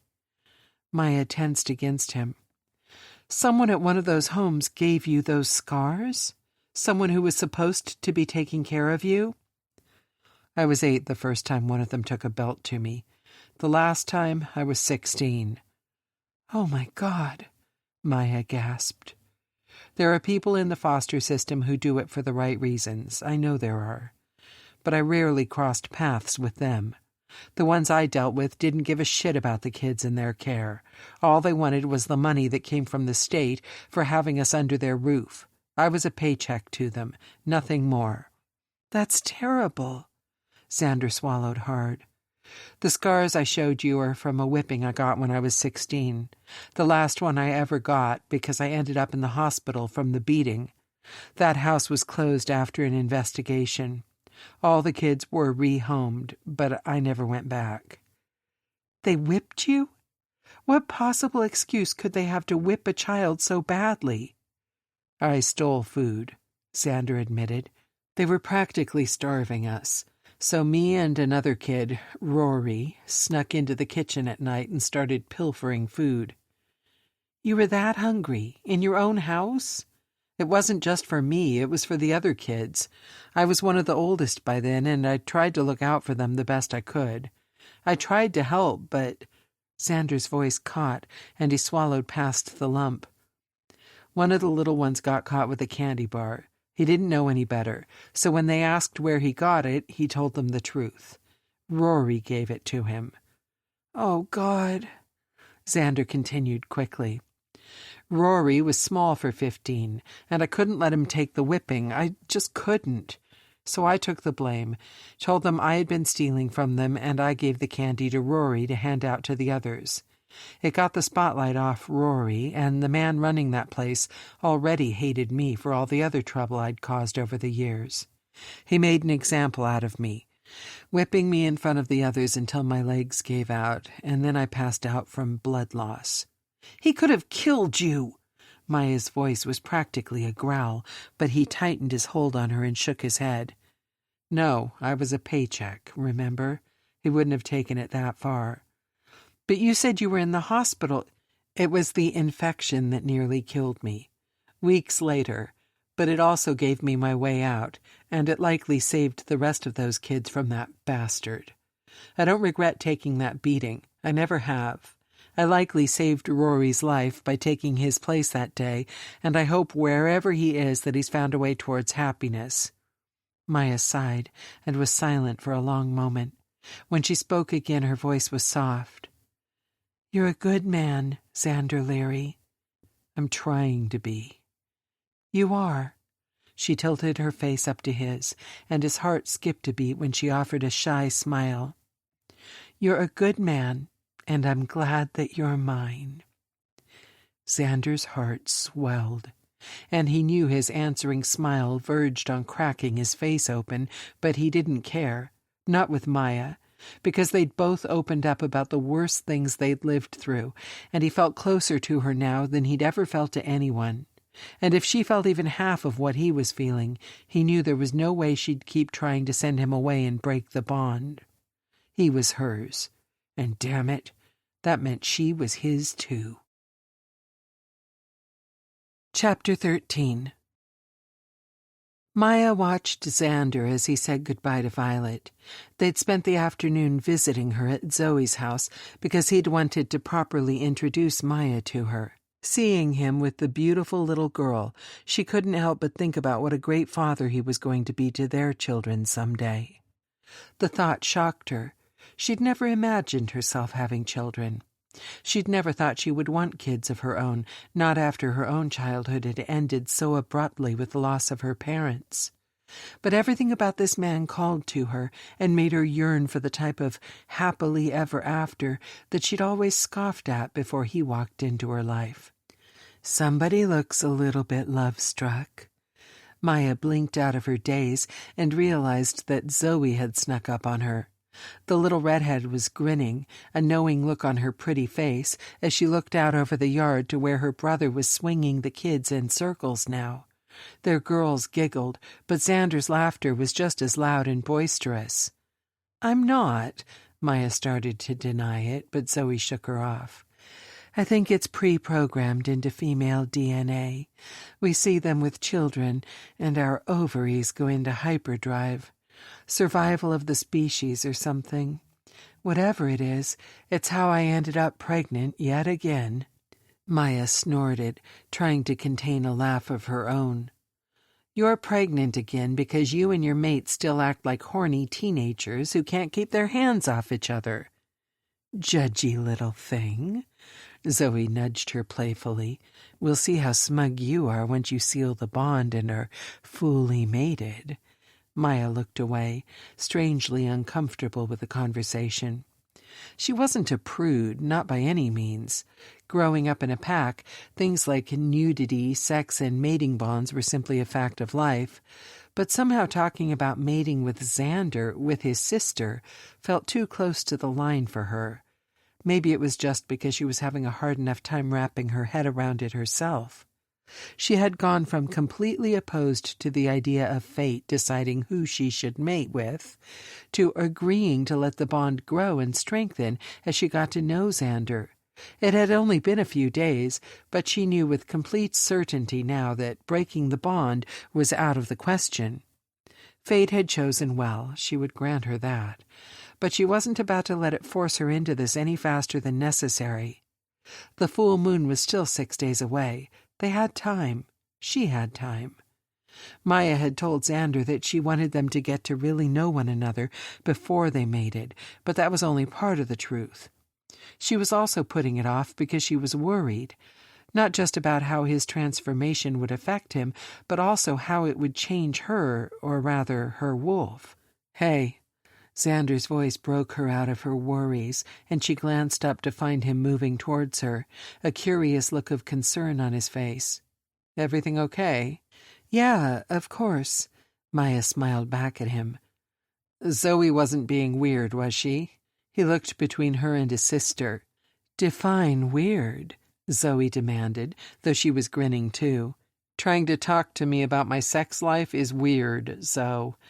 I don't care how supposedly normal it is in a pack. I'm still human. And when Maya and I seal the bond—" "AKA have sex," Zoe teased. "When we seal the bond, that's between us," he continued sternly, and Maya couldn't help but grin proudly up at him. She loved that he had no problem standing up for himself, or for her. Eventually, he would realize that mate bonds weren't typically private, but rather quite a big deal among the packs. But for now, she liked that he wanted to keep their mating just between them. It was rather sweet. "You know, when I first realized you two were bonded, I wasn't sure about how it would work, but now," Zoe motioned between them, "you two are perfect for each other." Maya wanted to ask Zoe what she meant. She wanted to know what Zoe saw when she looked at them. What was it that made her so certain fate had gotten this mating right? But before she could demand answers to questions she herself had been asking, Xander slid his hand into hers. "You ready to go?" "Sure, if you are," she nodded. "Yep, we better hit the road. Otherwise I might get attacked by spider monkeys again." He winked playfully, motioning to where the three girls were rolling around in the grass, singing a song from a Disney movie Maya had watched with Nova recently during a girls' night in. "Oh, you love it," Zoe teased, and Xander chuckled. "I do." "Don't let her fool you. So does your mate." Zoe winked before sashaying away with a finger wave. "You two go enjoy your nice, peaceful, child-free evening. And, Xander, we'll talk about living arrangements after the full moon." That stopped him in his tracks, and Maya had to tug on his arm to get him moving again. He followed her to the Bronco, but when he made no move to get inside, she stared at him. He looked deep in thought, so she held her hand out expectantly. "Keys?" "Huh?" He tilted his head. "Do you want me to drive?" "Oh, yeah, sure." He dug the keychain from his pocket and tossed them to her. Maya caught them and marveled at the easy way he handed them over. She'd never met a man that wasn't strangely overprotective of his ride. Hell, it wasn't as if she'd have given him the keys to her motorcycle, no questions asked, at least not back when it was still in one piece. She climbed behind the wheel before he could rethink it. The old Bronco was seriously cool. She loved the speed and the freedom that her bike gave her, but there was something about the big old SUV that felt comfortable and relaxed to her. She liked it, and as she adjusted the steering wheel, she smiled at the realization that she and Xander were sharing a vehicle. They'd been sharing their past with one another for a few days now. They'd also been sharing shampoo, the sink in her apartment, and steamy hot kisses that threatened to burn through Maya's rapidly fraying self-control. They were sharing their past and their present so that someday soon they'd be comfortable sealing the bond and sharing their future, too. Maya waited until Xander had climbed into the passenger seat and put on his safety belt before pulling the Bronco out of the driveway. He still hadn't said anything, so she let him ride in companionable silence as she weaved through the forest back towards town. She thought, momentarily, about turning the other way and heading to Crescent territory, but they'd visited her family yesterday, and she thought forcing Xander to deal with Leo and Darius 2 days in a row might be the thing to finally send him running. She loved her big brother and his mate, but she hadn't appreciated them giving Xander the 3rd degree. They were protective. Of course they were. They'd helped raise her, after all. But while she'd expected them to tease her and test Xander as if they had any say in if he was good enough for her, what she hadn't expected was the way they'd zeroed in on the fact he had shown up in town at the same time the Umbra Pack ambassador had gone missing. The two events were unrelated. She knew that, and so did they. Xander had been completely blind to the world he was walking into when he entered Noir. There was no way he'd crossed paths with the missing wolf shifter, somehow come out of a fight on top, and gotten rid of the body before carrying on to Noir with his sleeping niece in the back of his Bronco. She'd told her brothers that, when Xander had stared at them all in confusion, and ultimately they'd apologized, but she wasn't quite ready to forgive them for assuming the worst of her intended mate yet. It wasn't Leo or Darius that she itched to go and see now, though. It was Nova. Her little sister had all but moved out of the apartment and back in with their brothers at this point. She said she was giving Maya her space and the time alone with Xander that she needed to realize fate wasn't out to get her, but Maya still missed having her around. They'd been so close for so long, as much a pair as Leo and Luna had ever been, and she found she missed having the know-it-all around all the time. If Leo and Luna had helped to raise Maya, then Maya had helped to raise Nova just as much. She was the one that had woken up to Nova's screams of terror in the middle of the night for years after the ordeal with Maddox. She was just as much Nova's guardian as their older siblings. They might fight and argue sometimes, but there was nobody in the world that Maya loved more. "How do you feel about kids?" Xander's voice surprised her so much that Maya very nearly jerked the wheel into the other lane. She sucked in a surprised gasp of air and glanced at him out of the corner of her eye. She'd known he was deep in thought about something, but his sudden question still unnerved her. Maya refocused on the road in front of her. "To be completely honest, I've never been a big fan of random kids." "So you don't like children?" Xander sounded strangely forlorn, and Maya realized this wasn't a random conversation to him. She slowed the car and pulled to the shoulder. She put it in park and then turned to face him. She didn't want to be distracted. She needed him to hear her and understand what she meant, and she couldn't gauge his reactions if she was looking at the road. "That's not what I said," she frowned. "I like my nieces and nephews.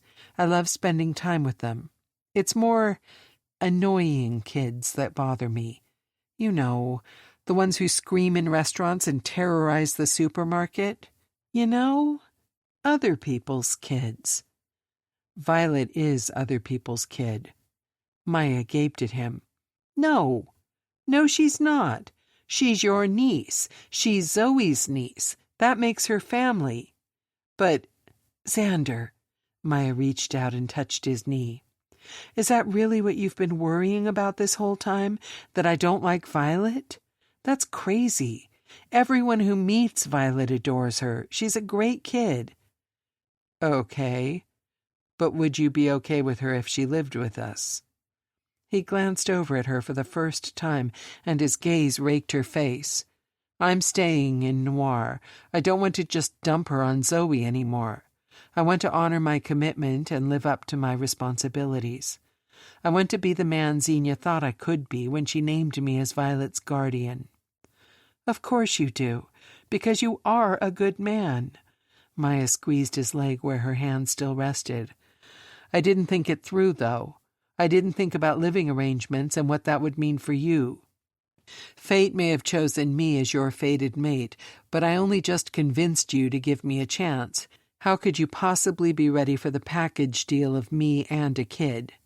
Maya's heart did that all-new, slow-melting thing it had taken up since this man walked into her life. He was so sweet, she didn't even have words for how his question touched the aching, empty places inside of her. He was walking away from the human world, leaving behind everything and everyone he had ever known. He was willing to accept her supernatural abilities, and believed in the fact that fate would bind them together forever. Yet here he was, worrying about how she was going to handle helping him raise his niece. She scooted across the bench seat until she was closer to him, and held his gaze. "Violet is part of your life, and your life and mine are connected now. She's just as much a part of my life, too, Xander. I care about her, and I want to be there to watch her grow up and become the strong, fierce, independent woman I know she's going to be." "Raising a kid, though, I don't even know where to start with it myself." "I helped raise Nova," Maya reminded him. "I can help you. That's what a mate is for." Xander still seemed to be worrying, his brows knit. "Maybe she doesn't even want to live with me. Maybe she wants to stay with Zoe and her girls. She loves having cousins to play with, and I wouldn't be far." "Hey!" Maya tilted his face back up to look at her when he started to look distant again. "You don't have to decide her future or ours tonight. We have time. We can talk to her and figure out what would be best. It doesn't need to be decided right now." Xander reached up and took her hand from his face, kissing her knuckles gently. "My future is already decided. It's you. As long as I have you, we can figure everything else out." "You have me," Maya said softly. "You'll always have me." Xander leaned over and took her mouth with his. Maya moaned as the heat that was always between them sparked into a wildfire. Over the past few days, the bond between them had grown, and the mating heat had grown nearly unbearable. She'd kept them busy, visiting her family, showing him the territories, teaching him about her people, because it was easier to ignore it when it could settle into a low, thrumming burn. But the instant Xander's lips touched her, it was like pouring gasoline on a bonfire, and she felt like she was going up in flames. A growl escaped her lips, and Xander answered with one of his own. He wrapped his arms around her and hauled her onto his lap. She straddled his waist, rubbing her ass along the thick length she felt growing beneath her, in his shorts. Xander's hands tangled in her hair, pulling so hard the slice of pain sent a shiver down her spine. Her wolf purred at the sensation, and Maya rubbed herself against him as her animal pushed against her restraints, wanting to put her scent all over him. She bit at his bottom lip, causing him to make that low, growling noise again, but she caught herself before she broke the skin. "Not like this," she pleaded with her wolf to pull back. They weren't going to mark him like this. Not here and not now. Not yet. She used all of her willpower to jerk her mouth free of Xander's tantalizing lips, and she buried her face against his neck, breathing hard and peppering softer kisses against the sensitive skin there. "Fuck," Xander groaned once he'd had a chance to come up for air. His hands went to her ass, pressing her down against his hard length. He lifted his hips to meet her, grinding their bodies together, and Maya whined. He brushed the shell of her ear with his mouth. "I keep thinking I can't want you more, and then I do." "It's the heat." Maya let her hips roll against him of their own accord. "It'll only get worse as we get closer to the full moon." "Worse?" He chuckled, though the sound was tight with restraint. "I think you mean better, sweetheart." "It's going to drive us crazy, literally." Maya found the strength to sit up so that she could look down at him and meet his eyes. "It will get harder and harder to deny the attraction, and eventually we'll lose all control." Xander cupped her face, stroking her bottom lip with his thumb, and his voice was husky when he spoke. "What if I want you to lose control?" "You don't. Trust me." Maya turned her head away. "If the first time you see my wolf is when she's too crazed by the mating heat to think rationally, it won't be pretty. Then show me now." Maya sighed. "Xander, I'm serious," he cut her off. "Show me now. Show me your wolf, Maya. I want to see her. I want to meet her. I know she wants to meet me, too. Let's do it now. Maybe it'll help with the heat if she gets a chance to meet me herself." Maya narrowed her eyes at him. "What exactly were you and Rafe talking about when you went to the garage to look at his new Range Rover?" "Cars, mostly." Xander squeezed her ass in his palms. "And the mating bond, of course." "Of course," she snorted. "And was this his idea? Letting my wolf out, I mean?" "No. He told me to pleasure you until you lost control and bit me before the full moon." "He did not," Maya gasped, though she laughed when Xander grinned up at her. "That bastard!" "He was joking, I think. I don't know for sure. He's hard to read, right?" Maya groaned and lay her head on Xander's shoulder. "He's the worst. And yet my sister seems completely infatuated with him, kind of how I'm completely mesmerized by you." He lifted her head with a soft hand on her cheek and made her look at him. "Show me your wolf, Maya. Please." "I don't know if that's a good idea." "What's the worst that could happen? She bites me? That's going to happen eventually anyway." He must have seen the worry on her face because he softened his tone. "The longer we wait, the more crazed the heat is going to make her. Maybe if she meets me now, it'll calm her some. Maybe buy us a little more time." Maya knew he had a point. She didn't like it, but it was a valid argument. She was still in control of her wolf right now. Showing him that side of her would be a big step in their relationship, but he was right about it being inevitable. And maybe, if they were lucky, he was also right that doing this would buy her some more time, even just another day or two, to figure out what it would mean for her and her wolf when she did give in and bite him. "Okay," she nodded quickly, sliding off his lap. "Okay?" He seemed surprised, but she nodded. "Yeah, okay. Let's do this. Get out of the truck." Wait." Xander paused, eyes going wide. "You mean here? Now?" "Yep. No time like the present. And we're in the woods, so if my wolf panics, there's room to run." She turned away and reached for the door handle to hide the fact that what she really meant was that if he panicked, she would be outside in the woods and he could climb back into the truck and lock the doors. "Come on, lover boy. Let's do this." Maya jumped out of the vehicle, leaving the keys in it. That way, if Xander got scared and wanted to run, he had an easy way out. Chapter 14. Xander followed Maya out of the truck, more surprised than nervous about what would come next. He hadn't truly believed she would agree.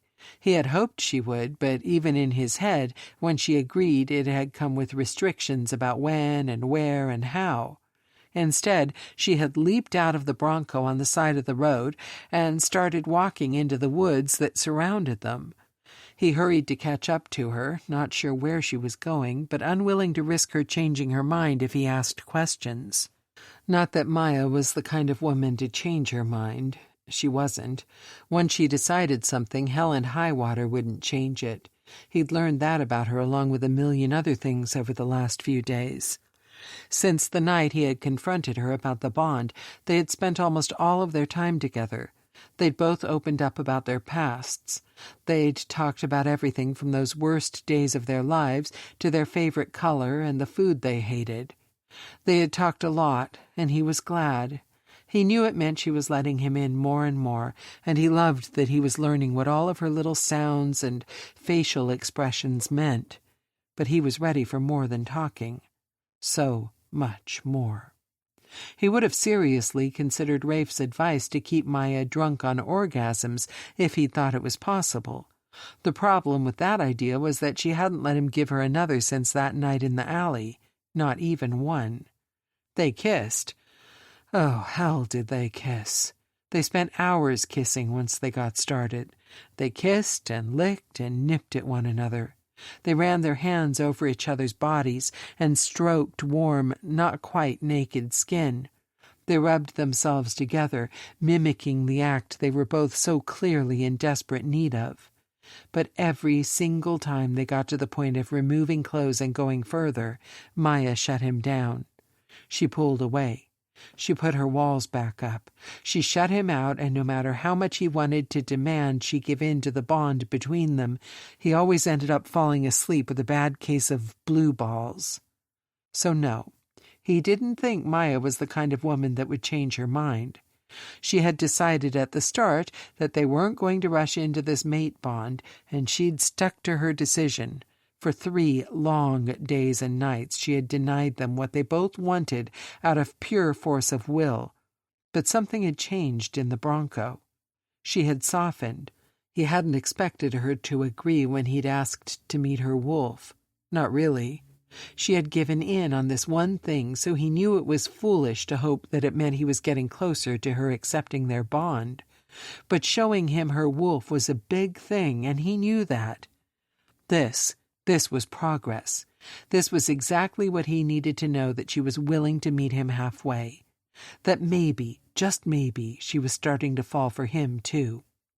Because he hadn't for 1 second believed it was only the mating heat making him want her. He was attracted to her. He liked her.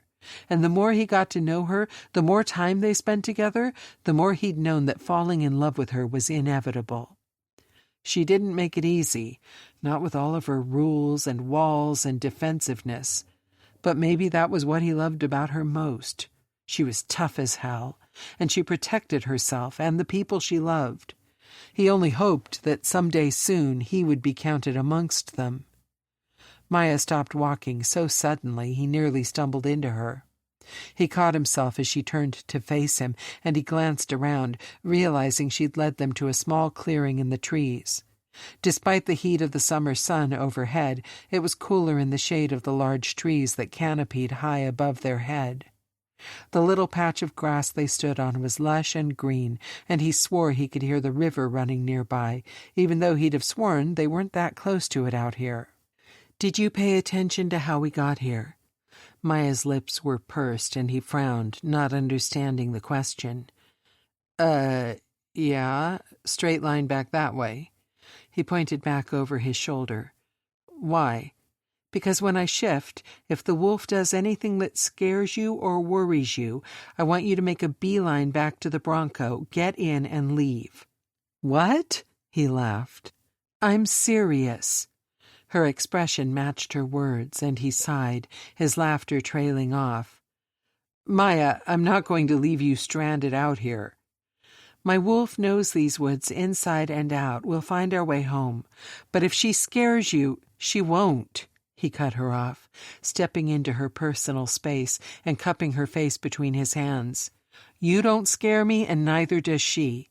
"But—" He kissed her just to shut her up. It was a quick kiss, soft and sweet, but it made his point. Maya kissed him back, but this time he was the one to pull away, smiling softly against her lips. "Stop stalling and shift for me, Maya. I want to see the other half of you. I want to know all of you."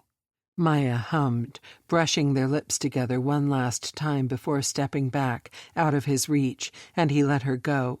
He stepped back too, giving her room. He wasn't the least bit scared of meeting Maya's wolf, but when she toed off her shoes and then began to unbutton her shorts, he started to sweat. He hadn't forgotten a single second of what Zoe had shown him when she introduced him to this world. He wished he could wipe the memory of seeing his sister's naked body out of his mind forever, but though he'd tried hard to repress that particular moment, he'd remembered that nakedness went hand in hand with shifting.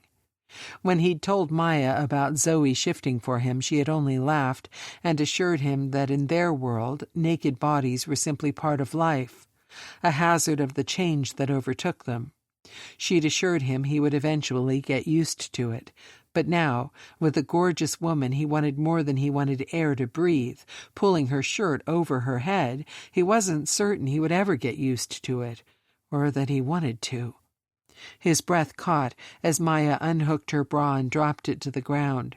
He'd had his head between her legs, he had tasted her sensual honey, but he hadn't seen her naked, not like this. And his cock went instantaneously hard, which wasn't difficult to do since his erection seemed to be a perpetual state of being when he was with this woman. Maya pushed her panties down and stepped out of them. She seemed completely unfazed by his stare, and he soaked in the sight of her from top to bottom. Her raven black hair hung loose around her shoulders. Her breasts were small but perky, with dusky nipples his mouth watered to taste. She was thin, but he'd already known that, so the flat plane of her stomach and lean muscles weren't a surprise. The scars, on the other hand, well, he thought he was prepared to see more of those, but he hadn't been, clearly, because rage boiled in his veins when he thought about that bastard cutting her just for the sick pleasure of it. As if she sensed his change in mood, Maya shifted on her bare feet. "You okay so far?" "You're standing naked in front of me, and I'm pretty sure you're going to tell me not to come any closer, so no, I'm not okay." He tried to smile, but the worry in her eyes when he met them again said she wasn't buying it. He tried honesty. "You're beautiful, sweetheart. So damn beautiful. It's all I can do not to tackle you to the ground right here and now and make you scream my name." Maya licked her lips. "That's not why we're out here." "No," he agreed, "it's not. Remember what I said about running for the car? The only direction I'm running these days is towards you, Maya," he admitted. "Now, as much as I love seeing you naked, I need you to shift for me." Maya took a deep breath, and he tried like hell not to watch her breasts rise and fall. Later, he promised himself, later he would cup them in his hands and suck on her until she was writhing for him. Right now, he needed to focus on making a good impression on her wolf, because it was that animal side of Maya that would ultimately give him a wolf of his own, according to what he'd been told. He swallowed hard at the thought of being bitten, of welcoming the presence of a wolf into him. It was still hard for him to wrap his head around how any of it was possible, but what he did know was that it was incredible. And he was so lucky to have the chance to be part of this amazing world. Okay, Maya blew out the big breath. She's clawing to get out and meet you, so here she comes. Xander watched as she closed her eyes. All the hairs on the back of his neck rose, and he swore he felt a rush of heat sweep through the clearing. As he watched, Maya's head snapped back and then forward again, so violently that she fell to her hands and knees on the grass. He gasped, taking a step towards her, but when she glanced up at him again, her eyes glowed gold, and the sight froze him to his spot. He winced as he heard the crack of bone and ripping muscles. Maya must have been in pain. Zoe told him that there was always some pain when the wolf climbed to the surface, but unlike his sister, Maya didn't cry out. Her body twisted and curled in on itself. In the span of a few blinks, he watched, transfixed, as her arms and legs shortened and her hands and feet turned to paws. His brain rebelled at the sight of Maya, his Maya, mid-shift, and he closed his eyes. It was only for a couple of seconds, but when he opened them again, a large black wolf was curled on the ground where Maya had stood only a minute before. He sucked in a surprised breath as the wolf slowly stretched, unwinding itself and shaking as if she had just woken from a nap. The wolf raised her head skyward, and Xander followed her gaze. He couldn't help but wonder if she was trying to figure out why she was being allowed into their world during the day instead of during the night of a full moon, or if she'd been paying attention and knew what Maya had agreed to. When she lowered her head again, swung around to look at him, he recognized the gold, glowing eyes and knew it was the latter.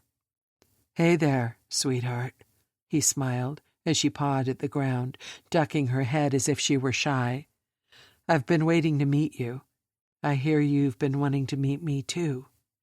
The wolf growled, sending a shiver down Xander's spine, but he only grinned back and shook his head. "You're not going to scare me off. Come here. Let me see you." He marveled when she moved towards him slowly. She understood him, he realized. Sure, both Zoe and Maya had told him that even when their animal sides were in control, that they were still inside and could see and hear what was happening. He figured the same must be true of the animal as well, which meant this wolf was Maya and knew everything that Maya knew about him. The wolf walked right up to him and butted her head against his chest. He chuckled. She was so big. That surprised him. The few minutes he'd spent with Zoe when she was in her wolf form, he'd thought she was bigger than a regular wolf, but he hadn't truly realized just how much bigger. Maya's wolf was tall enough that she easily pushed her muzzle against his stomach, sniffing him and then rubbing her face against him. He smiled and raised a hand, slowly and carefully, to scratch behind her ears. She was marking him. He felt so damn proud in that moment he could have shouted with delight. Instead, he only pet the large wolf and let her put her scent all over him. She wanted the other wolves in the pack to know that he was taken. Even if Maya's human side refused to give in and bite him, her wolf was leaving her mark. "And she said you were scary," he teased when the wolf all but hummed with pleasure. "You're not scary. You're beautiful. Just like your other half. Beautiful and strong and mine. All mine." The wolf butted her head against his hand, and he pulled it away. He sighed as she turned away. He had a feeling he knew what was coming next, and he winced when he heard the first snap of muscle as the shift started again. It hadn't been long enough. She should have stayed in wolf form longer. Zoe had told him that sudden shifts back and forth between their dual nature could exhaust them. But Maya went from animal back to human so fast and so easily that he could only raise his eyebrows when she appeared in front of him again. "Was it something I said?" Maya was squatting on the ground, one knee down, and her hands holding her steady, but she glanced up and glared at him. "You didn't run." "Why do you sound upset about that?" he snorted, watching as she rose back to her feet to see if she winced in pain or sagged in relief, though she did neither. "Because if you'd run, I could have convinced myself that I was right to keep you at arm's length." Maya's eyes softened, and she took a step closer to him. "And now?" "Now I'm not just attracted to you or intrigued by you. I'm proud, and so is my wolf." "Proud?" He raised an eyebrow. "Fate picked us a strong mate, and you're mine." Her lips twisted slightly. "All mine." "You heard that, huh?" He reached out for her, tugging her into his arms when she was close enough. "I heard everything, felt everything." Maya surprised him for the second time that day when she tiptoed up, wrapping her arms around him. "And I want you, Xander. The connection between us is so strong I can't deny it anymore. I don't want to, and even if I did, I don't think my wolf would let me. Not now that she's put her scent all over you." "Maya." He whispered her name when she leaned in and tugged on his earlobe with her teeth. "What are you saying?" "I'm saying I'm jealous of my wolf. You smell like her when really you should smell like me." "Fuck," he groaned as her hot breath ghosted over his cheek. "Why does that make me so damn hot? I want you to. Let's go back to the apartment." "No, here." She pulled back enough to look up at him from beneath her dark lashes, her full bottom lip pinned between her teeth. "I want this. I want you." "You have me. I'm yours." "I love the sound of that." Maya's hand slid around to his chest, gliding down to the edge of his t-shirt, and then gliding back upwards beneath the soft material. "Now take this off. I gave you an eyeful, now it's your turn." Xander grinned and reached down to pull the shirt over his head. "Whatever you want. Anything you want." "Promise?" She teased her lips over his chest, and he groaned as her fingers began to slide the zipper of his shorts down. "On my life. It's yours. It's all yours." Maya hummed, her tongue flicking out to taste his skin, and he was the one who growled as all his control abandoned him. He had Maya, naked in his arms, all but begging him to take her here and now. It was everything he had ever wanted, and he couldn't figure out why he was still wearing clothes. Quickly, he helped her pull at them. He kicked off his shoes and pushed down his shorts until he was only in his boxers. He stepped out of them and then wrapped his arms around her, hauling her back against him, reveling in the feel of her warm body as she wrapped herself around him, and he found her mouth, taking a deep, thorough kiss that left them both panting when they were forced to come up for air.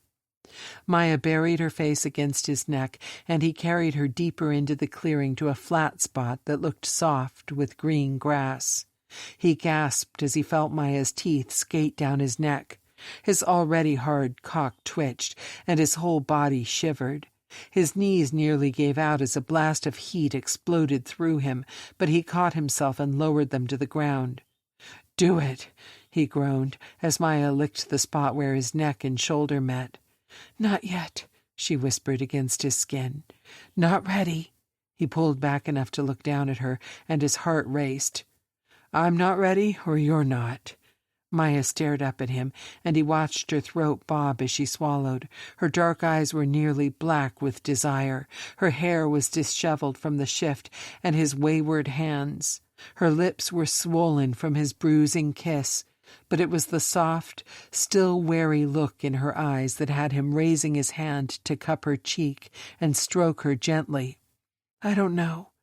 Maybe both?" She searched his face. "Is that okay? Is this enough?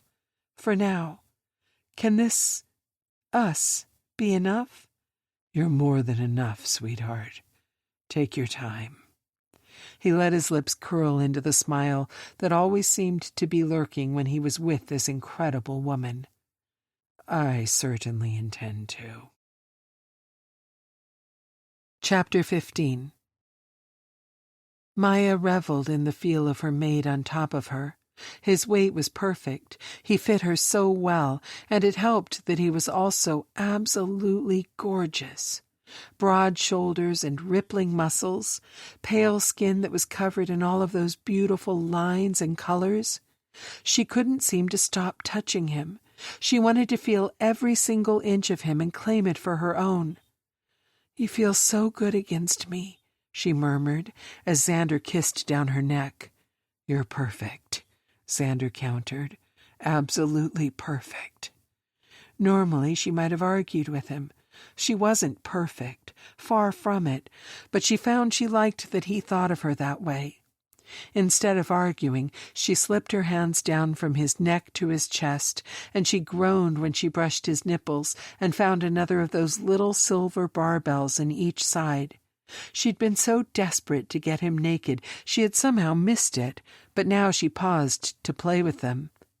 "I fucking knew it," Xander smirked. "You did, huh?" "It's like you were specifically designed to be a walking orgasm to me," she grinned, flicking the metal and twisting slightly until he gasped. "You like my piercings?" "You know I do." Xander's smile turned wicked and daring. "Then I can't wait to show you the rest." Maya's eyes went wide. "There's more?"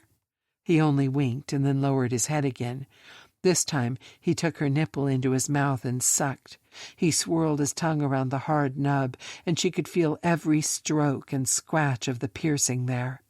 She closed her eyes and basked in the way he worshipped her body, even as her mind raced forward to piece together what he'd meant when he said he had another piercing.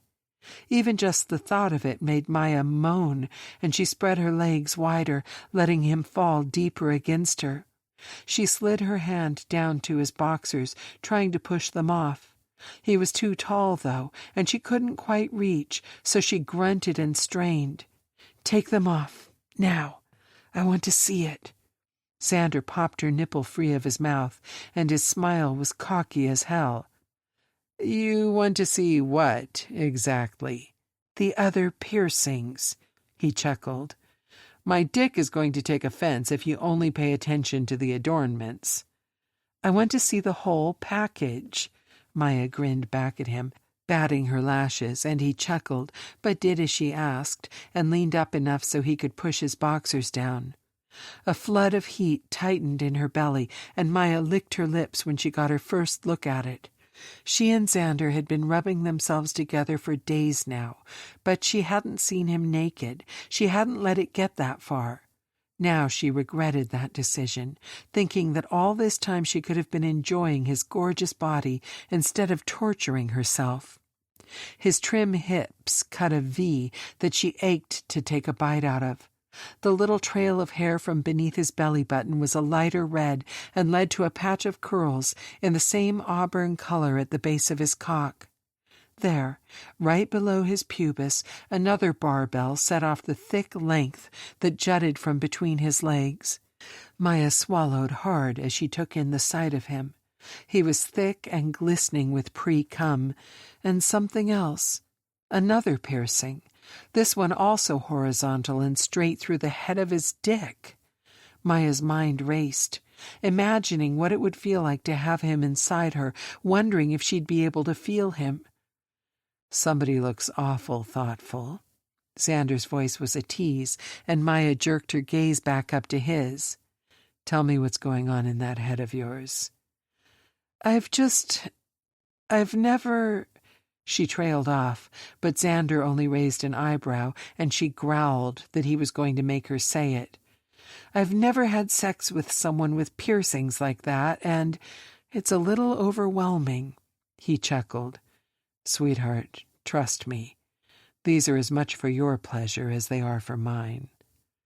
"I like them." Maya bit her lip and looked up at him expectantly. They're sexy as hell. You're sexy as hell. I'm glad you think so. Just remember to take them out before you shift. I'd hate for the wolf to rip them out. She found herself admitting, even though all she really wanted to do was beg him to fuck her. First off, Xander leaned back over her, so their faces were close together. I love that you're planning for how to take care of me after I get my wolf. He kissed her softly, gently. And second, I think you're sexy as hell too, Maya. So damn sexy I can hardly think. I've wanted you for what feels like forever, and if I don't get inside you soon, I'm going to lose my mind. It's the heat. Maya reached up and brushed her fingers through his hair. I told you it would make us crazy. It's not just the heat, Maya. He met her gaze, as serious as she'd ever seen him. It's you. I want you. All of you. I know you're not ready to give me the bite and the wolf, but I want you to know that I'm ready for this. I'm all in here. Maya's chest felt heavy with emotions she wasn't ready to put into words. Instead, she pulled him down and kissed him with everything she couldn't say. She moaned against his mouth, and he took advantage, sliding his tongue in and teasing the roof of her mouth, which was strangely ticklish. Of course, he had found that little weakness. He seemed to know all the ways past her walls and barriers. He knew exactly what she wanted, exactly what she needed, and as if he'd read her mind, he slid a hand between her legs. "Zan," she gasped as he found her swollen clit and rubbed little circles that made her legs shake expectantly. "You're so wet for me, sweetheart." He nipped at her earlobe, his words a silky tease of things to come. "You want me inside you?" "Yes," she cried out as he slid a finger into her and began to thrust in and out. "Like this?" "More," she demanded, her hips coming up off the ground to grind against his hand. Xander hummed and inserted another finger, stretching her. "Does that feel good?" "So good." "You know it's going to feel even better." "Please." Maya heard the whine in her voice and didn't even care. "Please, please, please." She was too far gone, too desperate to feel him deep inside of her. The heat was burning her up from the inside out. She felt like she was going to combust, but she couldn't, not until she had him inside of her, really inside her, binding them together in a way that would be unmistakable to any shifter in the world that saw them after. "You don't have to beg, sweetheart. I'll give you what you need. I'll always give you what you need." Xander sat up suddenly, readjusting their positions. He pulled Maya's hips up and spread her open for him. He used his hand to align his cock with her opening. She looked up at him from heavy lids, and when he met her gaze again, she gave a nod that she knew instinctively he needed. He made a low, growling noise deep in his chest, and then he shifted his hips forward, sliding into her on one long, slow thrust, going deep, pushing in until she could feel the heat of his cock against her squeezing walls and the warmth of the metal pubic piercing pushing against her clit. She gasped. Oh, God, she hadn't realized that it would... Oh, fuck! She bit off a scream of pleasure as Xander began to move in and out of her, thrusting deep and rubbing against her clit each time. She wasn't going to last. Not like this. The man was a sex god. That was all there was to it. He was a sex god, and he was hers. All hers. Forever. And if she could have thought clearly enough to put a prayer together in that moment, she would have thanked fate for sending her this incredible mate who was exactly what she'd needed. "Maya," Xander groaned as he plunged inside of her and felt the heat swell between them, felt the tendrils of the bond that had been building between them solidify into something solid and undeniable. There was no mistaking it now, no wondering, no second-guessing. There was only Maya, his fate, his mate, his future. He rolled his hips as their pace sped up, and Maya's nails dug into his back as she held on to him. He loved that bite of pain that mixed with the pleasure. He groaned and slammed into her harder. "That's it," he coaxed through gritted teeth. "Scratch me. Mark me. I'm yours." "Mine."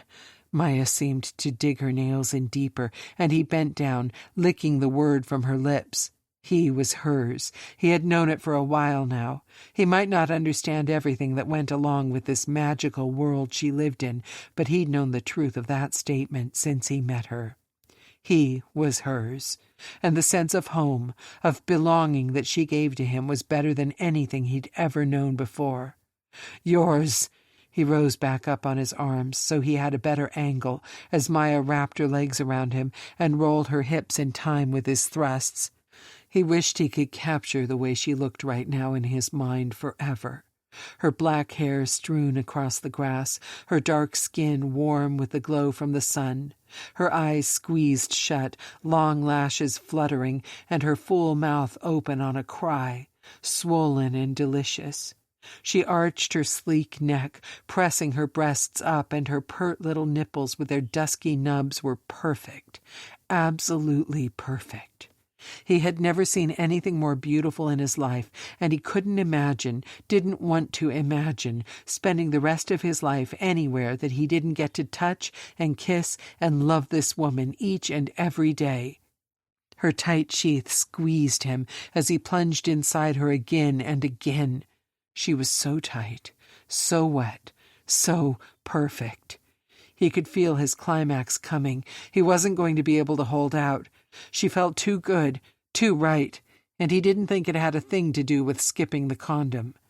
He had talked about it with Rafe earlier, about protection. He'd wanted to be prepared for whenever it happened. He hadn't expected it to literally be on their way home, pulled off on the side of the road in a clearing in the woods.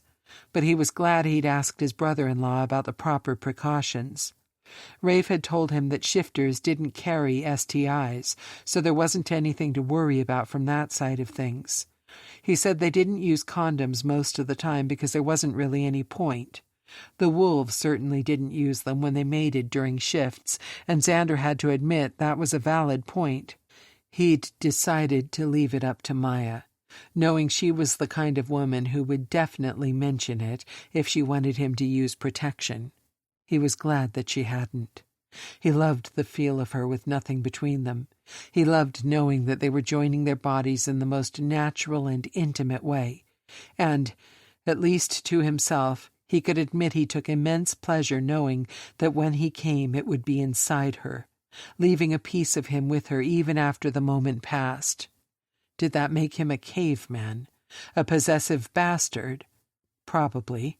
But it was hard to feel bad about it when Maya was literally going to bite him and put a wolf inside his body someday soon. A shiver of pain and pleasure radiated from his nipple, and he opened his eyes to find that Maya had twisted the stud there between her fingers. He groaned. He loved that she liked his piercings so much. He'd had them done years ago, after discovering he liked a little bite of pain to go with his pleasure. He knew the piercings in his tongue and his cock made pleasuring a woman even more fun, but he'd always thought the ones in his nipples were just for him. Until now. Because Maya was the first woman he'd ever been with bold enough to squeeze and pinch and twist, to lick and suck and bite at them. She seemed determined to give him just as much pleasure using them as he was giving her. He shuddered as her pussy clenched around him, as if she was taking as much enjoyment in it as he was. "Fuck!" he grunted, head thrown back. "I'm going to come." "Do it," Maya hissed. "Come inside me. Mark me, Zan." Her sweet, dirty words were all it took. He slammed into her a few more times, pushing deep and fast, and then his balls were drawing up and his body shook as the climax swept through him. He heard Maya cry out, his name, and pride joined the rush of pleasure as her body convulsed around him. Her own orgasm taking hold as he continued to pump his seed into her in uncontrollable, jerky motions. Maya's body trembled, and she tightened around him so much he felt like he was in a vice. His eyes rolled back, and he choked out a stuttered breath. Fire raced through him, and just before he collapsed, completely wrung out from the intensity of his climax, he felt something shift inside of him. A line, a puzzle piece sliding into place, and he swore he could hear Maya's racing heart and her whispered prayer of thanks that fate had gotten it right. Xander groaned, losing his balance as he pulled out and falling to his side. He lay on the grass beside Maya, one arm and leg still thrown over her, and tried to catch his breath. Maya's eyes were closed, and her chest rose and fell in great, heaving breaths. She surprised him when, without cracking an eyelid, she slid her hand down and found his, twining their fingers together. He smiled and gave her a reassuring squeeze. "That was—" "Wow," he nodded his agreement when Maya trailed off, and she chuckled. "Eloquent as always. You have a better word for it?" he teased, nuzzling her neck. "Life-changing." She opened her eyes to slits to stare at him. "Or is that too mushy and dramatic? It's perfect, because you have been life-changing for me." "You're such a softy for a guy that would set off metal detectors." He laughed. "I'm more than meets the eye." "You really are." Maya turned her head to look him in the eye, and her smile was soft and hesitant. "And I'm so glad that fate chose you for me." "Yeah?"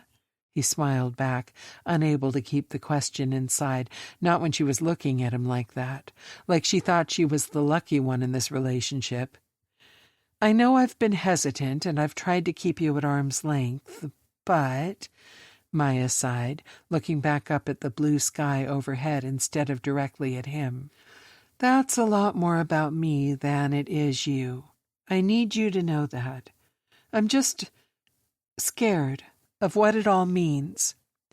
"Changing me into a wolf, you mean?" "Not just that, but yes. Turning a human it can be dangerous, even for a fated mate." Maya shook her head. "But it also means a change from my wolf, and I don't know yet how she's going to react." Xander leaned up on an elbow to look down at her. "Have you spoken to anyone about your worries?" She shook her head. He'd known she would. She was so strong, she thought she could handle everything herself. But she didn't have to carry the weight of everything on her shoulders alone anymore, and he was going to prove that to her, if only she would let him. "Maybe you should," he offered. "I know it's not the same thing, but it's really helped me to be able to talk to Zoe and especially to Rafe over these last few days. Sometimes just saying what you're scared of out loud to someone who will listen and not judge can really change your perspective. I'm almost too afraid to ask what else you've gone to Rafe for advice about after the whole orgasms as a weapon conversation," she smirked. "He's a good guy," Xander shrugged. "He is," Maya agreed, "and your sister is lucky to have him as a mate. They're a good match." "Your siblings have good matches, too. Luna has Michael and Leo has Darius. I'm sure if you talk to either of them, they could help with whatever has you so worried." He reached up and brushed her hair back. "If you don't want to confide in me quite yet." Maya reached for his hand, drawing it to her mouth and kissing it gently. "It's not that I don't want to confide in you, I swear. It's just that this is something I need to talk to Leo about.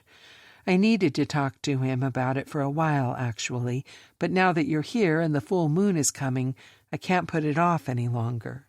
"Well," Xander traced her full lips with his finger, "maybe just a little bit longer?" Maya grinned, rolling towards him. "You think you're ready for round 2, lover boy?" "Oh, absolutely, I am."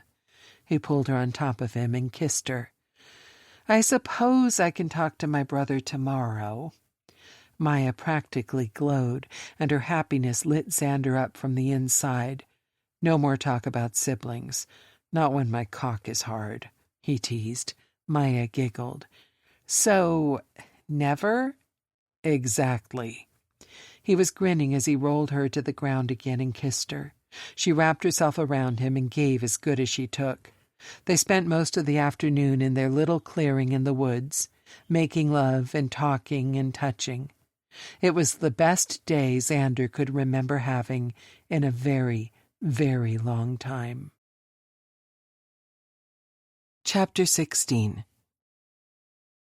Maya knocked on the door of the familiar house in the center of Crescent territory and held her breath as she heard a voice yell to wait a minute. She swore if she scented sex when they opened the door that she was leaving. She wanted to talk to her brother, needed his advice, but she'd accidentally walked in on Leo and Darius enough times when she was living here that she wasn't sure she could take another eyeful at this point and not be scarred for eternity. When the door swung open a minute later, she was relieved to see that her brother's mate was fully clothed, if a little messy. "Is that egg on your shirt?" She blinked in confusion, and Darius looked down at himself before offering a sheepish grin. "I'm cooking breakfast." "He's burning breakfast, actually." Leo's voice came from behind his husband, and Maya laughed when the smoke detector went off only a second later. "Told you. Damn it. You could have gotten the door if you didn't want your food burned." Darius harumphed, glancing quickly back at Maya. Come in. I swear nothing is on fire." Maya stepped into the house, shutting the door behind her and then following them as Darius rushed back to the kitchen, reaching up and grabbing the smoke detector off the ceiling with one hand, and then plucking the batteries out of it, all on his way across the room. Her brother lingered for a moment longer. His attention was clearly on his mate, a small smile playing on his lips as he watched Darius struggle to get the burned toast out of the oven without electrocuting himself. But he glanced back at Maya as she moved to his side. "You know you don't have to knock. This was your house, too." "It was, but it's not anymore." She shook her head. "Besides, I didn't want to walk in on anything intimate." "Good call." Darius gave up trying to fish the toast out of the machine and instead opened the back door and tossed the entire appliance into the yard. He looked pleased with himself until he caught Leo shaking his head in exasperation. "What? That's your fault. You distracted me coming into the kitchen looking all hungry and sexy." Maya snorted. "I know you two so well." "It's probably a good thing you knocked when you did." Leo only smiled knowingly, the look of a man totally and completely enchanted by his mate, even all these years later, or Dee may have finally succeeded in burning the whole house down. "Again, not my fault." Darius shrugged, and Maya, unfortunately, couldn't help but notice that though her brother's shirt was buttoned, that it was askew, which explained why he hadn't been the one to rush to the door. "So now it's your turn to figure out breakfast." "I don't care what we have, you know that." "Well, I do, which is why I was trying to make us an actual meal. I'll just grab an energy bar out of the cabinet and call it good. Those things taste like cardboard. That's because they're good for you." "I'm not eating cardboard for breakfast." "Then go get the toaster out of the yard and try not burning the bread this time around." "We needed a new toaster anyway. The damn thing sticks, or else it would have popped up before it burned in the first place." Darius grumbled, and Maya decided interrupting their little bickering match was the only way she was going to get their attention. They had always been like this. Always. Since the first time they'd met, they'd been arguing and fighting and going toe-to-toe. She assumed at least some of it had to do with two alpha wolves being mated and constantly striving for dominance, but she also thought a lot of it was just that they enjoyed riling one another and then using the fire to fuel their make-up and make-out sessions. Hi," she cut in loudly.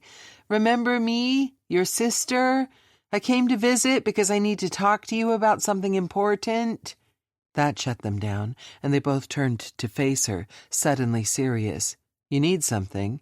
Darius frowned at the same time Leo raised an eyebrow. "What's wrong?" "Nothing's wrong." She shrugged when Leo narrowed his eyes at her.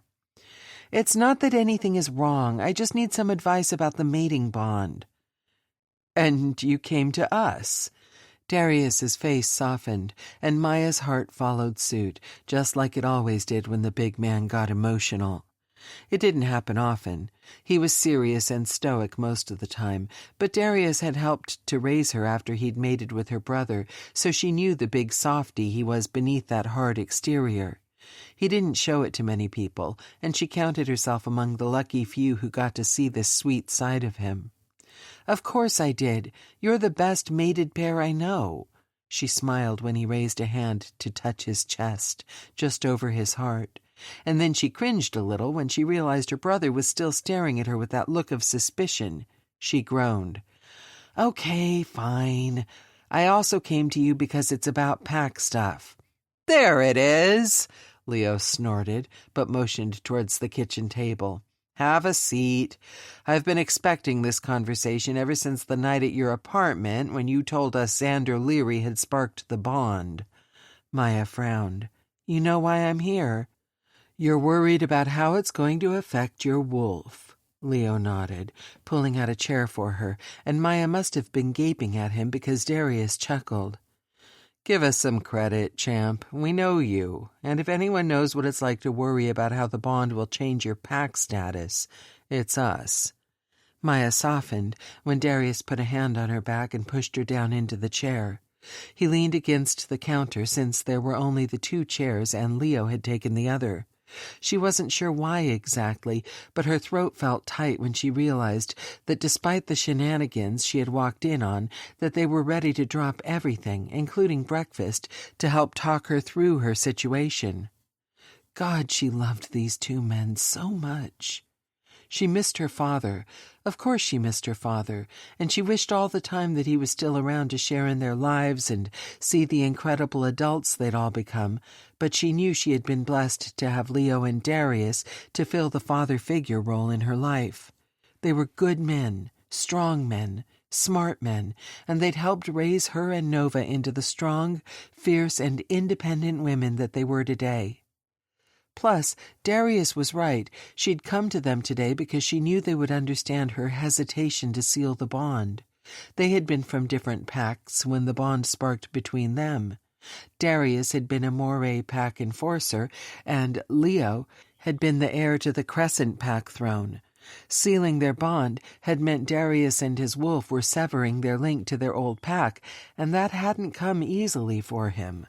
She wasn't sure what the bond would do to her own ties, but if there was anyone on the planet that could help her come to terms with it, she knew it was Leo and Darius. "I'm not sure where to start," she admitted. "I've always found the beginning is a good place." Leo smirked, and she thought about kicking him under the table.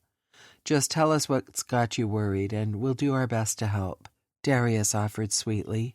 Maya looked between them, and her heart swelled with longing. They were so good together. For as long as she could remember, she'd sworn that she wanted nothing to do with fate or whatever intended mate it wanted to throw her way, but secretly, as she'd grown up under Darius and Leo's roof and watched them interact, she had hoped that someday, maybe, she would get the chance to have the kind of bond they did. Now it was within reach, and she couldn't seem to convince herself to grab it like the lifeline it was, and she worried if she didn't do it soon, it would slip out of her reach forever. She sighed. "You know, all this time I never really understood why it was that you 2 waited so long to seal the bond." They exchanged a look. It was knowing and warm. She swore she could feel the link between them humming with the power of their connection. "I mean, at first I thought it was because you were both male, even though same-sex matings have never been a big deal in the pack. I thought maybe you were hesitant because Leo was pack alpha and you wouldn't be able to pass that down to your heir," Maya admitted and grinned when her brother frowned. "I was a teenager when I thought that. I realized that wasn't the reason pretty quickly after you finally gave in and claimed one another. It was never about him being male." Darius reached out, and Leo slid his hand over, lacing their fingers together. "I know that now, but back then," she shook her head. "Once I realized it wasn't that, I thought you 2 had put it off because of everything that was happening at the time." "Well, that was certainly part of it." Darius spoke again, shooting a look at her brother. "There was a lot going on. The day we met was the same day Leo came to the Moray pack for help. You and your sisters were hostages. The pack was being led by a murderous lunatic. And add to that, when we did find you, Michael's mate bond sparked with Luna. Both packs were going through an upheaval, and we struggled to find our footing amidst it all. Speak for yourself, Leo snorted, a warm smile for his mate. I didn't care what was happening. I wanted to claim you the minute I saw you, and my wolf did too. I wanted it all. The claim, the bite, the bond, from day one. But you were a big fan of time back then. Maya raised an eyebrow at the way her brother drew out the word, time. He wanted more time, kept saying we had time before the full moon. We had time to get to know each other. We had the rest of our lives to figure out the details. But he was very concerned with our timing. Hey, I needed that time to wrap my head around what mating the pack alpha of the Crescent Wolves would mean, Darius admitted. It was a big deal for me, not just because of the timing or who he was. I had to come to terms with the knowledge that sealing the bond and claiming Leo would sever my ties to the Moray pack. They were the closest thing to family I'd ever had, and it wasn't easy for me to take that leap and leave them behind. I'll admit it took me a while to realize just what I was asking him to give up, too. The bond is a big deal. We're taught about it from the time we're children, about what it means, but nobody prepares you for the way it feels. Maya was nodding before they finished. That's why I'm here, because I feel like I need more time, but we're running out of it. The moon puts us all on a ticking clock. Darius nodded, understanding.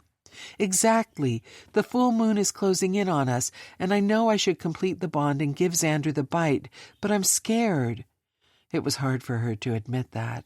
She had spent so much time after the ordeal with Maddox Clary trying to make herself strong. She had promised herself that she would never be weak again, but claiming Xander, letting him in, scared the hell out of her. She had spent so long building up the walls around herself, determined never to get hurt again, but Xander had stormed the gate, and now she could feel herself cracking open, and so many feelings she'd held at bay and repressed were overwhelming to her now. "What are you scared of?" Leo asked gently. "Everything. Him. Me. My wolf." Maya put her elbows on the table and dropped her head into her hands. "It's just a lot to deal with. Changing him, being responsible for his wolf. I can't help but worry I'll screw it up." "It's a big responsibility," Leo agreed, "which is why you have to decide if he's worth it." Maya tilted her head. "I didn't get to decide. That's the point. Fate decided." "Sure, she chose him for you, but that doesn't mean you have to accept it. If you don't want him, you can reject the bond. It won't be easy, but it can be done if that's what you truly want." "It's not," Maya admitted quietly. "Then you choose him. Your human side and your wolf both. That's why there's two sides to every mating bond. The human claiming and the wolf's mark. You both have to accept it." Maya chewed on her fingernail, knowing that she wasn't being completely honest about the real reason she had come here. There was more that scared her about the mating. She had already accepted Xander was her mate. She had claimed him yesterday in the woods in her human form. It was her wolf side that she was hesitant to let seal the bond, and it didn't have a thing to do with not wanting Xander as her mate. "There's more." Darius had been watching her closely as she and Leo spoke, and now he narrowed his eyes. "Isn't there?" "How do you do that?" she groaned. "It's a gift." Darius smiled, but his eyes remained steady. "So, tell us why you're really here, because I don't think it's just that you're worried about Xander transitioning." "I am worried about that, but—" She gave up worrying at her nails and sat up straighter in her chair. "I'm more worried about what the mate bond will do to my wolf." "What do you mean?" Leo frowned. "The bond won't hurt your wolf. You know that." "No, it won't hurt her, but it might change her." She glanced at Darius and saw understanding in his eyes. "What if, instead of changing Xander, he changes me? You mean, what if his wolf isn't a crescent wolf? There was no question in Darius's tone this time, but she nodded anyway. Leo shook his head. That's ridiculous. You're a crescent wolf. It's your bite that will create his wolf. Of course he'll be a crescent wolf. Not necessarily, Darius hedged. The odds of his wolf not being tied to Maya's pack are— But I have 2 packs. Maya cut her brother off, wincing when a hurt look crossed his face. I'm sorry, but you know it's true. I was born a crescent wolf, but it's been years since I embraced the pack. It was too hard for me to be here after everything that happened. I lived with you guys for a while, but I also found a place for myself amid the Moray pack with Luna and Michael. I've been straddling the line for so long that I'm not sure my wolf even knows where she belongs anymore. What if biting Xander tips the scales? Darius leaned forward in his chair. And you think the scales will tip in Moray Pack's favor because Xander has a blood tie to Zoe? She nodded again. They may be estranged, but they're blood relatives. What if her blood is strong enough to tie him to the Moray wolves? What if it's strong enough that my wolf breaks her tie to the Crescent Pack to be with him? Leo looked thoughtful, and though Maya exchanged a look with Darius, they both remained silent. This time she knew they weren't having any secret conversation. Her brother was the pack alpha of the Crescent Wolves. Her family had ruled the pack for generations. Her tie to Leo's pack should never have been in question. But it was, and she could see that it hurt Leo to think of her wolf choosing another pack over his. That was why she was surprised when he finally spoke. If you mate and end up as Crescent Wolves, you know we will welcome you with open arms. Leo met her gaze. But if you mate and become a Moray wolf, you'll still be family. You'll still be tied to Luna since she's their queen now. You mentioned Xander's blood connection, but you have one yourself. I hadn't thought about it, but you're right. It's possible your wolf will be forced to choose. And whatever that choice is, we'll support you. Maya's throat felt tight. You could accept that? Me not being a Crescent Wolf anymore? It's not my choice. It never was. Leo reached out and covered her hand with his. You will always have a place in my pack. You're my sister. All I want is for you to be happy. Whether that's as one of my wolves or not doesn't make much difference to me. Thank you, Maya choked out. That means a lot to me. We love you. Darius covered Leo's hand on top of hers, stacking them high. All we've ever wanted was for you to be safe and happy and loved. With your fated mate finally here, it looks like that's all finally within reach. We're happy for you. Thank you, Maya managed again, her heart warm and flowing with a lightness she hadn't expected.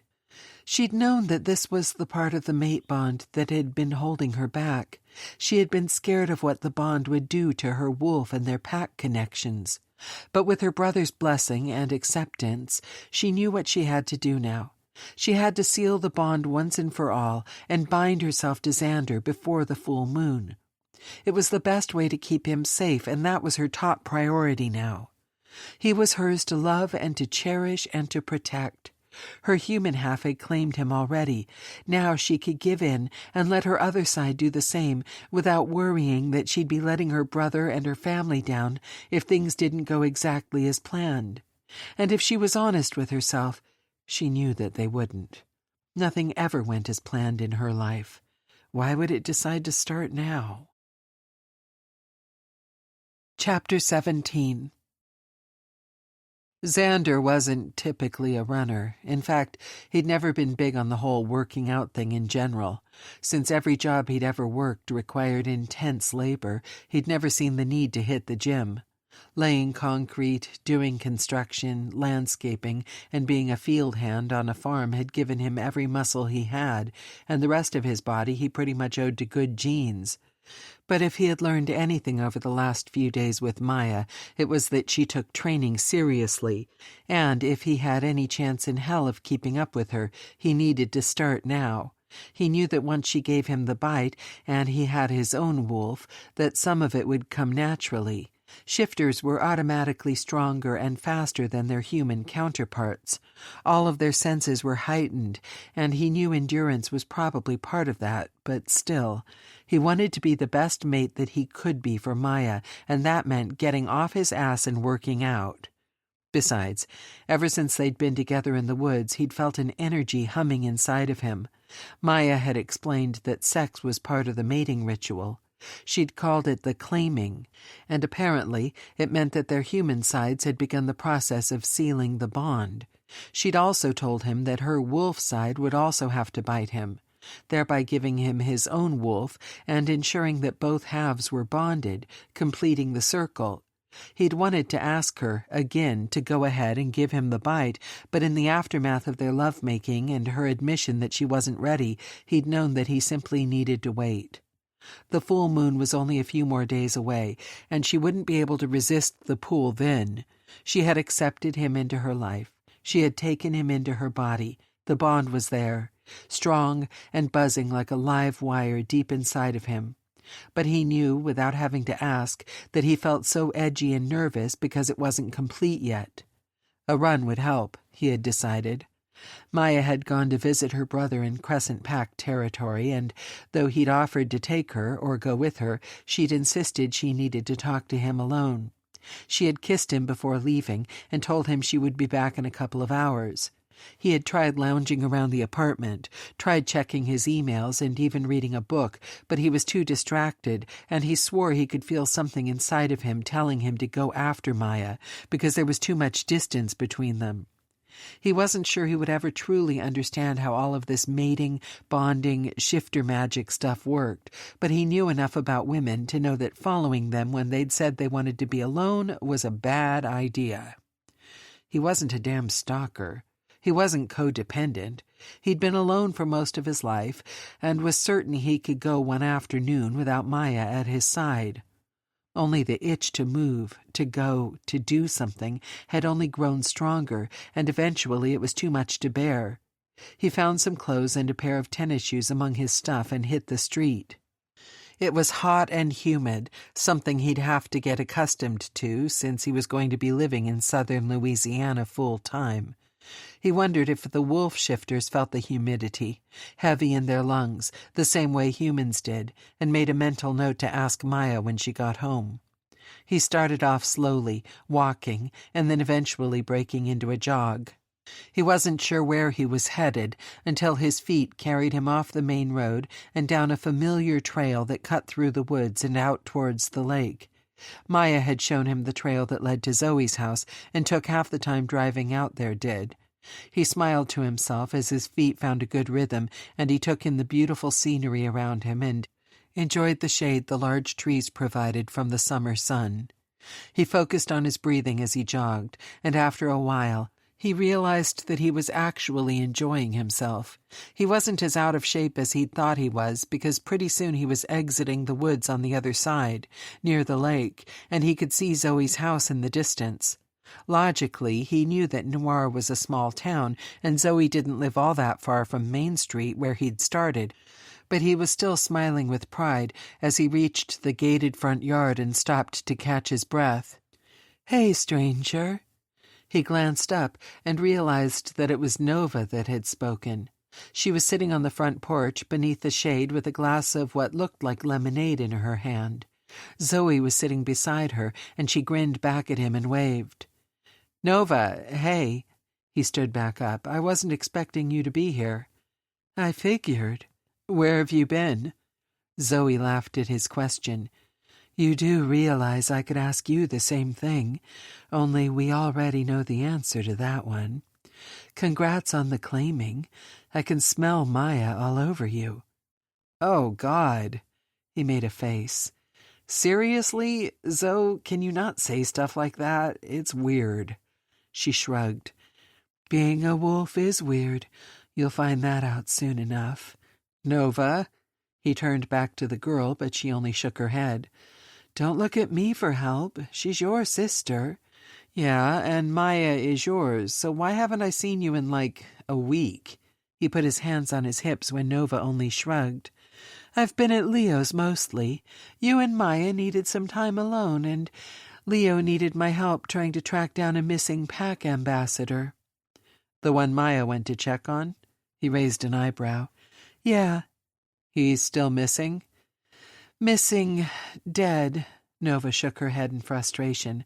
"I can't be sure. So far my visions have given me jack shit when it comes to locating him."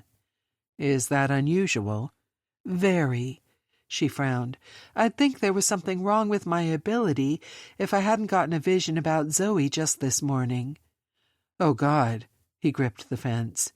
"Is it something bad? The baby?" No, Nova rushed out. "My visions aren't all bad, no matter what my sister told you." Xander frowned, wanting to tell her that Maya hadn't diminished her little sister's gift. He wanted to tell her that Maya thought she was the most special of them all, that her sister worried about her and wanted to protect her, but it wasn't his place to get involved in their relationship, so he stayed quiet and let Nova continue. "I just came to see if Zoe wanted to find out the sex of the baby." "A boy this time?" He grinned at Zoe, but she only beamed and rubbed the little bump that had begun to grow beneath her shirt. "Nope. According to Nova's vision, I'm having another happy, healthy baby girl." "Oh, I bet Rafe loves that," he said truthfully. It had been clear to him from the first time he saw Rafe with his daughters that he adored them just as much as he did their mother. He must have been over the moon with the news that he'd have another perfect little girl to dote on. From the way Zoe's smile softened dreamily, he knew he was right. "He's a very proud daddy." Xander was a very proud uncle, too, but he still felt like he was intruding on the moment. Zoe and Nova had been sharing a nice afternoon on the porch, sipping lemonade and talking babies.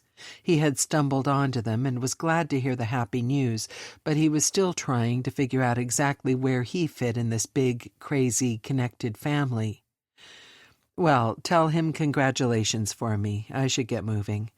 He pushed off the fence and Zoe raised her eyebrows. "You sure you don't want to come in and tell him yourself? You can grab a bottle of water and check on Violet, maybe? She's upstairs with the girls playing dolls." "As much as I would love that, I'm covered in sweat, and I have a pretty good idea that I smell terrible." He grinned. "How about once Maya gets home we come back by and pick Violet up for dinner tonight, if that's okay with you?" "Of course, she'd love that." "Sounds like a plan." He nodded. "I'll see you tonight." "Bye," Nova called, and Zoe waved at him. "Be careful out there. It's hot, and you're not used to the Louisiana humidity yet." "Yes, ma'am."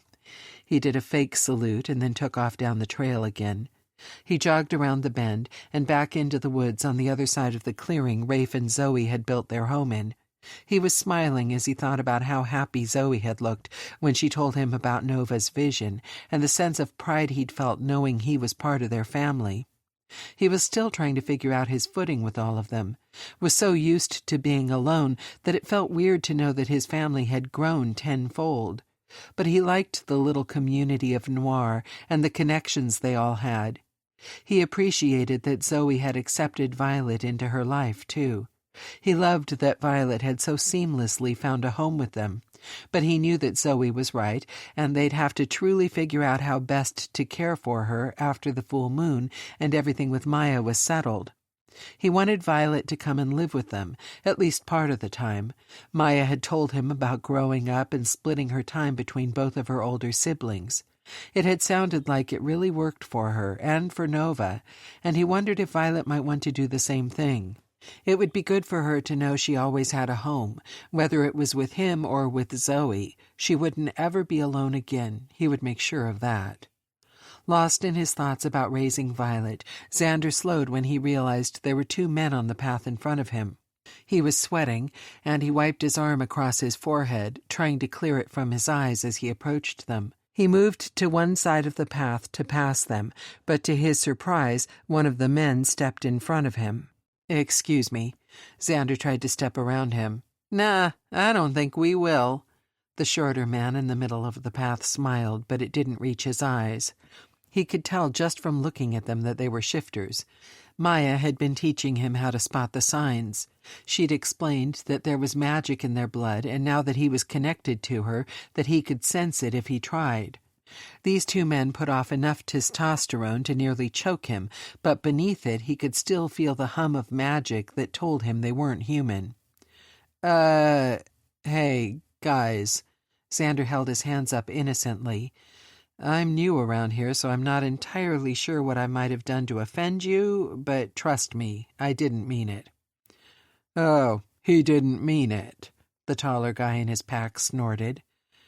Well, if he didn't mean it, I guess we'll just be on our way, the other one sneered. I don't want any trouble.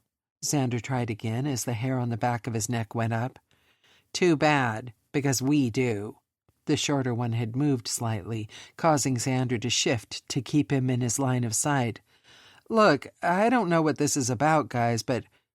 You don't know? Let me fill you in. The shorter guy shoved a finger into his chest. You've been fucking that hot little wolf, bitch. Xander snapped to attention. Excuse me? You heard him. Tall guy snorted. She's a fine little piece of ass, isn't she? I bet she's wild in the sack, all teeth and claws. Fury burned through Xander, and he smacked the man's finger away. Don't you fucking dare talk about Maya like that. Ooh, a possessive one. I thought you were just getting some easy pussy, but are you her mate? Damn right I am. And if you say anything else about her, we're going to have that trouble you're so interested in, Xander hissed. Oh, damn, this is good. The little man practically cheered with delight. You're human. I can smell it on you. She hasn't turned you yet, which was a bad decision on her part. Where is she right now that she let her poor, weak little human mate run off into the woods by himself? Fuck you. You think I'm weak? Try me, asshole. That made the little man's eyes gleam, and he grinned widely. You know, I wanted to hurt that little bitch, but this is so much better. I'll just kill you, and she'll never get over losing her mate. It'll be pure torture. I said, try me. Xander balled his fists, raising them up to prepare for a fight. He knew fighting with wolf shifters was a bad idea. They were powerful, far more so than he was, but he wasn't the kind of man that had ever walked away from a fight, and he wasn't going to start now, not when these two were disrespecting his mate. You really think you can fight us? The taller one looked amused. That's cute. I may not know much about wolf packs, but I know you're going to regret coming after Maya and me. Xander moved quickly, before his words could even settle, using surprise in his favor and throwing the first punch. He connected with the tall one's face and heard the crunch of his nose breaking. His hand throbbed, but he only pulled it back to swing again. This time the tall guy saw it coming and feinted to the right. He grabbed Xander by the wrist and twisted, hard. Xander cried out in pain as his arm snapped like a pencil beneath the pressure. The man didn't release him, just pulled him closer, holding him in place. Xander's back to his front, and the nasty smell of his breath wafted past Xander's face as he laughed. That was a mistake, he snarled. But the bigger mistake was thinking we're wolves. Xander blinked as his vision wavered. He thought for a moment it was because of the pain ricocheting up his broken arm, but when he looked again, the shorter man had finished shifting. Xander's breath caught, and fear trickled down his spine as he realized what the man holding him had said. They weren't wolves. He had recognized them as shifters, and nobody had ever told him there were other kinds. He'd thought there were only werewolves, but standing in front of him, right where the nasty little man had been only moments before, was a giant, terrifying bear. It was huge, easily twice the size of the man it had been before, and it roared as it stood on its back legs and swiped its paw through the air. The last thing Xander thought, before he felt the inferno of pain ignite in his belly where the bear shifter ripped him open, was that he was never going to get to be a wolf. He was never going to seal the bond with Maya. He was never going to see her again. And that meant he would never get the chance to tell her that he loved her. Chapter 18. Maya gasped as a lightning bolt of pain split through her stomach. Sweat broke out on her forehead and she nearly doubled over. Only the fact she was still sitting at Darius and Leo's kitchen table and could grab on to keep her balance kept her from hitting the floor.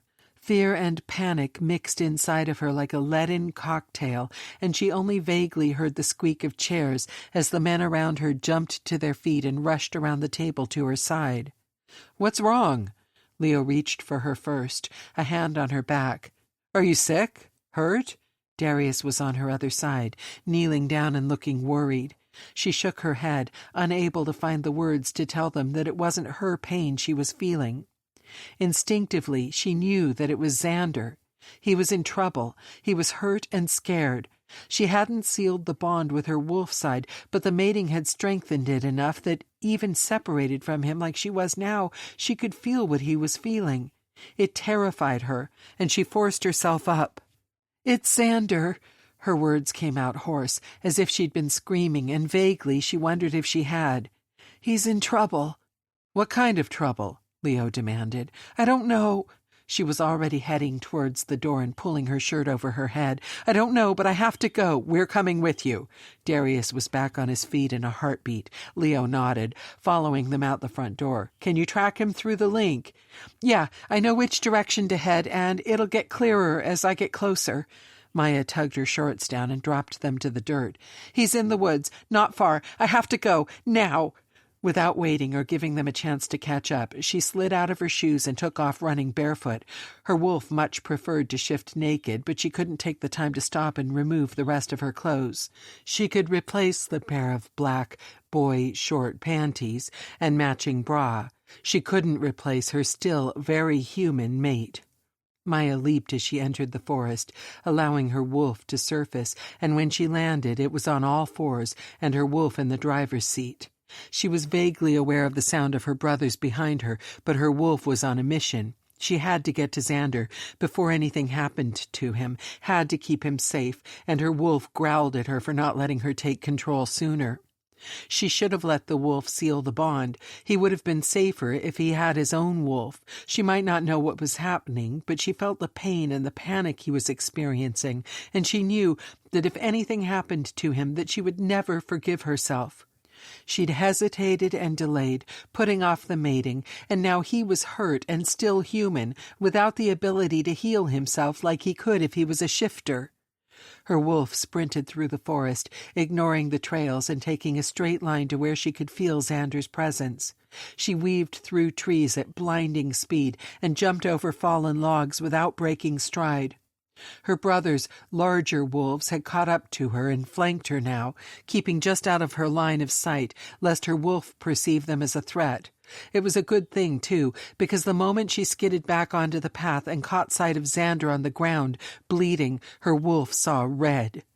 2 large, brown bears stood over Xander, and Maya growled at the sight of them. She had known they were still around. She had sensed them. She had felt eyes on her when she'd shown Xander around town. She'd been certain they were responsible for destroying her bike, but she hadn't been able to prove it or even catch sight of them. Not since that night in front of the bar when Nova had scared them away. She didn't understand why they were here or what they were up to. Had she really bruised their egos so badly with her rejection that they would stick around just to cause havoc and attack her mate? Her wolf didn't care that Maya wanted answers. Her wolf only wanted blood in exchange for the blood that they had spilled. Her wolf put herself directly between the bears and Xander. She wanted to shift back and take him into her arms. She wanted to staunch the bleeding, figure out exactly what was wrong with him and make it right. She wanted to touch him, feel his warm skin under her hands, and know that he was going to be okay. But she couldn't do any of that, not when there were 2 giant bear shifters growling and snapping their teeth at her. She couldn't take them on her own. She knew that. Even if there had been only one bear, the odds wouldn't have been in her favor. But she had Darius on her right, his wolf circling around one side. Leo's wolf was on her other side, spreading out, giving them multiple attack angles. The bears were spinning to keep all three of them in their line of sight, backing to one another and preparing for the fight that they knew was coming.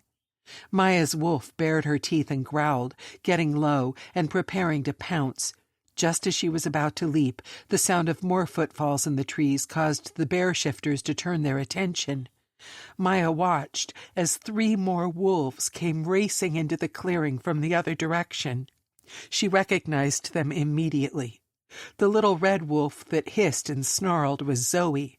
The large gray wolf in the middle, teeth bared, was Rafe. And the black wolf at the back, the wolf that looked so much like her own, was Nova. Terror that her friends and family were all putting themselves in danger seeped into her veins, even as relief at reinforcements warred with the panic. Her wolf, however, had no fear for anyone but her mate. She didn't hesitate or try to communicate a plan to any of them. She saw her chance and she went for it, pouncing on the nearest bear who had stupidly turned his back on her. Mass chaos ensued. Maya's wolf latched her teeth onto the bear's thick skin and jerked sideways, trying to rip out his throat. He whirled, faster than she'd expected, and sent her flying. Her wolf hit the ground with a thud, knocking the wind out of her. But she was back on her feet a moment later and re-entered the fray. All around, the other wolves feigned and attacked, distracted and then pounced. Zoe and Nova's wolves were small and fast. They weaved in and out of the bear shifter's reach, slicing at anything they could reach with a paw before retreating. Rafe followed their lead, attacking from the other direction whenever they distracted the bear. He sank his teeth into one of the bear's sides, but a massive paw slapped him so hard his wolf whimpered when he sailed through the air and landed on his side. Maya had only a moment to make sure he got up before her own wolf was smacked with a paw, and she howled in pain, getting up more slowly this time and taking a moment to formulate a plan of attack. It was 6 against 2. Xander was on the ground, bleeding. He had pulled himself further out of the fray, but now, when she looked at him, his eyes were closed. A puddle of red stained the dirt beneath him, and Maya's wolf howled. They didn't have time for this.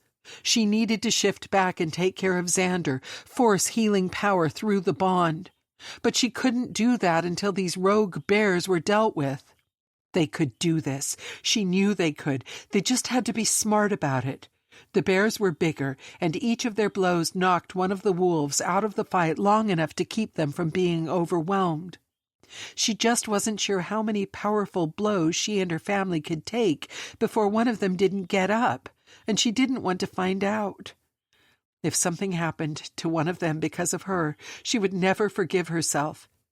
With every single ounce of rage and anger and fear that she had ever harbored and hidden away, Maya let her wolf draw on all of it now. She gave it to the wolf to use as fuel. She only prayed that it was enough as she rushed back into the fight, snarling and biting with vicious intent. Her wolf latched onto a bear's leg, sinking her teeth in, and Maya could taste the blood as it filled her mouth. She felt the muscle between her jaws give and was aware the bear was stumbling, trying to shake her off and losing his balance in the process. She was taking him down, but in her peripheral vision she saw the red wolf weave dangerously close behind him. He was going to fall on Zoe, she realized. She released her grip on him to cry out, to warn her, but she knew, even as she did, that it was too late. The giant beast of an animal was going to crush Zoe's wolf, and it was going to be Maya's fault. She howled, trying desperately to warn her friend, her almost sister-in-law. But the sound only caused Zoe to freeze where she was instead of moving out of the way. As if in slow motion, Maya watched from behind her wolf's eyes as the bear teetered, hurling towards the ground. Dimly, she registered the sound of footfalls racing towards her, too many of them. But her brain clicked back to reality in time to take in the appearance of a dozen new wolves in the clearing. One of them, the biggest and strongest gray wolf of the bunch, running full speed for her. No, she realized when he bolted past her. Zoe! He was racing towards Zoe! The gray wolf barreled into her smaller red wolf, knocking them both to the ground and causing them to flip and roll off the path and into the nearby trees. A thundering crash sounded a moment later when the bear toppled directly onto the spot where Zoe had been standing. Maya's wolf blinked, and her human side whirred to take back control. All around her the other wolves had circled the last standing bear, pinning him in so he couldn't escape or reach them with his massive paws. The bear on the ground had shifted after impact, his human curled into a ball as his ravaged leg bled and he screamed in pain. Maya recognized him as the shorter of the two men that had threatened her outside Hyde's pub, but she didn't have time to figure out why they were still here or what they were up to. She was too busy taking in the fact that the small clearing was full of wolves. Everywhere she looked, more wolves. She had been with Leo and Darius when she felt Xander's pain, so they'd come with her as backup. She could understand if Zoe had felt a similar panic through her connection to Xander, which would explain why she and Rafe had come running. What she didn't understand was why Nova had been with them, or how even more members of both the Moray and Crescent packs had known they needed help. She supposed it didn't matter, not really. Her tie to both packs, the fact the two packs were so closely knit, had likely saved them all today. They'd saved Xander. With a groan, she found herself back in her human skin, her wolf retreating to allow her to reach their mate. Her wolf knew there was nothing she could do for him now. She'd taken down one of the bears that had injured him. Now it was Maya's turn to help him. "Xander!" she cried out as she rushed across the space and knelt at his side. "Oh, God! Xander! Hey, open your eyes for me! Come on, open your eyes!" She ran her hands over his face, but he didn't react. He felt clammy and hot. Water dripped onto his cheek, and she glanced up, not understanding when it had started to rain. It took her a precious second to realize the water hadn't come from the sky, but from her. She was crying. "Xander!"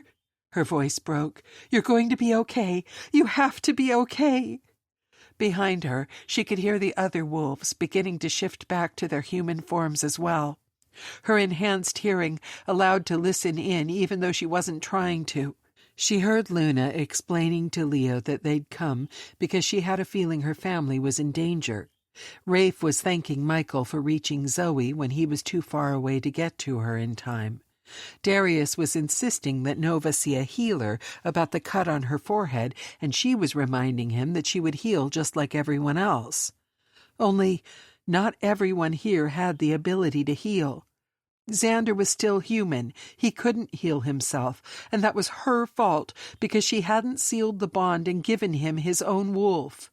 He hadn't been able to defend himself, and if he didn't make it through this, she would never forgive herself. "Maya, honey."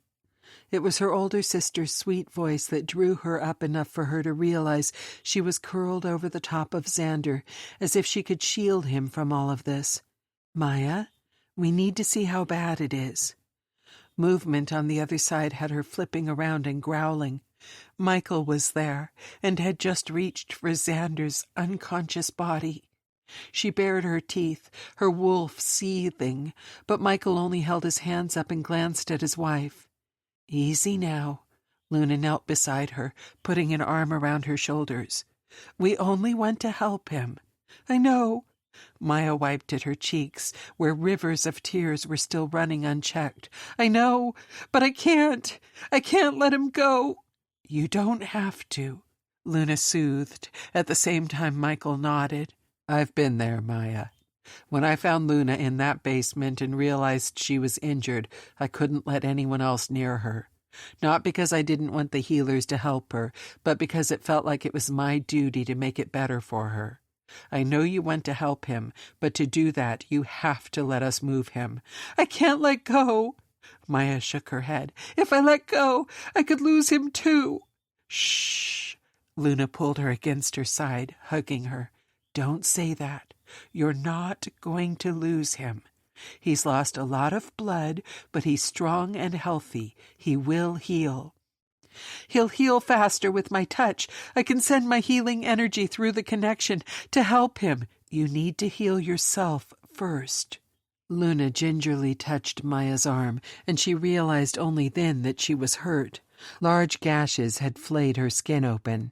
She'd caught a paw from the bear, and she'd been too worried about Xander to notice. Luna frowned. You're still bleeding.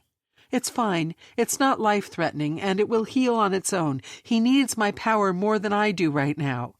Maya, it'll scar if you— I don't give a shit about a scar! She snapped, a manic laugh working up her throat. Why would I care about another scar when I have 100 of them already? Xander doesn't care about my scars. Neither do I. What I care about is him. Can't you see that? Okay. Luna pulled away slowly. I understand. I'm just trying to help. Then help me get him home so I can heal him. Maya sniffed. Please. Luna nodded and moved back to allow Leo to take her spot. The other men had fashioned some sort of stretcher out of some trees and scattered clothing. Maya held on to Xander's hand and begged him to wake up, even as Leo and Darius, Michael and Rafe all worked to lift him and carry him back towards town. It would have been easier to stop at Rafe and Zoe's house. She had heard someone mention it, but blocked out the conversation and kept walking. Xander was hers, her mate, her other half. He was going home with her to rest and heal, and she would fight anyone that tried to get in her way. She had finally accepted that Xander was her mate, and she wasn't going to let him go. Not now, not ever. Chapter 19. Xander stirred from a very nice dream where Maya was naked and wrapped around him to find it hadn't been a dream at all. Her warm, soft body was pressed to his side. One of her legs was thrown over his. Her head was on his chest, and one of her hands was resting gently on his stomach, which was covered in a large bandage. Xander stared at the ceiling, trying not to move, trying to figure out how they had gotten here, when the last thing he remembered was going for a run in the woods and— "You're awake!" Maya raised her head, wonder and tears burning bright in her eyes. "Oh, my God! You're finally awake!" Xander reached for her when she leaned down and kissed him. He could taste the tears that ran down her cheeks, and his heart ached at the sight. She peppered kisses across his lips and jaw, over his cheeks, all the time whispering that he was finally awake. How? He coughed, sputtered, and had to clear his throat. How long was I out? Maya pulled back enough to look at him, her eyes red-rimmed and her face tear-stained. About 36 hours.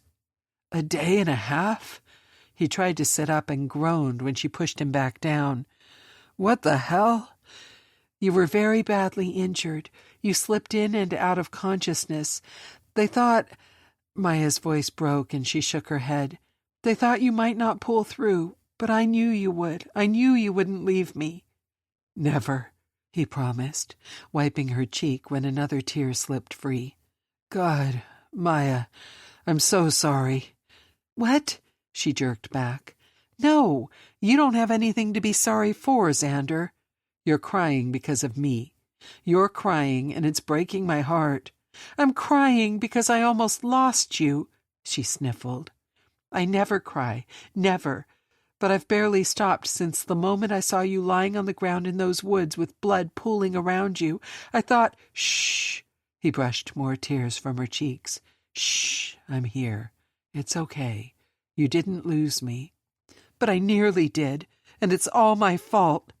Xander was still trying to piece it all together. His brain felt foggy. He figured he had taken quite a blow to the head if he'd been out nearly 2 days. Even with nothing but his murky memories, he knew that she was wrong. It's not your fault. It is, she argued staunchly. It's all my fault. Maya. He tried to console her, but she cut him off. Those bear shifters attacked you because of me, because I mocked them and spurned their advances, she sniffed. They came after you to get to me. The attack in the woods came back to him then, in startling detail. He'd gone out for a jog and been attacked. He had nearly been killed. He had always known jogging was the worst. It was always the joggers who found the bodies in the woods, after all. But he hadn't been one of them. He'd been the body. Bear shifters. He raised his eyebrows, eyes going wide. Why did nobody tell me there was such a thing as bear shifters? Maya began to sob harder at his question, and he immediately wished he could take back the words. He pulled her back into his arms and held her as she cried. It took a few minutes, but eventually she got herself back under control and leaned back enough to meet his eyes with her watery brown ones. "I'm so sorry. There's so much about our world that I forget you don't know, and I didn't think about it because bear shifters don't live in Louisiana. They prefer colder climates up north. These two were running around rogue, or you'd likely have gone your entire life without seeing one." "I wish I had," Xander admitted. "They were huge and strong and awful. They were awful, and it's my fault they tried to kill you." "You can't blame yourself for two deranged bear shifters going rogue." He brushed her cheek. "You didn't know they would come after me." "I didn't know they were even still in town," she admitted. "After they ruined my bike, I never saw or heard anything else from them. I thought they'd left, but—" "They're the ones that tore your motorcycle to shreds?" "Yeah." Maya bit her lip. "The one we captured confessed to it, along with the fact that they killed the Umbra Pack's ambassador because he was in the wrong place at the wrong time that night, and they were drunk. Stupid bear shifters on some sort of Rumspringa or some shit. And they're out here murdering wolf shifters. It's disgusting." "Captured?" Xander's heart doubled in speed. "You mean there's one still alive? Here? In Noir?" "He's locked up in the jail underneath the sheriff's office. He gave himself up once he realized he was outnumbered, and neither Michael nor Leo knew what to do with him, so we locked him up for now." "Locked him up? You really think a jail cell can hold something like that?" "It's specially reinforced with silver to hold shifters. He's not getting out of there, I promise." Xander leaned back against the pillow and tried to get his heart rate back to normal. He assumed one of the bears was dead from the way Maya spoke. He hoped it was the short one that had talked so nastily about Maya. He swallowed hard. "You said one of them gave up when he realized he was outnumbered, but how? I only remember seeing you and two other wolves come into the clearing before I passed out. I'm guessing from blood loss. How did you take down the bears? How did you even find me or know I was in trouble?" "The bond. As it gets stronger, so does our connection. I felt your pain and your fear, and I could sense where you were in the woods. I shifted and ran as fast as I could to get to you. Leo and Darius came with me." Ah, that accounted for the two other wolves he had seen. He should have known. Maya had been with her brother and his husband when he'd gone jogging. Of course they would all come to help when it was her mate who was in trouble. "So you three took down the bears?" "Not exactly." Maya was chewing her lip again. "Rafe and Zoe were there too." "Zoe went up against a bear?" He heard his voice rise and had to work hard to bring it back down. "In her condition? Is she okay?" "She's fine. I promise she's okay. But how did she—" He furrowed his brow. "I'm linked to her too, aren't I? Because we're related?"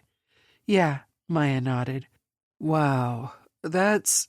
They all showed up to save me." Maya's smile was sweet and gentle. "Not just them. Both packs. Leo and Darius had some of their Crescent Wolf enforcers show up when they felt their pack alpha was in danger. And Luna felt it too, that her family was in trouble. And she came running, along with Michael and a couple of Moray wolf enforcers. Even Nova fought, which, if you knew her wolf, you'd realize is a huge honor. She isn't a fighter normally."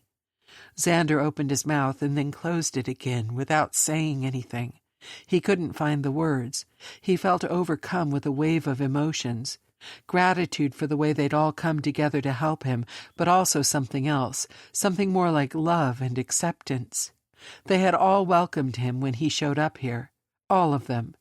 They'd let him into their lives, into their homes, into their world. They had welcomed him as family and treated him as such since day one, and though he'd known that by blood and, eventually, through the pack bond and mating, he would be part of their family, he hadn't realized just what it truly entailed. "Xander?" Maya was studying his face. "What is it?" I feel so very lucky right now." He swallowed hard. "I never really had anyone that cared about me, and now I have 2 packs worth of people willing to run into danger to save me. I have a family." "You do?" She nodded, eyes misting again.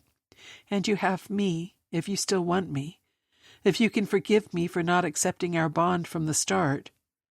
"Maya," he frowned, but she shook her head. "If I had given in to what fate wanted, you'd have had a wolf of your own out there. You'd be turned, and you could have protected yourself. You wouldn't have almost died, and her voice cracked, I wouldn't have almost lost you." Hey. He reached up and stroked her cheek.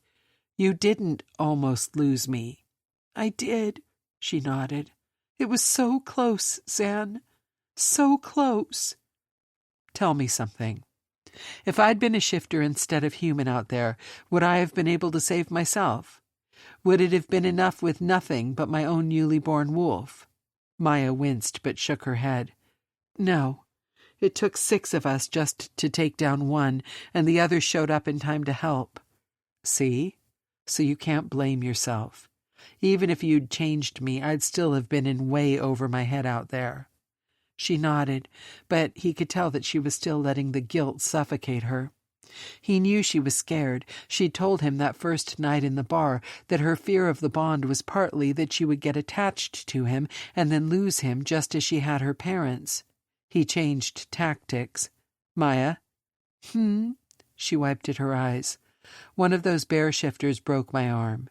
I remember the snap of bone very clearly.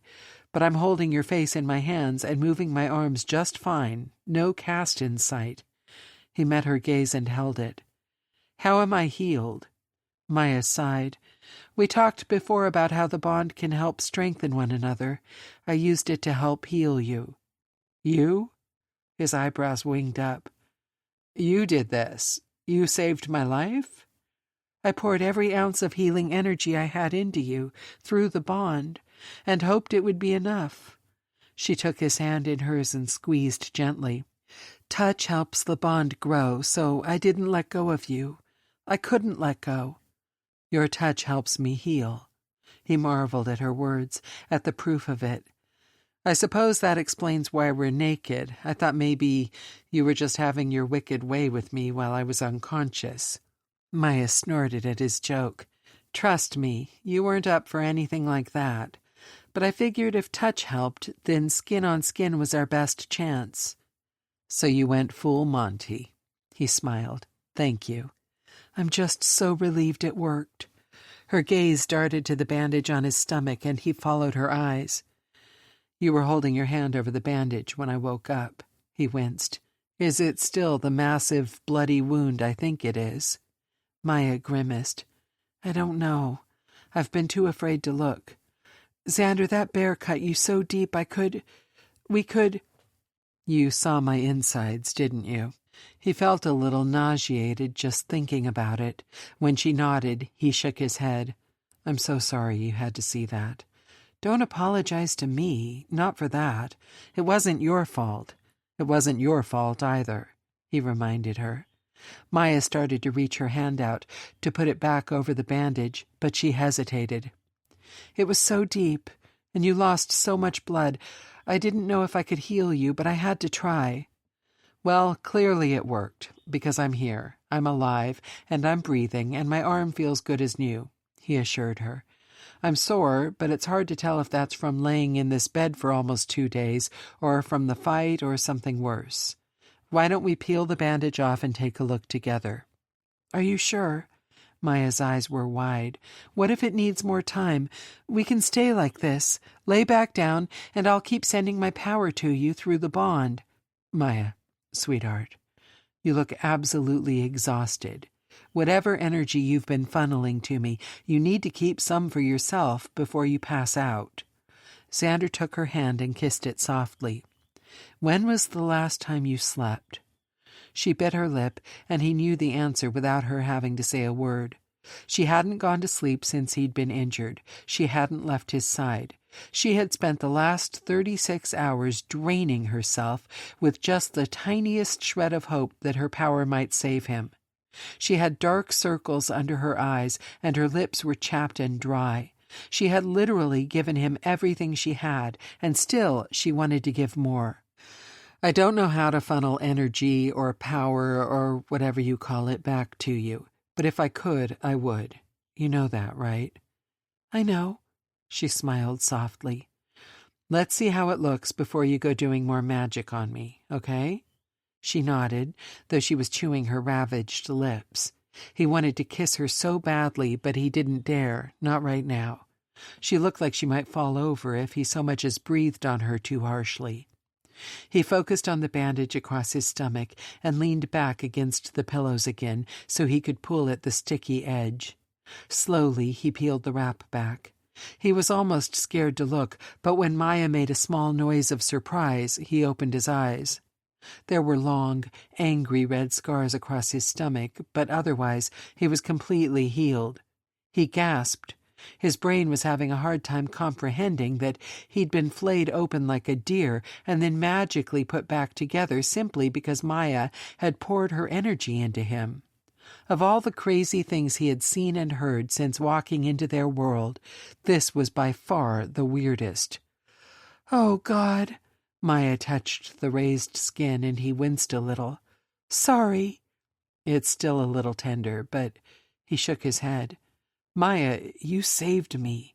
You healed me. You're going to have these scars forever, though." "Hey!" He took her hand and waited until she looked him in the eye. "We've talked about scars before, and you know I don't care about them. They're just proof that we're survivors, right?" She nodded, still biting at her bottom lip. "You saved me. You healed me. You put me back together and... Maya..."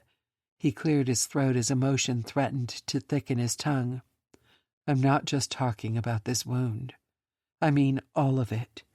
You saved me from a life where I was wandering aimlessly with nothing and nobody that cared for me. You gave me a place to call home and a family.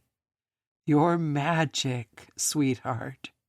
Pure magic. And I am so lucky to have found you." Maya's eyes glistened with tears again, and she wrapped her arms around him. He hugged her close, kissing her hair, her temple, her cheek. He could feel her tears dripping onto his shoulder, and he wished he could wipe them away for her. He hated seeing her cry, because he knew that Maya, his Maya, was usually so solid and stoic. This had broken some part of her, and he only prayed he could help put it back together. She pulled back with another sniffle. "I have to tell you something." "Okay." He studied her face as she wiped tears away. "When I thought you were dying, I realized something." Her voice hitched on the word dying, but she kept going. "I was so scared that I was going to lose you. I thought it was just because of everything I went through, that I couldn't stand the thought of losing anyone close to me again. But it's more than that. It's you, Xander. Because I love you." His heart stuttered, and she must have seen his jaw slacken in surprise because she rushed forward. "You don't have to say it back, and I don't expect you to feel the same way. I'm a born shifter. Everything happens faster for us. I needed you to know. I love you, and I'm not too scared to admit it. Not anymore. When I thought I was losing you, all I could see was the future we were supposed to have together slipping away, and it wrecked me. I thought I was putting off the bite, putting you off, because I wanted time to make the choice for myself instead of letting fate do it for me. But the truth is, I've known that if fate did give me a choice, I'd choose you for myself every single time. And I want to spend the rest of my life choosing you, if you'll let me." Xander reached out and pulled her face close to his. When I saw that bear, I thought I was dead. I thought there was no way I'd get to see your beautiful face ever again. And all I could think was that I never had a chance to tell you that I love you. I love you, Maya. I've loved you from the moment you told me to run like hell in the other direction. You knew I was meant to be yours, and you still tried to send me away because you thought it was what I wanted. I started falling for you then, and the more we've gotten to know one another, the more I've grown to love you for the strong, independent, opinionated woman that you are. You love me? Maya blinked, tears on her dark lashes. Of course I do. You're incredible. She shook her head. Not right now. Right now, I'm a mess. Well, so am I. But that's why we're perfect for each other. Fate made you for me, and me for you. You can't argue with fate, Maya. I did, though. I fought her, but in the end, she won. No, Xander shook his head. We won. You and me. Because we got each other. Maya leaned in and kissed him then, and he smiled against her lips. He kissed her back softly, gently, and when she would have deepened the kiss, he pulled back. She tried to follow his mouth to keep kissing, but he shook his head. As much as I always want you, as much as I want you to finally seal the bond and give me my wolf, so we can truly be bonded forever, it's not happening right now. He pushed her hair back softly. You need to rest first. You're going to need your energy for when you turn me.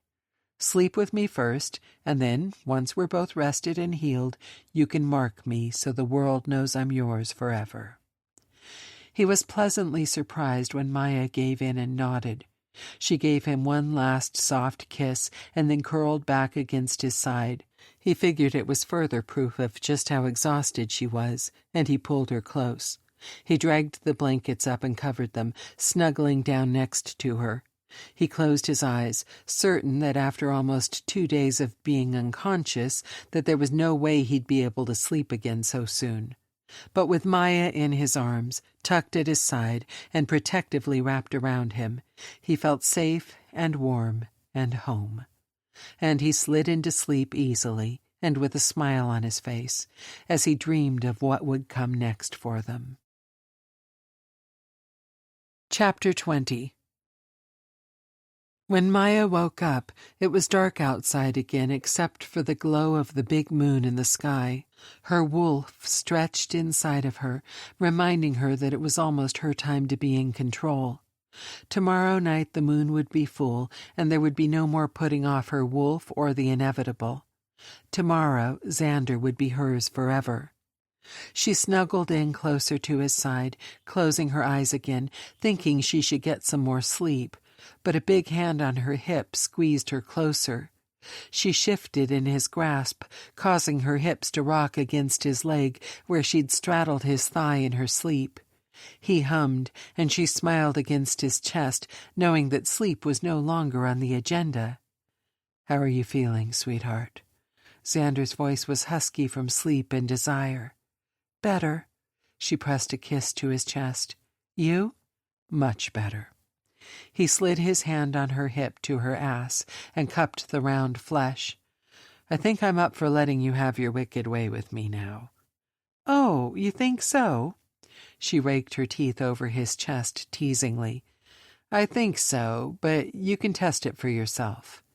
He used his free hand to lace their fingers together and slid it down, past where it had been resting on his stomach, until she could feel the thick, hard length of him pressing up. He hissed a breath when she wrapped her fingers around him. "Fuck. Does that hurt?" She smiled, rising up on her elbow to look at him. "Maybe we should hold off," he growled, and she squealed as he shifted suddenly. He caught her off guard and managed to roll them. She ended up on her back, and he hovered over her, holding his weight off her and smiling down at her. "No more teasing, sweetheart. I want you now." "You should be resting." She pushed at his chest, rolling them again, until he was the one flat on his back on the bed, and she straddled his waist. "Lay right there." Maya. His voice was a warning in the dark, and she smiled as the heat of wanting him snaked through her and pulled low in her belly. I didn't say no, she whispered, leaning down over him to whisper in his ear. I just said to stay right there. She nibbled on his earlobe, and he groaned. She trailed kisses down his stubble-covered jaw until she found his mouth again. He immediately rose up to meet her, tangling his hands in her hair and delving his tongue between her lips. She hummed and sucked on him as she rolled her hips, grinding herself against the erection beneath her. But when he started to reach between them, she broke the kiss and pushed him back down on the bed. I said stay. Xander chuckled. Don't make dog jokes right now. She giggled. I wasn't. You just have a one-track mind. 2 tracks, really. I want 2 things. You, on my cock, riding me, and your fangs piercing my skin, sealing the bond between us and giving me my wolf so I can spend eternity loving you. Maya smiled down at him. Maybe that can be arranged. Maybe, he scoffed as he raised his hands and cupped her breasts. I bet I could turn that maybe into a yes. With your tongue, she moaned when he pinched her nipple. That's how I got you under my spell the first time, isn't it? He teased as he leaned up and used that wickedly sexy tongue to lick her nipple and then suckle her until she was writhing on top of him. She pulled his hair, enjoying the sound he made when he let her nipple pop free. No. No? He looked up at her skeptically, and she could see his green eyes sparkling in the moonlight. No. I was under your spell from the moment you showed up on my doorstep with your adorable niece, looking for your long-lost sister. I knew I was going to fall in love with you even then. And thank God you did. He reached up and cradled her face in his palm, because I don't know what I would have done if you didn't. I love you, she whispered, the words sounding strange but right, so very right. I love you, Maya, he whispered back, before she swept down and kissed him hard and deep. She was the one in control this time, and it helped soothe the worst of her nerves. She had felt out of control, like she was spiraling and might completely spin off the planet ever since her wolf ran into the clearing to find Xander bleeding. If she was honest with herself, she'd felt like she was losing her tight grip on her self-control since the first time she saw him. But this, being together this way, knowing that he wanted this as badly as she did, knowing she was the only one that could give it to him, it made her desperate to forge the bond in steel so nothing could ever break it or them again. She tugged his bottom lip between her teeth, earning a growl, and smiled as she licked it to soothe the sting. There was nothing sweet or gentle left inside of her to give him right now. She'd thought he was dying. She'd thought she would lose him before they ever had a chance at a life together, and now that he was healing, her wolf was hissing to mark him already so that they wouldn't have to worry about him being injured ever again. She sucked his tongue as she dropped a hand between them and found his cock, giving the long, thick length a firm stroke that made Xander shudder beneath her. The heat was burning between them now, and sweat broke out over her body. Xander's skin was slick with it, too. She tasted the salt on his skin as she trailed kisses down his chest to his nipple and the silver barbell that matched the one in his tongue. She sucked and plucked at it with her teeth and tongue as she simultaneously jerked him off with her hand between them. "Fuck!" Xander cursed as she flicked her thumb over the swollen head of his throbbing cock, collecting the slickness she found there. "Maya, I want inside you." "I want that too," she whispered softly against his chest. "Then don't tease me anymore. Put my cock in you." He slid a hand to her ass and squeezed. "I want to feel your tight pussy squeezing me like you'll never let me go." Maya moaned, as much from his dirty words as from the way he read her mind. She wasn't letting him go. She wasn't letting him out of this bed, not until the full moon tomorrow night, not until he wore her mark and had his own wolf. Not until she knew he could protect himself and that he would always come back to her, because he was hers. Too needy to play with him any longer, Maya rose up on her knees and positioned him beneath her before sliding down. Her head fell back on a moan as she took his cock deeper and deeper still. Once she was fully seated with him inside of her, she didn't move, could barely even breathe. In this position, he filled her to bursting, and her body stretched in the most delicious ways to let him in. She could feel his piercing, pushing against her clit, but she didn't start rubbing against him, no matter how much she ached to. She simply enjoyed the feel of them, joined in the most intimate way, soaking in the rightness of the moment. But Xander groaned and grabbed for her hips. "God damn, Maya, you have no idea what it does to me to feel your body squeeze me like that, like I'm coming home." He slapped her ass playfully and gave a quick buck of his hips. "Ride me, sweetheart. I want to see you lose control." Maya wrapped her arms around his neck and began to roll her hips. She shifted her weight so that she could find the best angle and moaned when his cock found that sweet spot inside of her. Xander grunted, still holding her hips, but letting her set the pace, letting her control their coupling. She rode him hard, speeding up, rising, and then slamming back down. Their sweat mixed, and their bodies slid together in the most erotic glide. Xander sucked her nipples as she bounced on his cock, her head thrown back and her orgasm just out of reach. She liked it that way, letting the tension build higher and higher, feeling her body shudder right at the edge, and then pulling off him to start the climb all over again. She muttered and murmured as she used him to make her body feel good, talking nonsense, telling him how good he felt, how long she'd waited for him, how she was made for him. Xander groaned and kissed her with hot and hungry open-mouth kisses. He squeezed her ass, pulling her down on top of him hard as he ground up.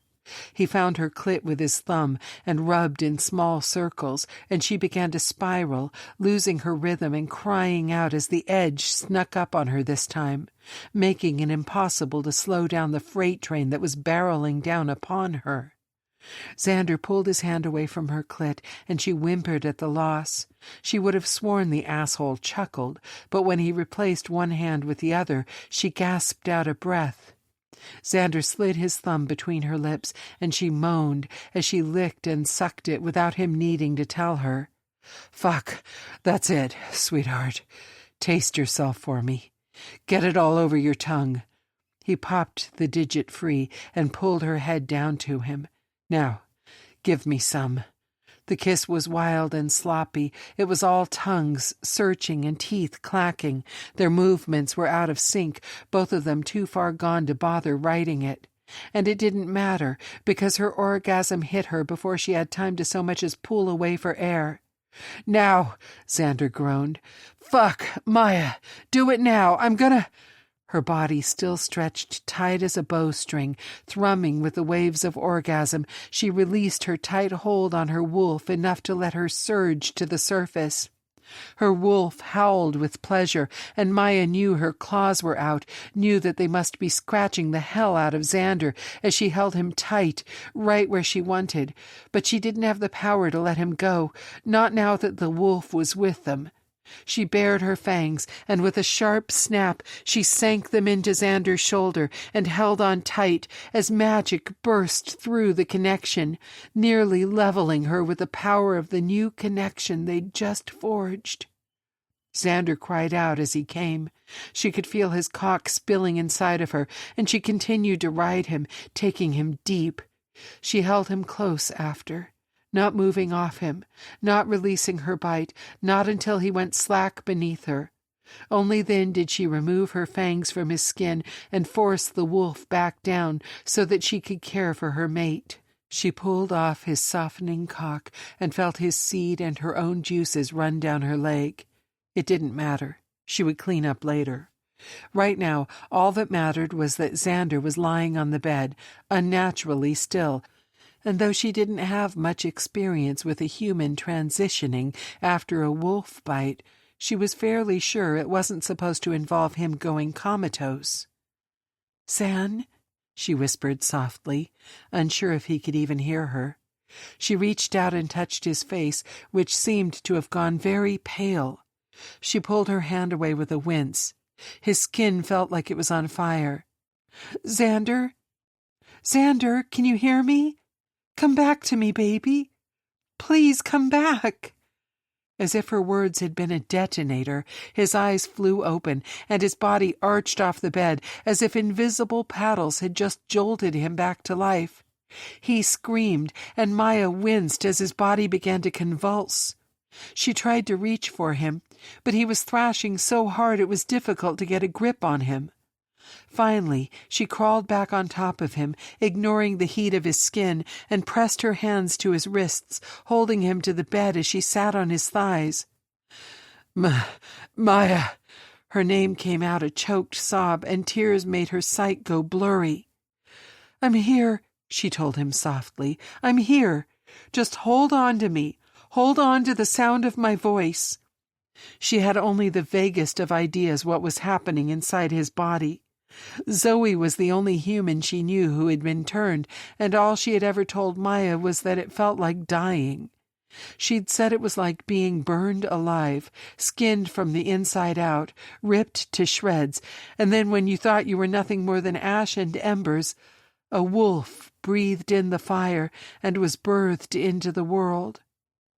She knew Xander had spoken to Zoe about it as well, and hoped he'd been better prepared for the actual change, because just the sight of him in so much pain and anguish nearly destroyed her, and she wanted to take it back, take it all back, just to have him with her again with the pleasure of before washing over them. She didn't know how long it lasted, how long he screamed and cried. She didn't know if it was minutes or hours. It felt like a lifetime of holding the man she loved down while he begged for her to make it stop. A lifetime of praying that she hadn't accidentally done something wrong and killed her fated mate. It felt like she had been waiting an eternity when she felt all of the magic that had exploded between them get sucked back up into a vacuum so quickly that it made her dizzy and lightheaded. And then she felt it. Xander gasped, his eyes flying open, and instead of the lovely green that she adored, they glowed gold with his newborn wolf. He lay panting, blinking, his eyes, his new wolf eyes, darting all over as if he was trying to figure out where he was. She smiled down at him, slowly releasing her grip on him and brushing her hair back off her face. "Hi," she whispered. Xander blinked again, and suddenly his eyes were green again. "Holy shit!" Maya collapsed atop him. "You're back! Oh, God, you're back!" "I'm back, but I'm not alone." Xander wrapped his arms around her, still shaking slightly. "I can feel him. Inside me, I can feel the wolf." "What's it like?" Maya asked, curious, since she had never known a day without her own.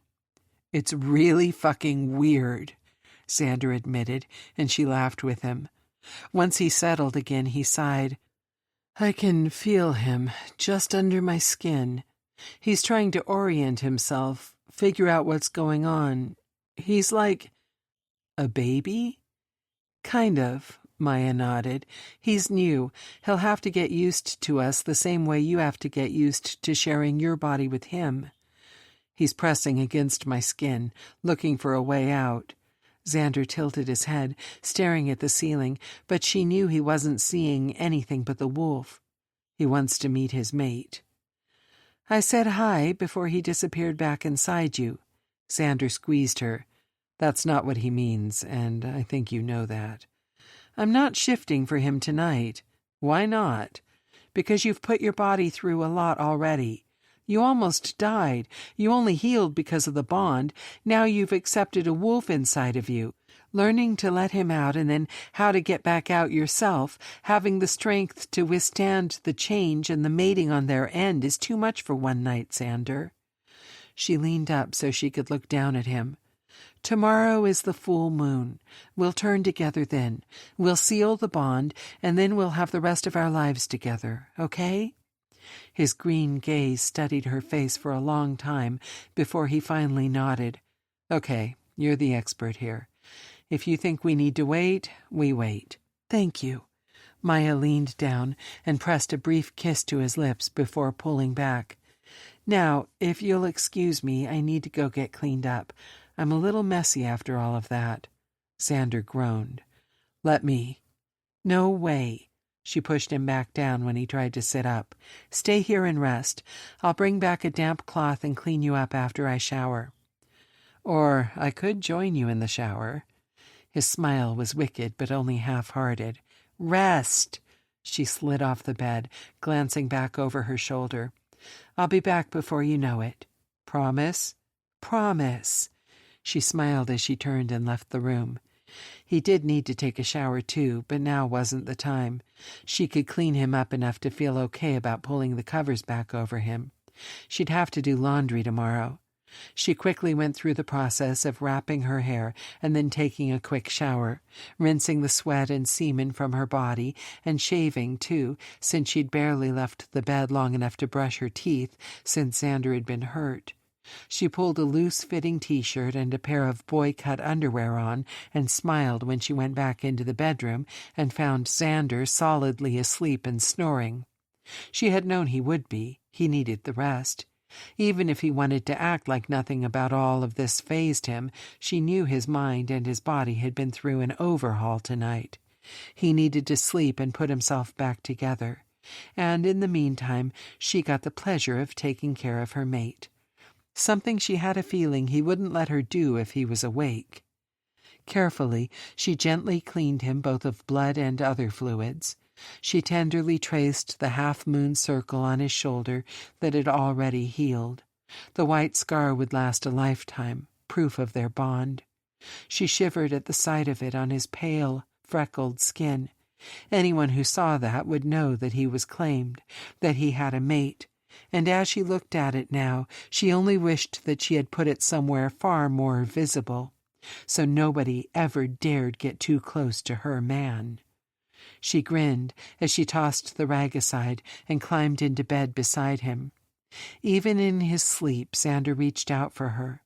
She let him pull her against his side and tuck her safely against him. She closed her eyes and fell asleep quickly, knowing that her mate was safer now than he had ever been before, because he wasn't human anymore. Xander was a wolf. Chapter 21. Xander held Maya's hand as she led him deeper into the woods. His senses were primed, and he swore he could hear everything from the crunch of dead leaves beneath their feet to the sound of his own blood pumping through his veins. The moon was up already, the big, full orb lighting their way, but his eyesight had gotten better throughout the day so that he couldn't be sure if he even needed the light of the moon to keep from stumbling over a downed tree branch.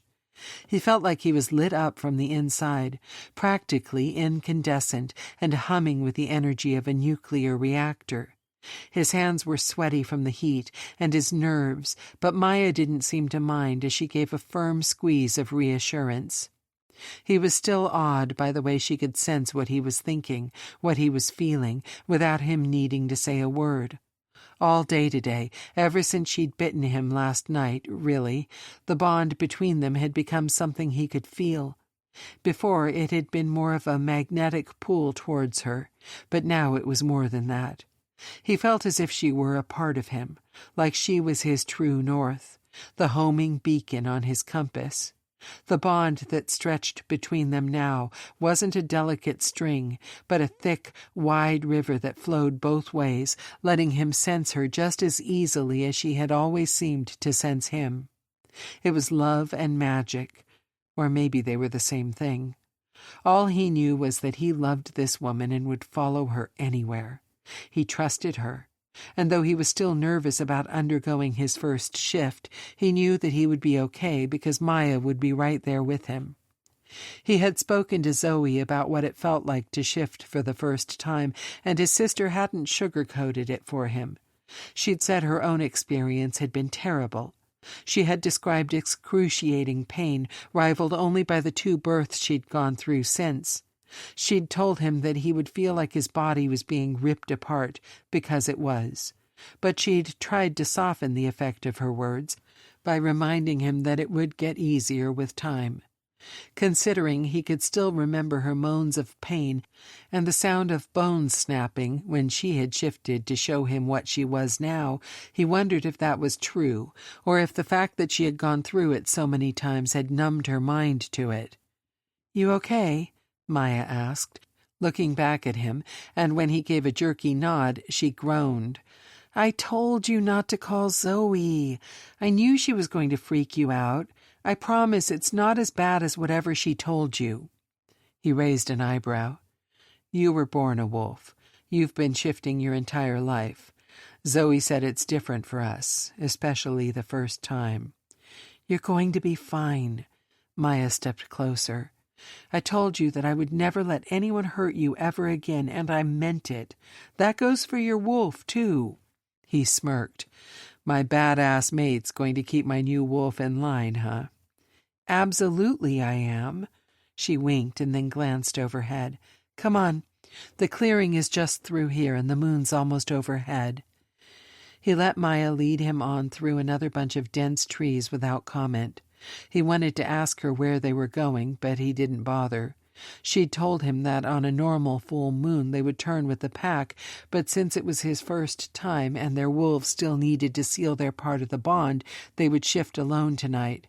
He was glad for that, and he even managed to smile when they stepped into the clearing and he glanced around, realizing where they were. "Wait, are we—" He spun in a circle. "Is this the same clearing where you showed me your wolf?" Maya nodded, though she looked up shyly from beneath her lashes. "I thought we should let the wolves finalize the bond in the same place I started it." "God, you're sweet." Xander leaned down to brush their lips together. "I love you." She smiled up at him. "Tell me again later. Right now we need to get naked. My wolf is pacing, just waiting to break free, which means it's almost time." "Yeah, okay." He nodded, tossing the backpack Maya had given him to the ground and beginning to undress. The backpack was full with their post-change supplies. She had explained that, though they were still present inside their wolves, that they weren't going to be able to retain control, not on a full moon, and certainly not when the wolves were in heat and desperate to seal the mate bond. She'd packed them spare clothes, towels and wet wipes and toothbrushes and combs. It was a mini survival pack for the weirdest morning after ever. "Just remember what we talked about," Maya spoke as she ditched her shirt and bra. "Open your mind up to the wolf. Let him come forward. Don't fight him. It'll only make it worse if you try to assert control. He's brand new, so he'll claw his way out if you make him, and neither of us wants that." "Yeah, clawing my insides out? Not on my to-do list," Xander grunted as he kicked off his shoes. "I'm going to shift first. That way my wolf will already be here waiting for him. I don't know that it will make it any easier for you, but my hope is that he scents his mate and shifts fast and easy to get to her." "Okay." Xander nodded as he bent over and picked up his clothes and shoes, stacking them next to the backpack, and then glancing back at Maya to find that she was naked in the moonlight. "Wow." "What?" "I hope I never get so used to seeing you like this that wow isn't my first reaction." He moved towards her again, sliding his arms around her waist and leaning down for a kiss. "You're beautiful." "You're not so bad in nothing but your birthday suit either." She grinned up at him, but his smile faded as a shot of heat flared in his chest and he grunted, letting her go. She winced. "It's happening already, isn't it?" "Is it supposed to feel like a heart attack?" He sucked in a gulp of air, but it tasted like fire and burned his throat. Just breathe. Remember to breathe. Maya looked like she wanted desperately to make it easier for him, to take away his pain, but she couldn't, not this time. Steeling her spine, she gave a firm nod. I'm going to shift now. Just remember to let the wolf come to me. And, Xander, he twisted his neck to look up at her, only realizing then that he'd doubled over in pain. Yeah, I love you too. Xander squeezed his eyes shut as pain rippled through his body, just beneath his skin. He clenched his jaw so tight he swore he broke a tooth. But then he realized the sound he heard wasn't coming from him. When he forced his eyes back open, Maya's wolf stood in front of him, and he whimpered when she tilted her head at him, waiting for him to let her meet her mate. He had been able to feel the animal shifting impatiently inside of him all day. He had felt the presence in his head and beneath his skin. He'd been overcome with the heat, spending hours making love to Maya and then napping and waking only to reach for her again. Nothing he did had calmed the itching in the back of his mind, and he knew that since the full moon was high in the sky now, it was finally time to let the wolf break free. He tried to breathe through the pain the way Maya had taught him. He tried to focus on her wolf and letting the animals seal their bond so they could be together forever in both forms. But he knew it was the fear in the back of his mind that refused to abate that kept him from shifting. He wasn't human anymore. Logically, he knew that. He was a wolf shifter. He had a wolf inside of him. This was what he had wanted. Ever since Zoe had shown him what she was, told him about Noir and the people who lived here, explained that his pull towards Maya was more than simple attraction, he had wanted exactly this. But now that he was hovering on the precipice of having everything he could ever have dared to dream of, he was having a hard time letting go of his human skin. What if he couldn't control the wolf? What if it took over and wouldn't let him surface again? What if he lost himself inside the animal because he had no idea what he was getting himself into? He'd been shoving the doubts to the back of his mind, but now, with the wolf fighting to be set free, his mind was clear of everything except the pain and the fear. The warm brush of fur against his face had him glancing up, and he realized he had gone to his knees on the ground. Maya's wolf stood over him. She nudged his face up with her muzzle, and then her thick, coarse tongue licked his cheek.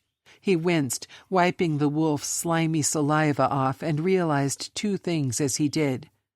The first was that tears had been streaming down his face. He'd been crying, but he didn't know why. Fear? Happiness? Pain? Whatever the reason, Maya's wolf had come to him and pressed herself to him, trying to make him feel better. The second was that Maya's wolf had distracted him, gotten him out of his head, and when he pulled his hand back from wiping his cheek, the shift had begun. He had claws. Xander opened his eyes wide in surprise and looked up at Maya's wolf. Her gold eyes glowed with warmth and expectation, and he nodded. She wanted her mate, deserved him, and it was time. He closed his eyes and breathed out slowly, clearing his mind of everything but his desire for his mate, his overwhelming need to be everything she needed and give her everything she wanted. He could do this, for Maya. The wolf ripped free the moment he let his guard down. Xander's body convulsed, and his bones snapped, and muscles tore and reformed.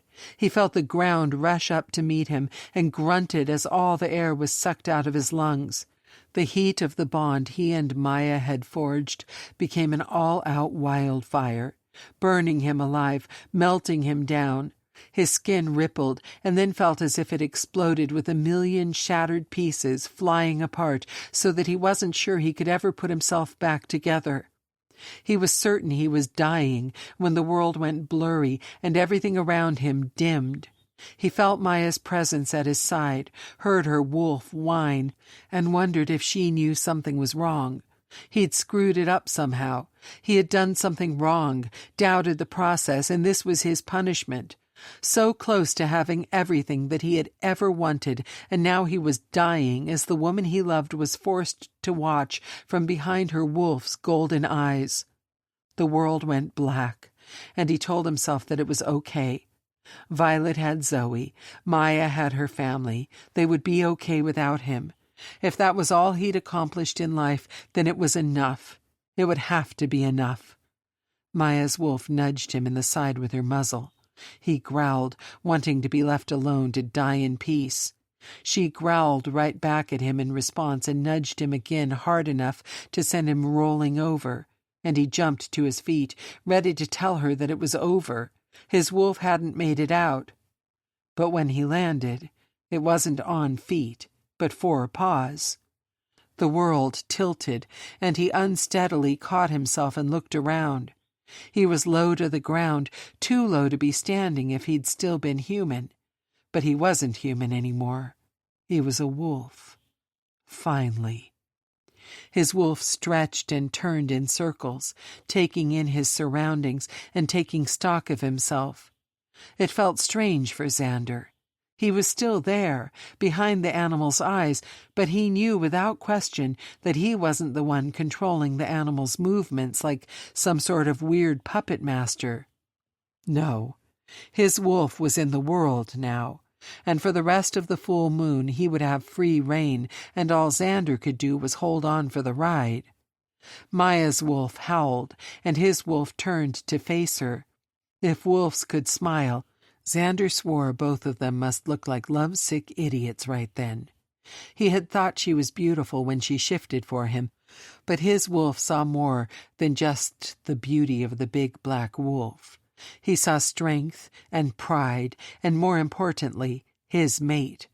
Xander's wolf howled in response, and his tone matched hers so perfectly it was as if they'd been singing the same song all their lives. Xander's wolf lowered his head and slunk across the clearing towards her. Maya's wolf gave a snarl that he somehow recognized as playful. He closed the distance between them, but when his wolf was about to pounce, Maya's wolf darted out of reach again. She wasn't going to make this easy, he realized. Maya's wolf was just as much a princess in her pack as she was a warrior. She was going to make him work for it before she let a newly born wolf mate her and seal the bond. Xander's wolf yipped with happiness, eager to rise to her challenge, and then he took off after her, chasing her around the clearing, in and out of trees and over fallen logs. They played when he had been certain their first order of business would have been mating. Instead, the wolves took the opportunity to get to know one another by racing, leaping over one another, playing games together, and, he realized, belatedly, Maya's wolf was also putting him through his paces, teaching his wolf to trust his instincts. When she finally let his wolf catch her, Xander's wolf was on her in an instant, growling and baring his teeth. Maya's wolf didn't submit. She rolled them and pinned his beneath her, sinking her own teeth into his wolf's shoulder. His wolf howled with a mix of pleasure and pain, and then he was shaking himself free and turning to snap his jaw around Maya's wolf's thigh. Xander felt the magic of the bond click into place as the circle closed. Maya must have felt it too. He swore even through her wolf's eyes he could see her sweet expression of happiness. Hoped it mirrored his own, because he had never been happier in his life than he was in this moment. They were mated now for eternity. Nothing could ever tear them apart. Nothing could come between them. They would build a life together, a family together, and this would be his home, here in Noir, with Maya and the rest of the pack. Their wolves scrambled and clawed at one another as they came together in a rough, animalistic show of love and power and strength. They howled, and somewhere in the distance he heard the answering calls of other wolves. He was curious what other shifters were in these woods tonight, and how close they might be, but his wolf didn't care who was around or who saw him as he mounted Maya's wolf. All he wanted was to be with her, just like this, until the moon waned and the sun rose in the morning. And that was exactly how they spent their first night together as wolves. Running and playing, biting and mating, napping and then waking to do it all over again. And when their animals finally tired themselves out, they curled up together in the little clearing and slept the peaceful sleep that came with knowing they were exactly where they were supposed to be. Chapter 22. Maya woke with the feel of the sun on her face and a warm body wrapped around her own. She smiled, unable to contain her happiness and not wanting to. She had spent so much of her life fighting to find a balance between her wolf nature that wanted companionship and her human side that remembered all too well what could happen if you let down your guard. But here and now, finally, she felt at peace. Xander hummed, shifting against her, and she closed her eyes to bask in the moment. His arms were wound around her, and she could feel a very persistent part of his body pressing into her back. With the heat sated and their bond complete, she didn't feel the quick flash of overwhelming need that she had any time he was close over the last few weeks. Instead, there was a slow, sweet yearning that uncurled deep in her belly and had her pushing back against him to get more of his touch. Xander made no move except to kiss her shoulder and neck, and the easy intimacy of it nearly undid her. "Are you okay?" she finally asked, rolling so that she was on her back and he was on his side, just above her. Better than. His green eyes sparkled and he grinned. "Last night was wild?" She smirked, and he laughed at her choice of words. "That's definitely one word for it." He brushed her hair back off her face. "I was going to say intense. Last night was intense." "It was," she agreed. "Is it always like that?" Xander propped himself up on an elbow, comfortable enough with their dirt-covered, naked bodies not to rush to get up. "No." Maya shook her head. "It was your first shift. It'll get easier. Not that." He cut her off. "I meant our wolves. Will they always be so crazy for one another?" "God, I certainly hope so." Maya smiled, and Xander leaned down to kiss her. She turned her head away. "Our wolves hunted down a rabbit last night, remember?" "Oh, yeah." Xander looked mildly horrified. "I forgot about that. Let's get cleaned up, lover boy. After we brush our teeth, I'll gladly kiss you." Xander chuckled but gave in. He pushed to his feet and then leaned down to give her a hand. Maya stood up and nearly fell over again. Xander caught her and frowned. "Are you okay?" "Yeah, I just got lightheaded for a second there." She shook the strange feeling off. "Is that typical after a full moon?" "No, but I've never spent a full moon chasing my mate through the woods and fucking until sunup either," she smirked. "I'm fine, promise." Xander gave her another once-over, but ultimately let her go. Maya moved towards the backpack they'd left on the other side of the clearing with her supplies. As she went through the motions of brushing her teeth and rinsing with a bottle of water, she felt oddly off-kilter. She tried not to let it show as she passed the water and toothpaste to Xander and reached for the wet wipes to clean up. Something was different. Something had changed, and she couldn't quite put her finger on it. It wasn't just that she was mated now. She could feel Xander through the bond, and she knew that his wolf was sleeping happily deep inside him, just like her own was, after a night of mating. It wasn't even just that she was happier than she'd ever thought she could be. She had shared her troubled past with Xander, and he had accepted her just as she was. In doing so, he'd allowed her to truly move beyond it, and instead of simply surviving, she was ready to start living. All of that combined might have explained why she felt so different this morning, but it didn't explain one thing. "You ready to head home?" Maya looked up and found that Xander was dressed. His hair was wet from where he'd splashed himself with water. He was wearing a faded gray T-shirt that hugged his chest and equally worn jeans and boots. He looked sexy as hell, and she pressed herself against him to steal a kiss. She could feel Xander's answering smile as he kissed her back. He tasted like mint, and she licked her lips before pulling back to smile up at him. "Now it's a good morning," he teased playfully, and Maya wiggled out of his grip when he slid his hands to her ass. "It is a very good morning. I like waking up with you." "That's good to hear, since I plan on waking up with you for the rest of our lives." "You really are good with that silver tongue of yours." She laughed and bent to slide her feet into her own shoes, and then straightened her clothes and wrapped her hair into a messy bun on top of her head. "So," Xander raised an eyebrow when she was done, "ready to go home?" Maya chewed the inside of her cheek before shaking her head. "Actually, I have this weird feeling we're supposed to go to Rafe and Zoe's house." An expression of pure relief crossed Xander's face. "You feel that, too? You're feeling pulled towards their house?" "Yeah, I thought it was just me, that maybe it was just because of my wolf's link to her wolf, wanting to introduce himself because of the blood link or something. I figured it could wait." Maya shook her head. "No, that's definitely not something that could wait, if you're feeling pulled towards her. You should have said something." "I did," he shrugged. "Only after I—" She stopped and rubbed her eyes. "Never mind. It doesn't matter. Come on. Let's go see what's happening at their house that has both of our instincts on high alert." "You think something's wrong?"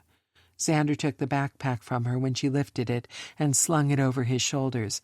"I don't know, but it's weird we're both feeling pulled that direction, especially after a full moon." Maya took his hand when he offered it and led the way as they started through the trees, back in the direction of the lake. She caught the confusion on his handsome face and explained, "After a full moon, we're all fairly useless for a day or two. We use up all our energy shifting, and our wolves are far more active than normal, so we're exhausted. The day after a full moon, we tend to hunker down at home, alone, resting and recharging." "Well, you weren't going home alone, either way," he pointed out, and she nudged his shoulder with her own. "No, we weren't, but I had no plans to see anyone else in the pack today, that was for sure." They reached the road and walked together towards Rafe and Zoe's house, holding hands the whole way. Maya explained some more about how the pack typically shifted together, and the wolves took the chance to be social together. Xander joked that he didn't plan on sharing her with anyone else in the pack anytime soon, and she prodded his side and assured him that nobody was sharing their mates in that way. She was still laughing when they reached the edge of the woods and the house came into view. "What the—" She stopped laughing, taking in the sight before her. Cars, trucks, and SUVs lined the driveway up to the house, vehicles that shouldn't have been there. Michael's truck was parked behind the Jeep Wrangler that Darius usually drove. Nova's little red Renegade was pulled off and parked in the grass. The garage was open, showing that Rafe's new Range Rover was in its usual spot, and Zoe's car was pulled out and parked in front of it, leaving one half of the garage open so that Maya could see the back door was wide open. It didn't make any sense for all of them to be here, but Maya felt herself pulling on Xander's hand, rushing up the drive to see what was going on. There was music coming from the backyard and the sound of children's laughter. She followed the noise, leading them through the garage and out the back door to the backyard. She stopped when she saw them all there, showered and dressed after their shift and clearly having a good time. So nothing was wrong, but then— why were they all gathered together the day after a full moon? She glanced around, taking it all in. Everyone was there. Rafe was at the grill, which was smoking, and gave off the wonderful scent of burgers being cooked. He had a beer in his hand and was saying something to his brother, Michael, who was standing next to him and obviously giving him grilling advice. Zoe and Luna were a few feet away, setting out trays of cheese, lettuce, onions, pickles, and tomatoes. There were stacks of buns on the table already, as well as plates and plasticware. The two women smiled as a small horde of giggling girls went racing past them towards the swing set. Gabby led the way with Violet and Mickey trailing behind her. Hot on their trail, the devilish duo, as Maya referred to Luna and Michael's boys, were brandishing plastic swords and threatening to throw somebody overboard. At a picnic table under the shade of the back porch, Nova sat with a glass in her hand, talking to Darius and Leo. It was somehow the strangest, most absurd thing she had ever seen, and simultaneously so familiar and so right to see her whole family together like this that Maya felt her heart go soft and flimsy at the edges. Rafe must have noticed them first, because he let out a loud whistle and everyone turned their direction. As if they'd practiced it, they all started clapping and cheering. Maya would have sworn her ears had turned bright red with embarrassment, and she shook her head as Zoe eagerly bounded up to them. "What is all of this?" she demanded. "What does it look like, silly?" Zoe smacked her arm playfully. "It's a party." "A party for what?" Xander was still at her side, still holding her hand, and she knew this must seem even stranger to him than it did to her. "Oh, Zan, you're going to have to learn these things. We're wolves, and wolves don't need a reason to party. We just do." Zoe beamed up at her brother, but when Maya rolled her eyes, she huffed. "Fine, it's a party in your honor. Duh. Welcome to the pack, big brother." Zoe opened her arms and wrapped Xander in a hug that forced him to release Maya's hand to return it. She stood there, her physical link to him severed, even as the internal one blazed on. The link, she realized with a gasp. That was what had been pulling them here, but it hadn't been Xander's link to his sister. It had been his link to the pack. Their link to the pack. "No." Maya winced as her head snapped up, looking for Leo. He had moved, standing and coming closer, but he nodded as he reached them. "Yeah, it's true." Darius was at his side. "It happened just like you thought it would. You're a moray wolf now, Maya." Michael reached out and put a hand on her shoulder, and she felt a shudder of awareness as her wolf recognized her new pack alpha. Michael smiled softly, as though he knew what was going on inside her. "As far as I'm concerned, you've been part of my pack since the day I fell in love with your sister. But I knew you had to choose it for yourself. Your wolf had to choose, and now she has. Welcome to the pack, officially, Maya." Her wolf had finally chosen. Maya felt tears well in her eyes and tried to force them back.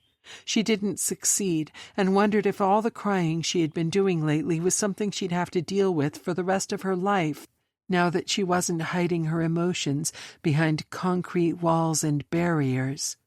All this time she'd been bouncing between the two packs, feeling a kinship to them both, but somewhere, deep down, she'd known that she didn't belong with the Crescent Wolves anymore. Not after everything that had happened. She hadn't fit there anymore. But it was her father's pack, her brother's pack, and she'd felt like turning her back on the Crescent pack was akin to turning her back on them. She found Leo, even through her watery gaze.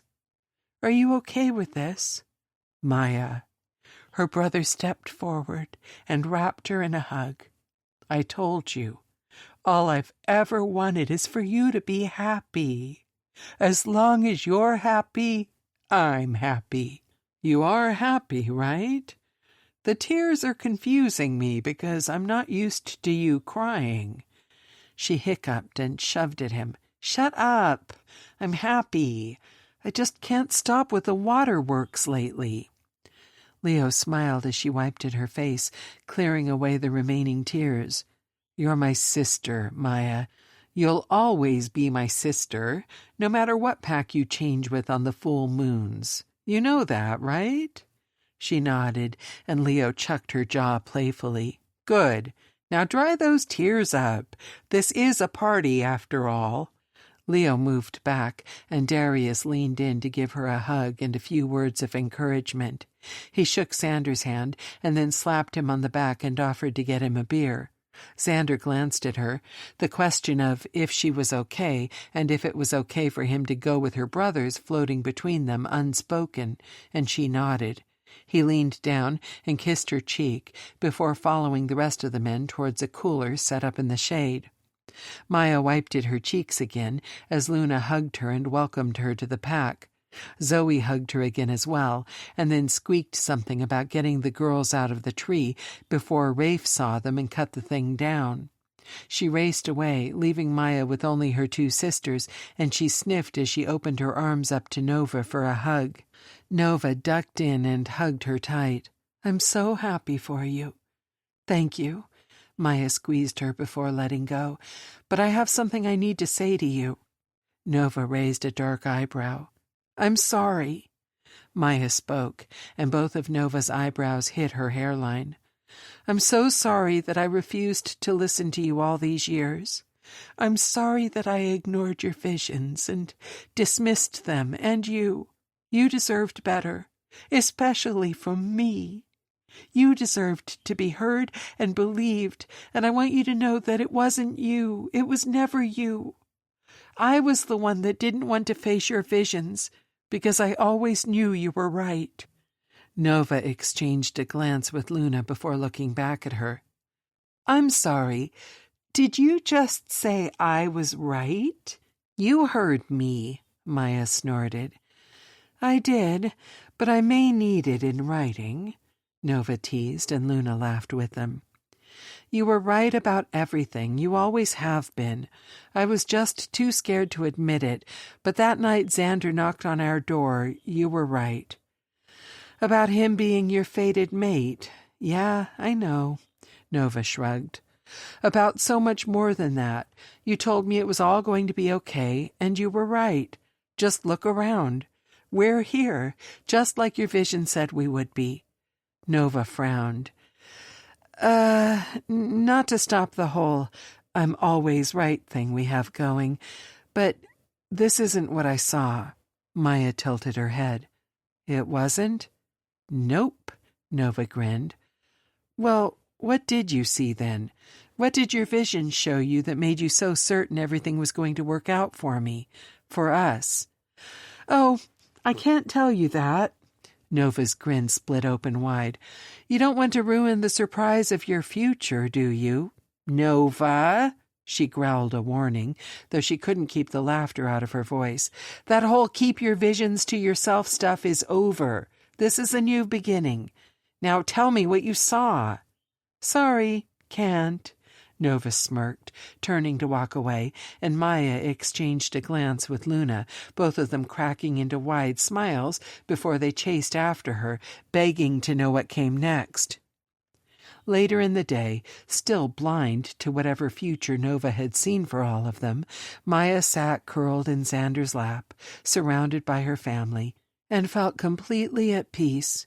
She'd meant what she told her sister earlier. It was the end of an era. No more downplaying or ignoring Nova's visions, but also no more hiding her feelings or keeping people at arm's length. She had woken up today as a new wolf, a new member of the Moray pack. Her time as a crescent wolf was over.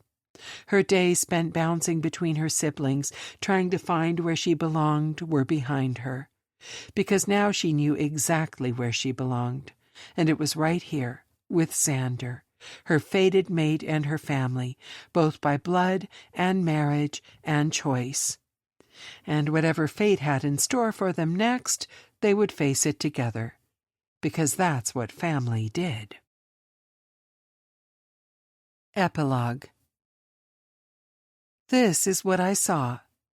Maya picked up the nearest object she could reach, which turned out to be the large glass of ice chips she'd only just had Luna refill for her, and hurled it at her sister with every ounce of strength left in her body. Nova's eyes went wide as the glass hurtled towards her, and Maya smugly wanted to scream that she bet her sister hadn't seen that coming. Unfortunately, Xander had, because he stepped in front of Nova, easily catching the glass before it could do any damage and then shaking his head at her. "We talked about this, Maya.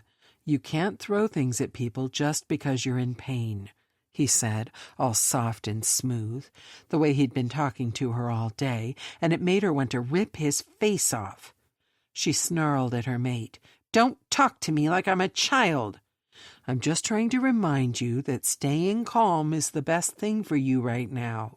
And I'd like to remind you that this," she kept her voice sweet as sugar as she motioned to her grotesquely swollen and distended belly, and then screamed, "is all your fucking fault, Xander August Leary!" "August?" Luna tilted her head curiously, and Maya smiled when Xander groaned. "She knows I hate my middle name." He turned back to her, green eyes encased in worry despite his flippant tone. "Sweetheart, I've told you I don't appreciate it when you use my full name just to make a point. And I don't appreciate that you knocked me up the very first time I let you inside me. But hey, it is what it is," she snapped. "It wasn't the very first time," Xander smirked, and Maya growled.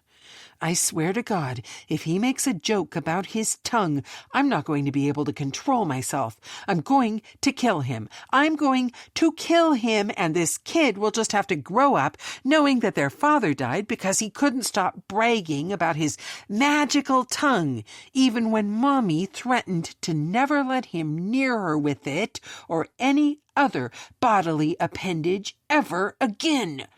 Nova snorted from her place against the wall. "She has a point there.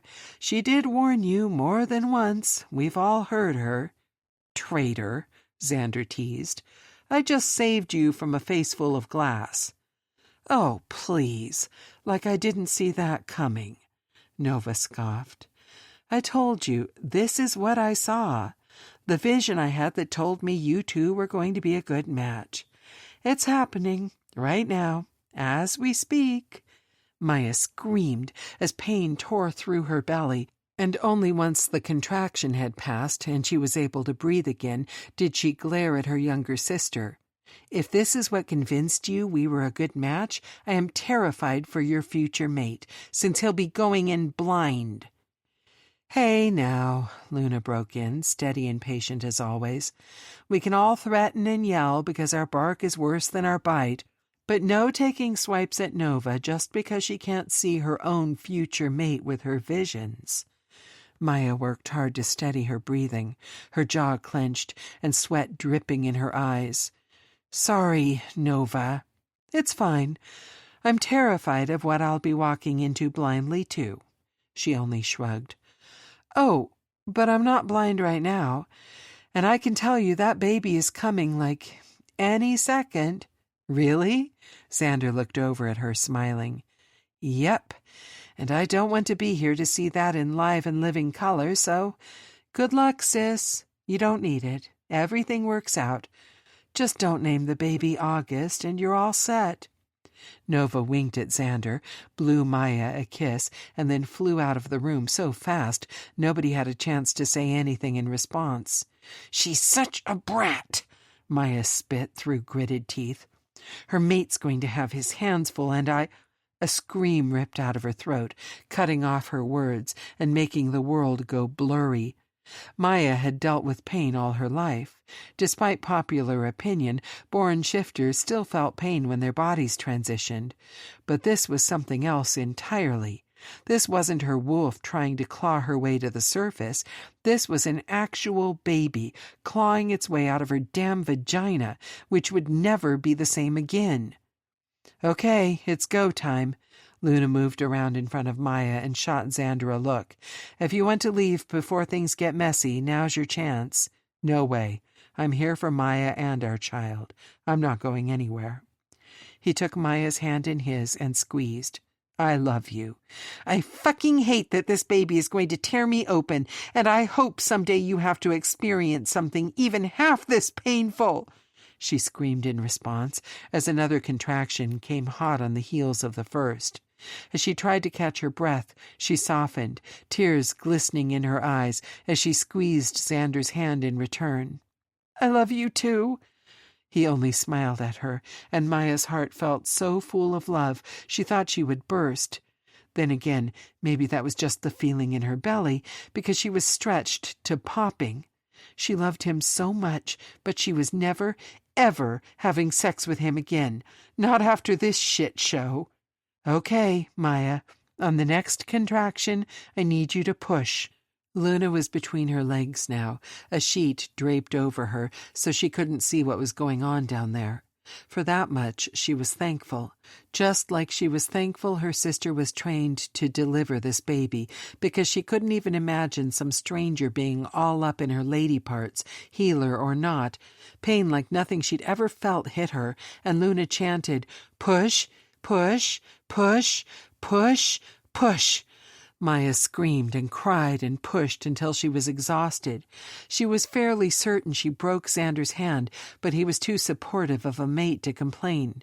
He gave her his other while the first one healed, and he never stopped whispering to her that he loved her and that she was the strongest woman he'd ever met and that she could do this. Maya sobbed, certain he was wrong. There was something wrong with her. This was taking too long. The baby wasn't out, and it should have been out by now. She'd been not in the room, but in the lodge when Luna gave birth, and it hadn't taken all damn day. Not like this. Plus, Luna had birthed twins. As far as she knew, Maya was only having one baby, and apparently it was as stubborn as she was because it was not following directions and getting the hell out of her body fast enough. "I can't do it," Maya cried, but Xander was there, catching her face in his hands and kissing the tears from her cheek. "Yes, you can. Yes, you can. You can do anything. You're strong and fierce, and you took down a bear shifter to save my life. You escaped a psycho that tortured you and would have killed you. You fought every step of the way to become the incredible woman I love, and that woman doesn't give up. Don't you give up now, Maya. Not on yourself. Not on us. Not on our baby." "Just one more push," Luna cajoled. "One more good push. The baby is crowning. Give me one more good push, okay?" "Okay," Maya whimpered, never taking her eyes off the lush, beautiful green eyes of the man she loved. "Okay. Ready? Go. Push, push, push," Luna chanted as Maya grit her teeth, squeezed Xander's hand, and used every ounce of energy she and her wolf had left in them. Just when she was certain she couldn't go on for a moment longer, a scream erupted in the birthing room, and Maya shivered at the sound. Her wolf, who had slunk off into a corner hours ago, stood at attention, recognizing the sound as completely as Maya did. It was their baby. Part hers and partly her wolf's, just as much as it was partly Xander's and his wolf's child as well. Together they had created this life, this incredible born shifter. "Oh, she's gorgeous," Luna cooed softly, and Maya forced her tired eyes open. Had she blacked out for a minute there? She couldn't be sure. She was so exhausted. All she knew was that 1 second she was pushing, and the next there had been a crying baby in the room. And now her older sister was walking towards her with a tiny little bundle wrapped up in a soft, cream-colored blanket. "She?" Xander's voice broke on the word. "It's a girl?" "One happy, healthy baby girl," Luna confirmed. "Here you go, Mama." Maya's lips trembled, and tears dripped from the corner of her eyes. "I'm a mom." "You're a mom, and you're going to be a great one." Luna put the baby in her arms and then kissed her forehead. "I'll let you two get acquainted with your daughter. I'll be right outside if you need anything." Luna left the room, but Maya hardly noticed. She couldn't do anything but stare at the tiny wrapped bundle in her arms. She was perfect, 10 fingers and 10 toes, black as midnight, short strands of hair sticking up wildly from her little head. And when she opened her little eyes, Maya's heart melted. "She has your eyes." Xander leaned over them. "She has your everything else, so that seems fair." Maya nuzzled her nose against the sweet baby. Our daughter. We have a daughter, Zan. We're parents. It's a miracle, all of this. My whole life. It's been one miracle after another ever since I found you. He wiped at his cheek, and she realized he was crying too. Our little miracle, Maya hummed. We have to give her a name, though. Xander sniffed. I know you didn't want to talk about it before, thought it might jinx things, but... Carmen, Xander smiled. Carmen? After my mom, she nodded. If that's okay with you. Xander smoothed a finger over her dark hair. Carmen June Leary. June? It was Maya's turn to smile. After my mom, too. Her name was June. I didn't know that. You've never said. She reached for his hand with her free one. She made her mistakes. But I miss her a lot, especially on days like today when I think of how happy she'd be to have another granddaughter. Carmen June Leary it is, Maya agreed, before looking back at the baby. Do you hear that? You're named after two very special women. That means you're twice as special to us. Our whole world. Xander nodded, crawling up beside them to lay with them on the bed. And we're never going to let anything bad happen to you, not like it did to us, because you're going to grow up with a huge, wild, crazy extended family, and there will always be someone there to protect you. Maya smiled. Always. Bonus epilogue. 2 years later. Nova hummed along to the latest Lizzo hit as she walked. The music in her earbuds was a nice distraction from all the noise of the real world and the one from the future that sometimes slid into place over it when she least expected it. She knew her visions were a gift, and she treated them as such, but a girl could only go stumbling into the river because a vision had distracted her so many times before she found a way to block the noise. She couldn't do anything about the big ones, the ones that stopped her in her tracks, the ones that warned of danger or an impending change that would drastically alter her life or someone else's around her. Those came no matter where she was or what she was doing. But the smaller visions, the ones that threatened to drive her mad with the constantly changing world based on every decision the people around her made, or didn't make, could be controlled. Over the years, she'd learned that having something to focus on could ground her in reality. If she was with other people, she could use one of her family members or friends as a type of anchor to keep her in the present. It was more difficult when she was alone, but she'd found that music worked almost as well as familiar voices. Now she always wore her earbuds on long walks and hummed or sang along to keep her mind in the present. It was rare for a basic, everyday vision telling her that the boy down the street would fall off his bike or that they were going to get rain could overtake her, and she was thankful for the control that had come with age and understanding of her gift. When she'd been a child, Nova had been carefree and careless with her visions. She had proudly told anyone who would listen about what she saw. Back then, she hadn't understood that knowing the future could have consequences. She'd predicted her oldest sister would mate with an alpha outside their family's crescent pack, and though Luna hadn't given her foresight much credit at the time, someone else had. Maddox Clary had been a power-hungry and crazed alpha wolf who wanted Luna and the crescent pack for himself. Hearing of Nova's vision, knowing his time was running out to claim Luna, he'd staged a coup that had ripped the DeLuca family apart and nearly destroyed them all. Nova's mother and father had been killed in the attack. Her brother Leo had been driven from their lands and forced to go to the neighboring Moray pack for help, because the traders had also kidnapped Luna, Maya, and Nova. It was a chain of events that Nova's visions had foreseen, but had also caused.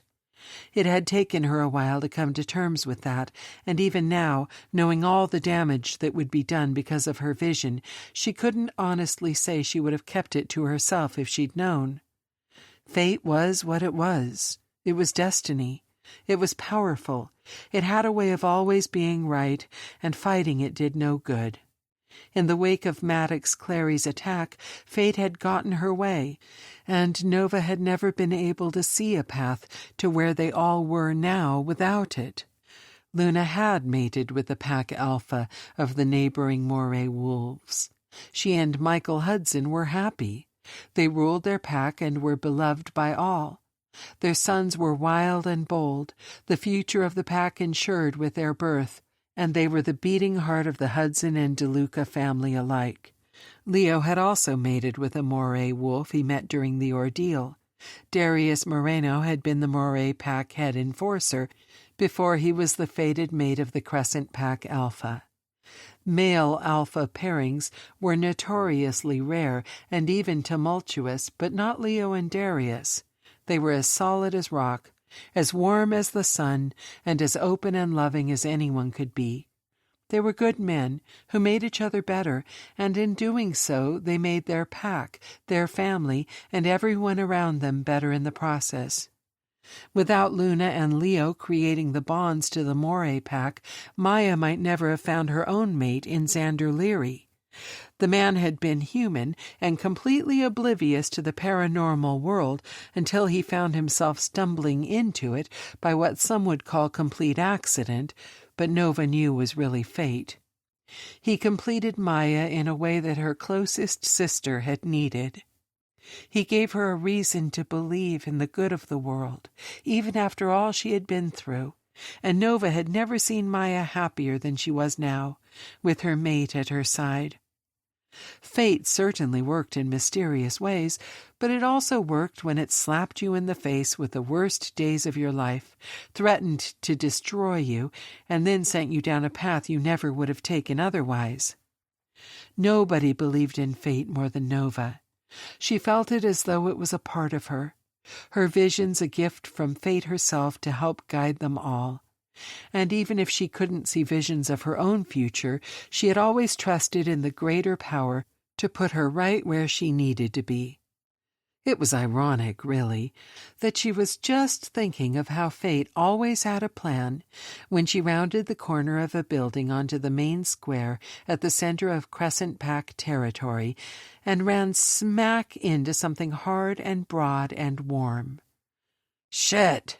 a deep voice growled as she all but bounced off of him, stumbling backwards, and then two big hands were latching onto her arms to keep her from falling. Sorry, I wasn't looking where I was going." One of Nova's earbuds had fallen out at the collision, and she winced as the low voice invaded her head, overtaking the sound of Lizzo still belting it out against her other eardrum. It took her brain a moment to process that she had run into someone, not something.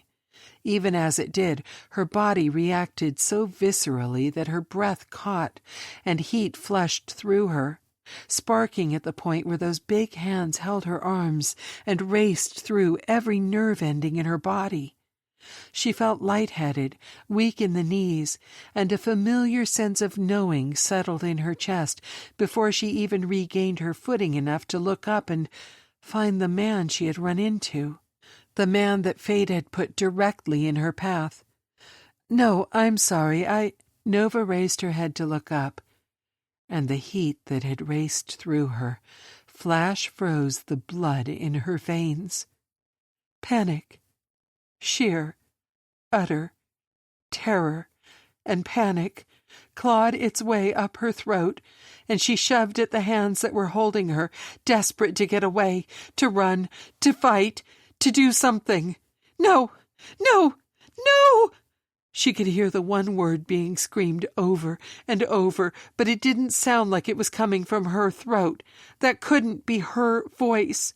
Shrill and horrified, a whine so keen that her wolf shuddered inside of her and shrank back to the farthest, darkest corner of her soul. Maddox Clary was alive. He wasn't dead like they all thought. Darius hadn't killed him by ripping his head off all those years ago. He was here, now, standing right in front of her, gripping her arms even as she struggled to get away from him. And just like when she was a little girl and he was a grown man, so much bigger and meaner and scarier than her, he wouldn't let her go. Nova? Somewhere through her terrified screams, she heard her name in her brother's worried voice. Nova? What the? Oh, fuck. Son of a bitch. Darius was there now, too, though Nova's gaze was snagged on the devilishly handsome face of the man in front of her, so she couldn't see him. That face, she would know it anywhere. Dark skin, full lips, chiseled cheekbones. So handsome and hurt to look at him. But it was a mask. Beneath the good looks, he wasn't a man or even a wolf. He was a monster. Let her go, Darius ordered. I can't. The man's honey-brown eyes didn't leave Nova's face, and his grip on her didn't loosen, even though he lowered his voice to a soft whisper. I'm not who you think I am. I'm not him. I swear to you that I am not him, and I would never hurt you. Do you hear me? Never. But you're supposed to be dead, she whimpered, as the heat in her heart warred with the cold lead tanking up residence in her stomach. No, the man shook his head again. Maddox was my brother. He's dead. But I am not here to hurt you. I promise I would never hurt you. Nova, honey, he's not Maddox. He's why we wanted to talk to you. He's his brother.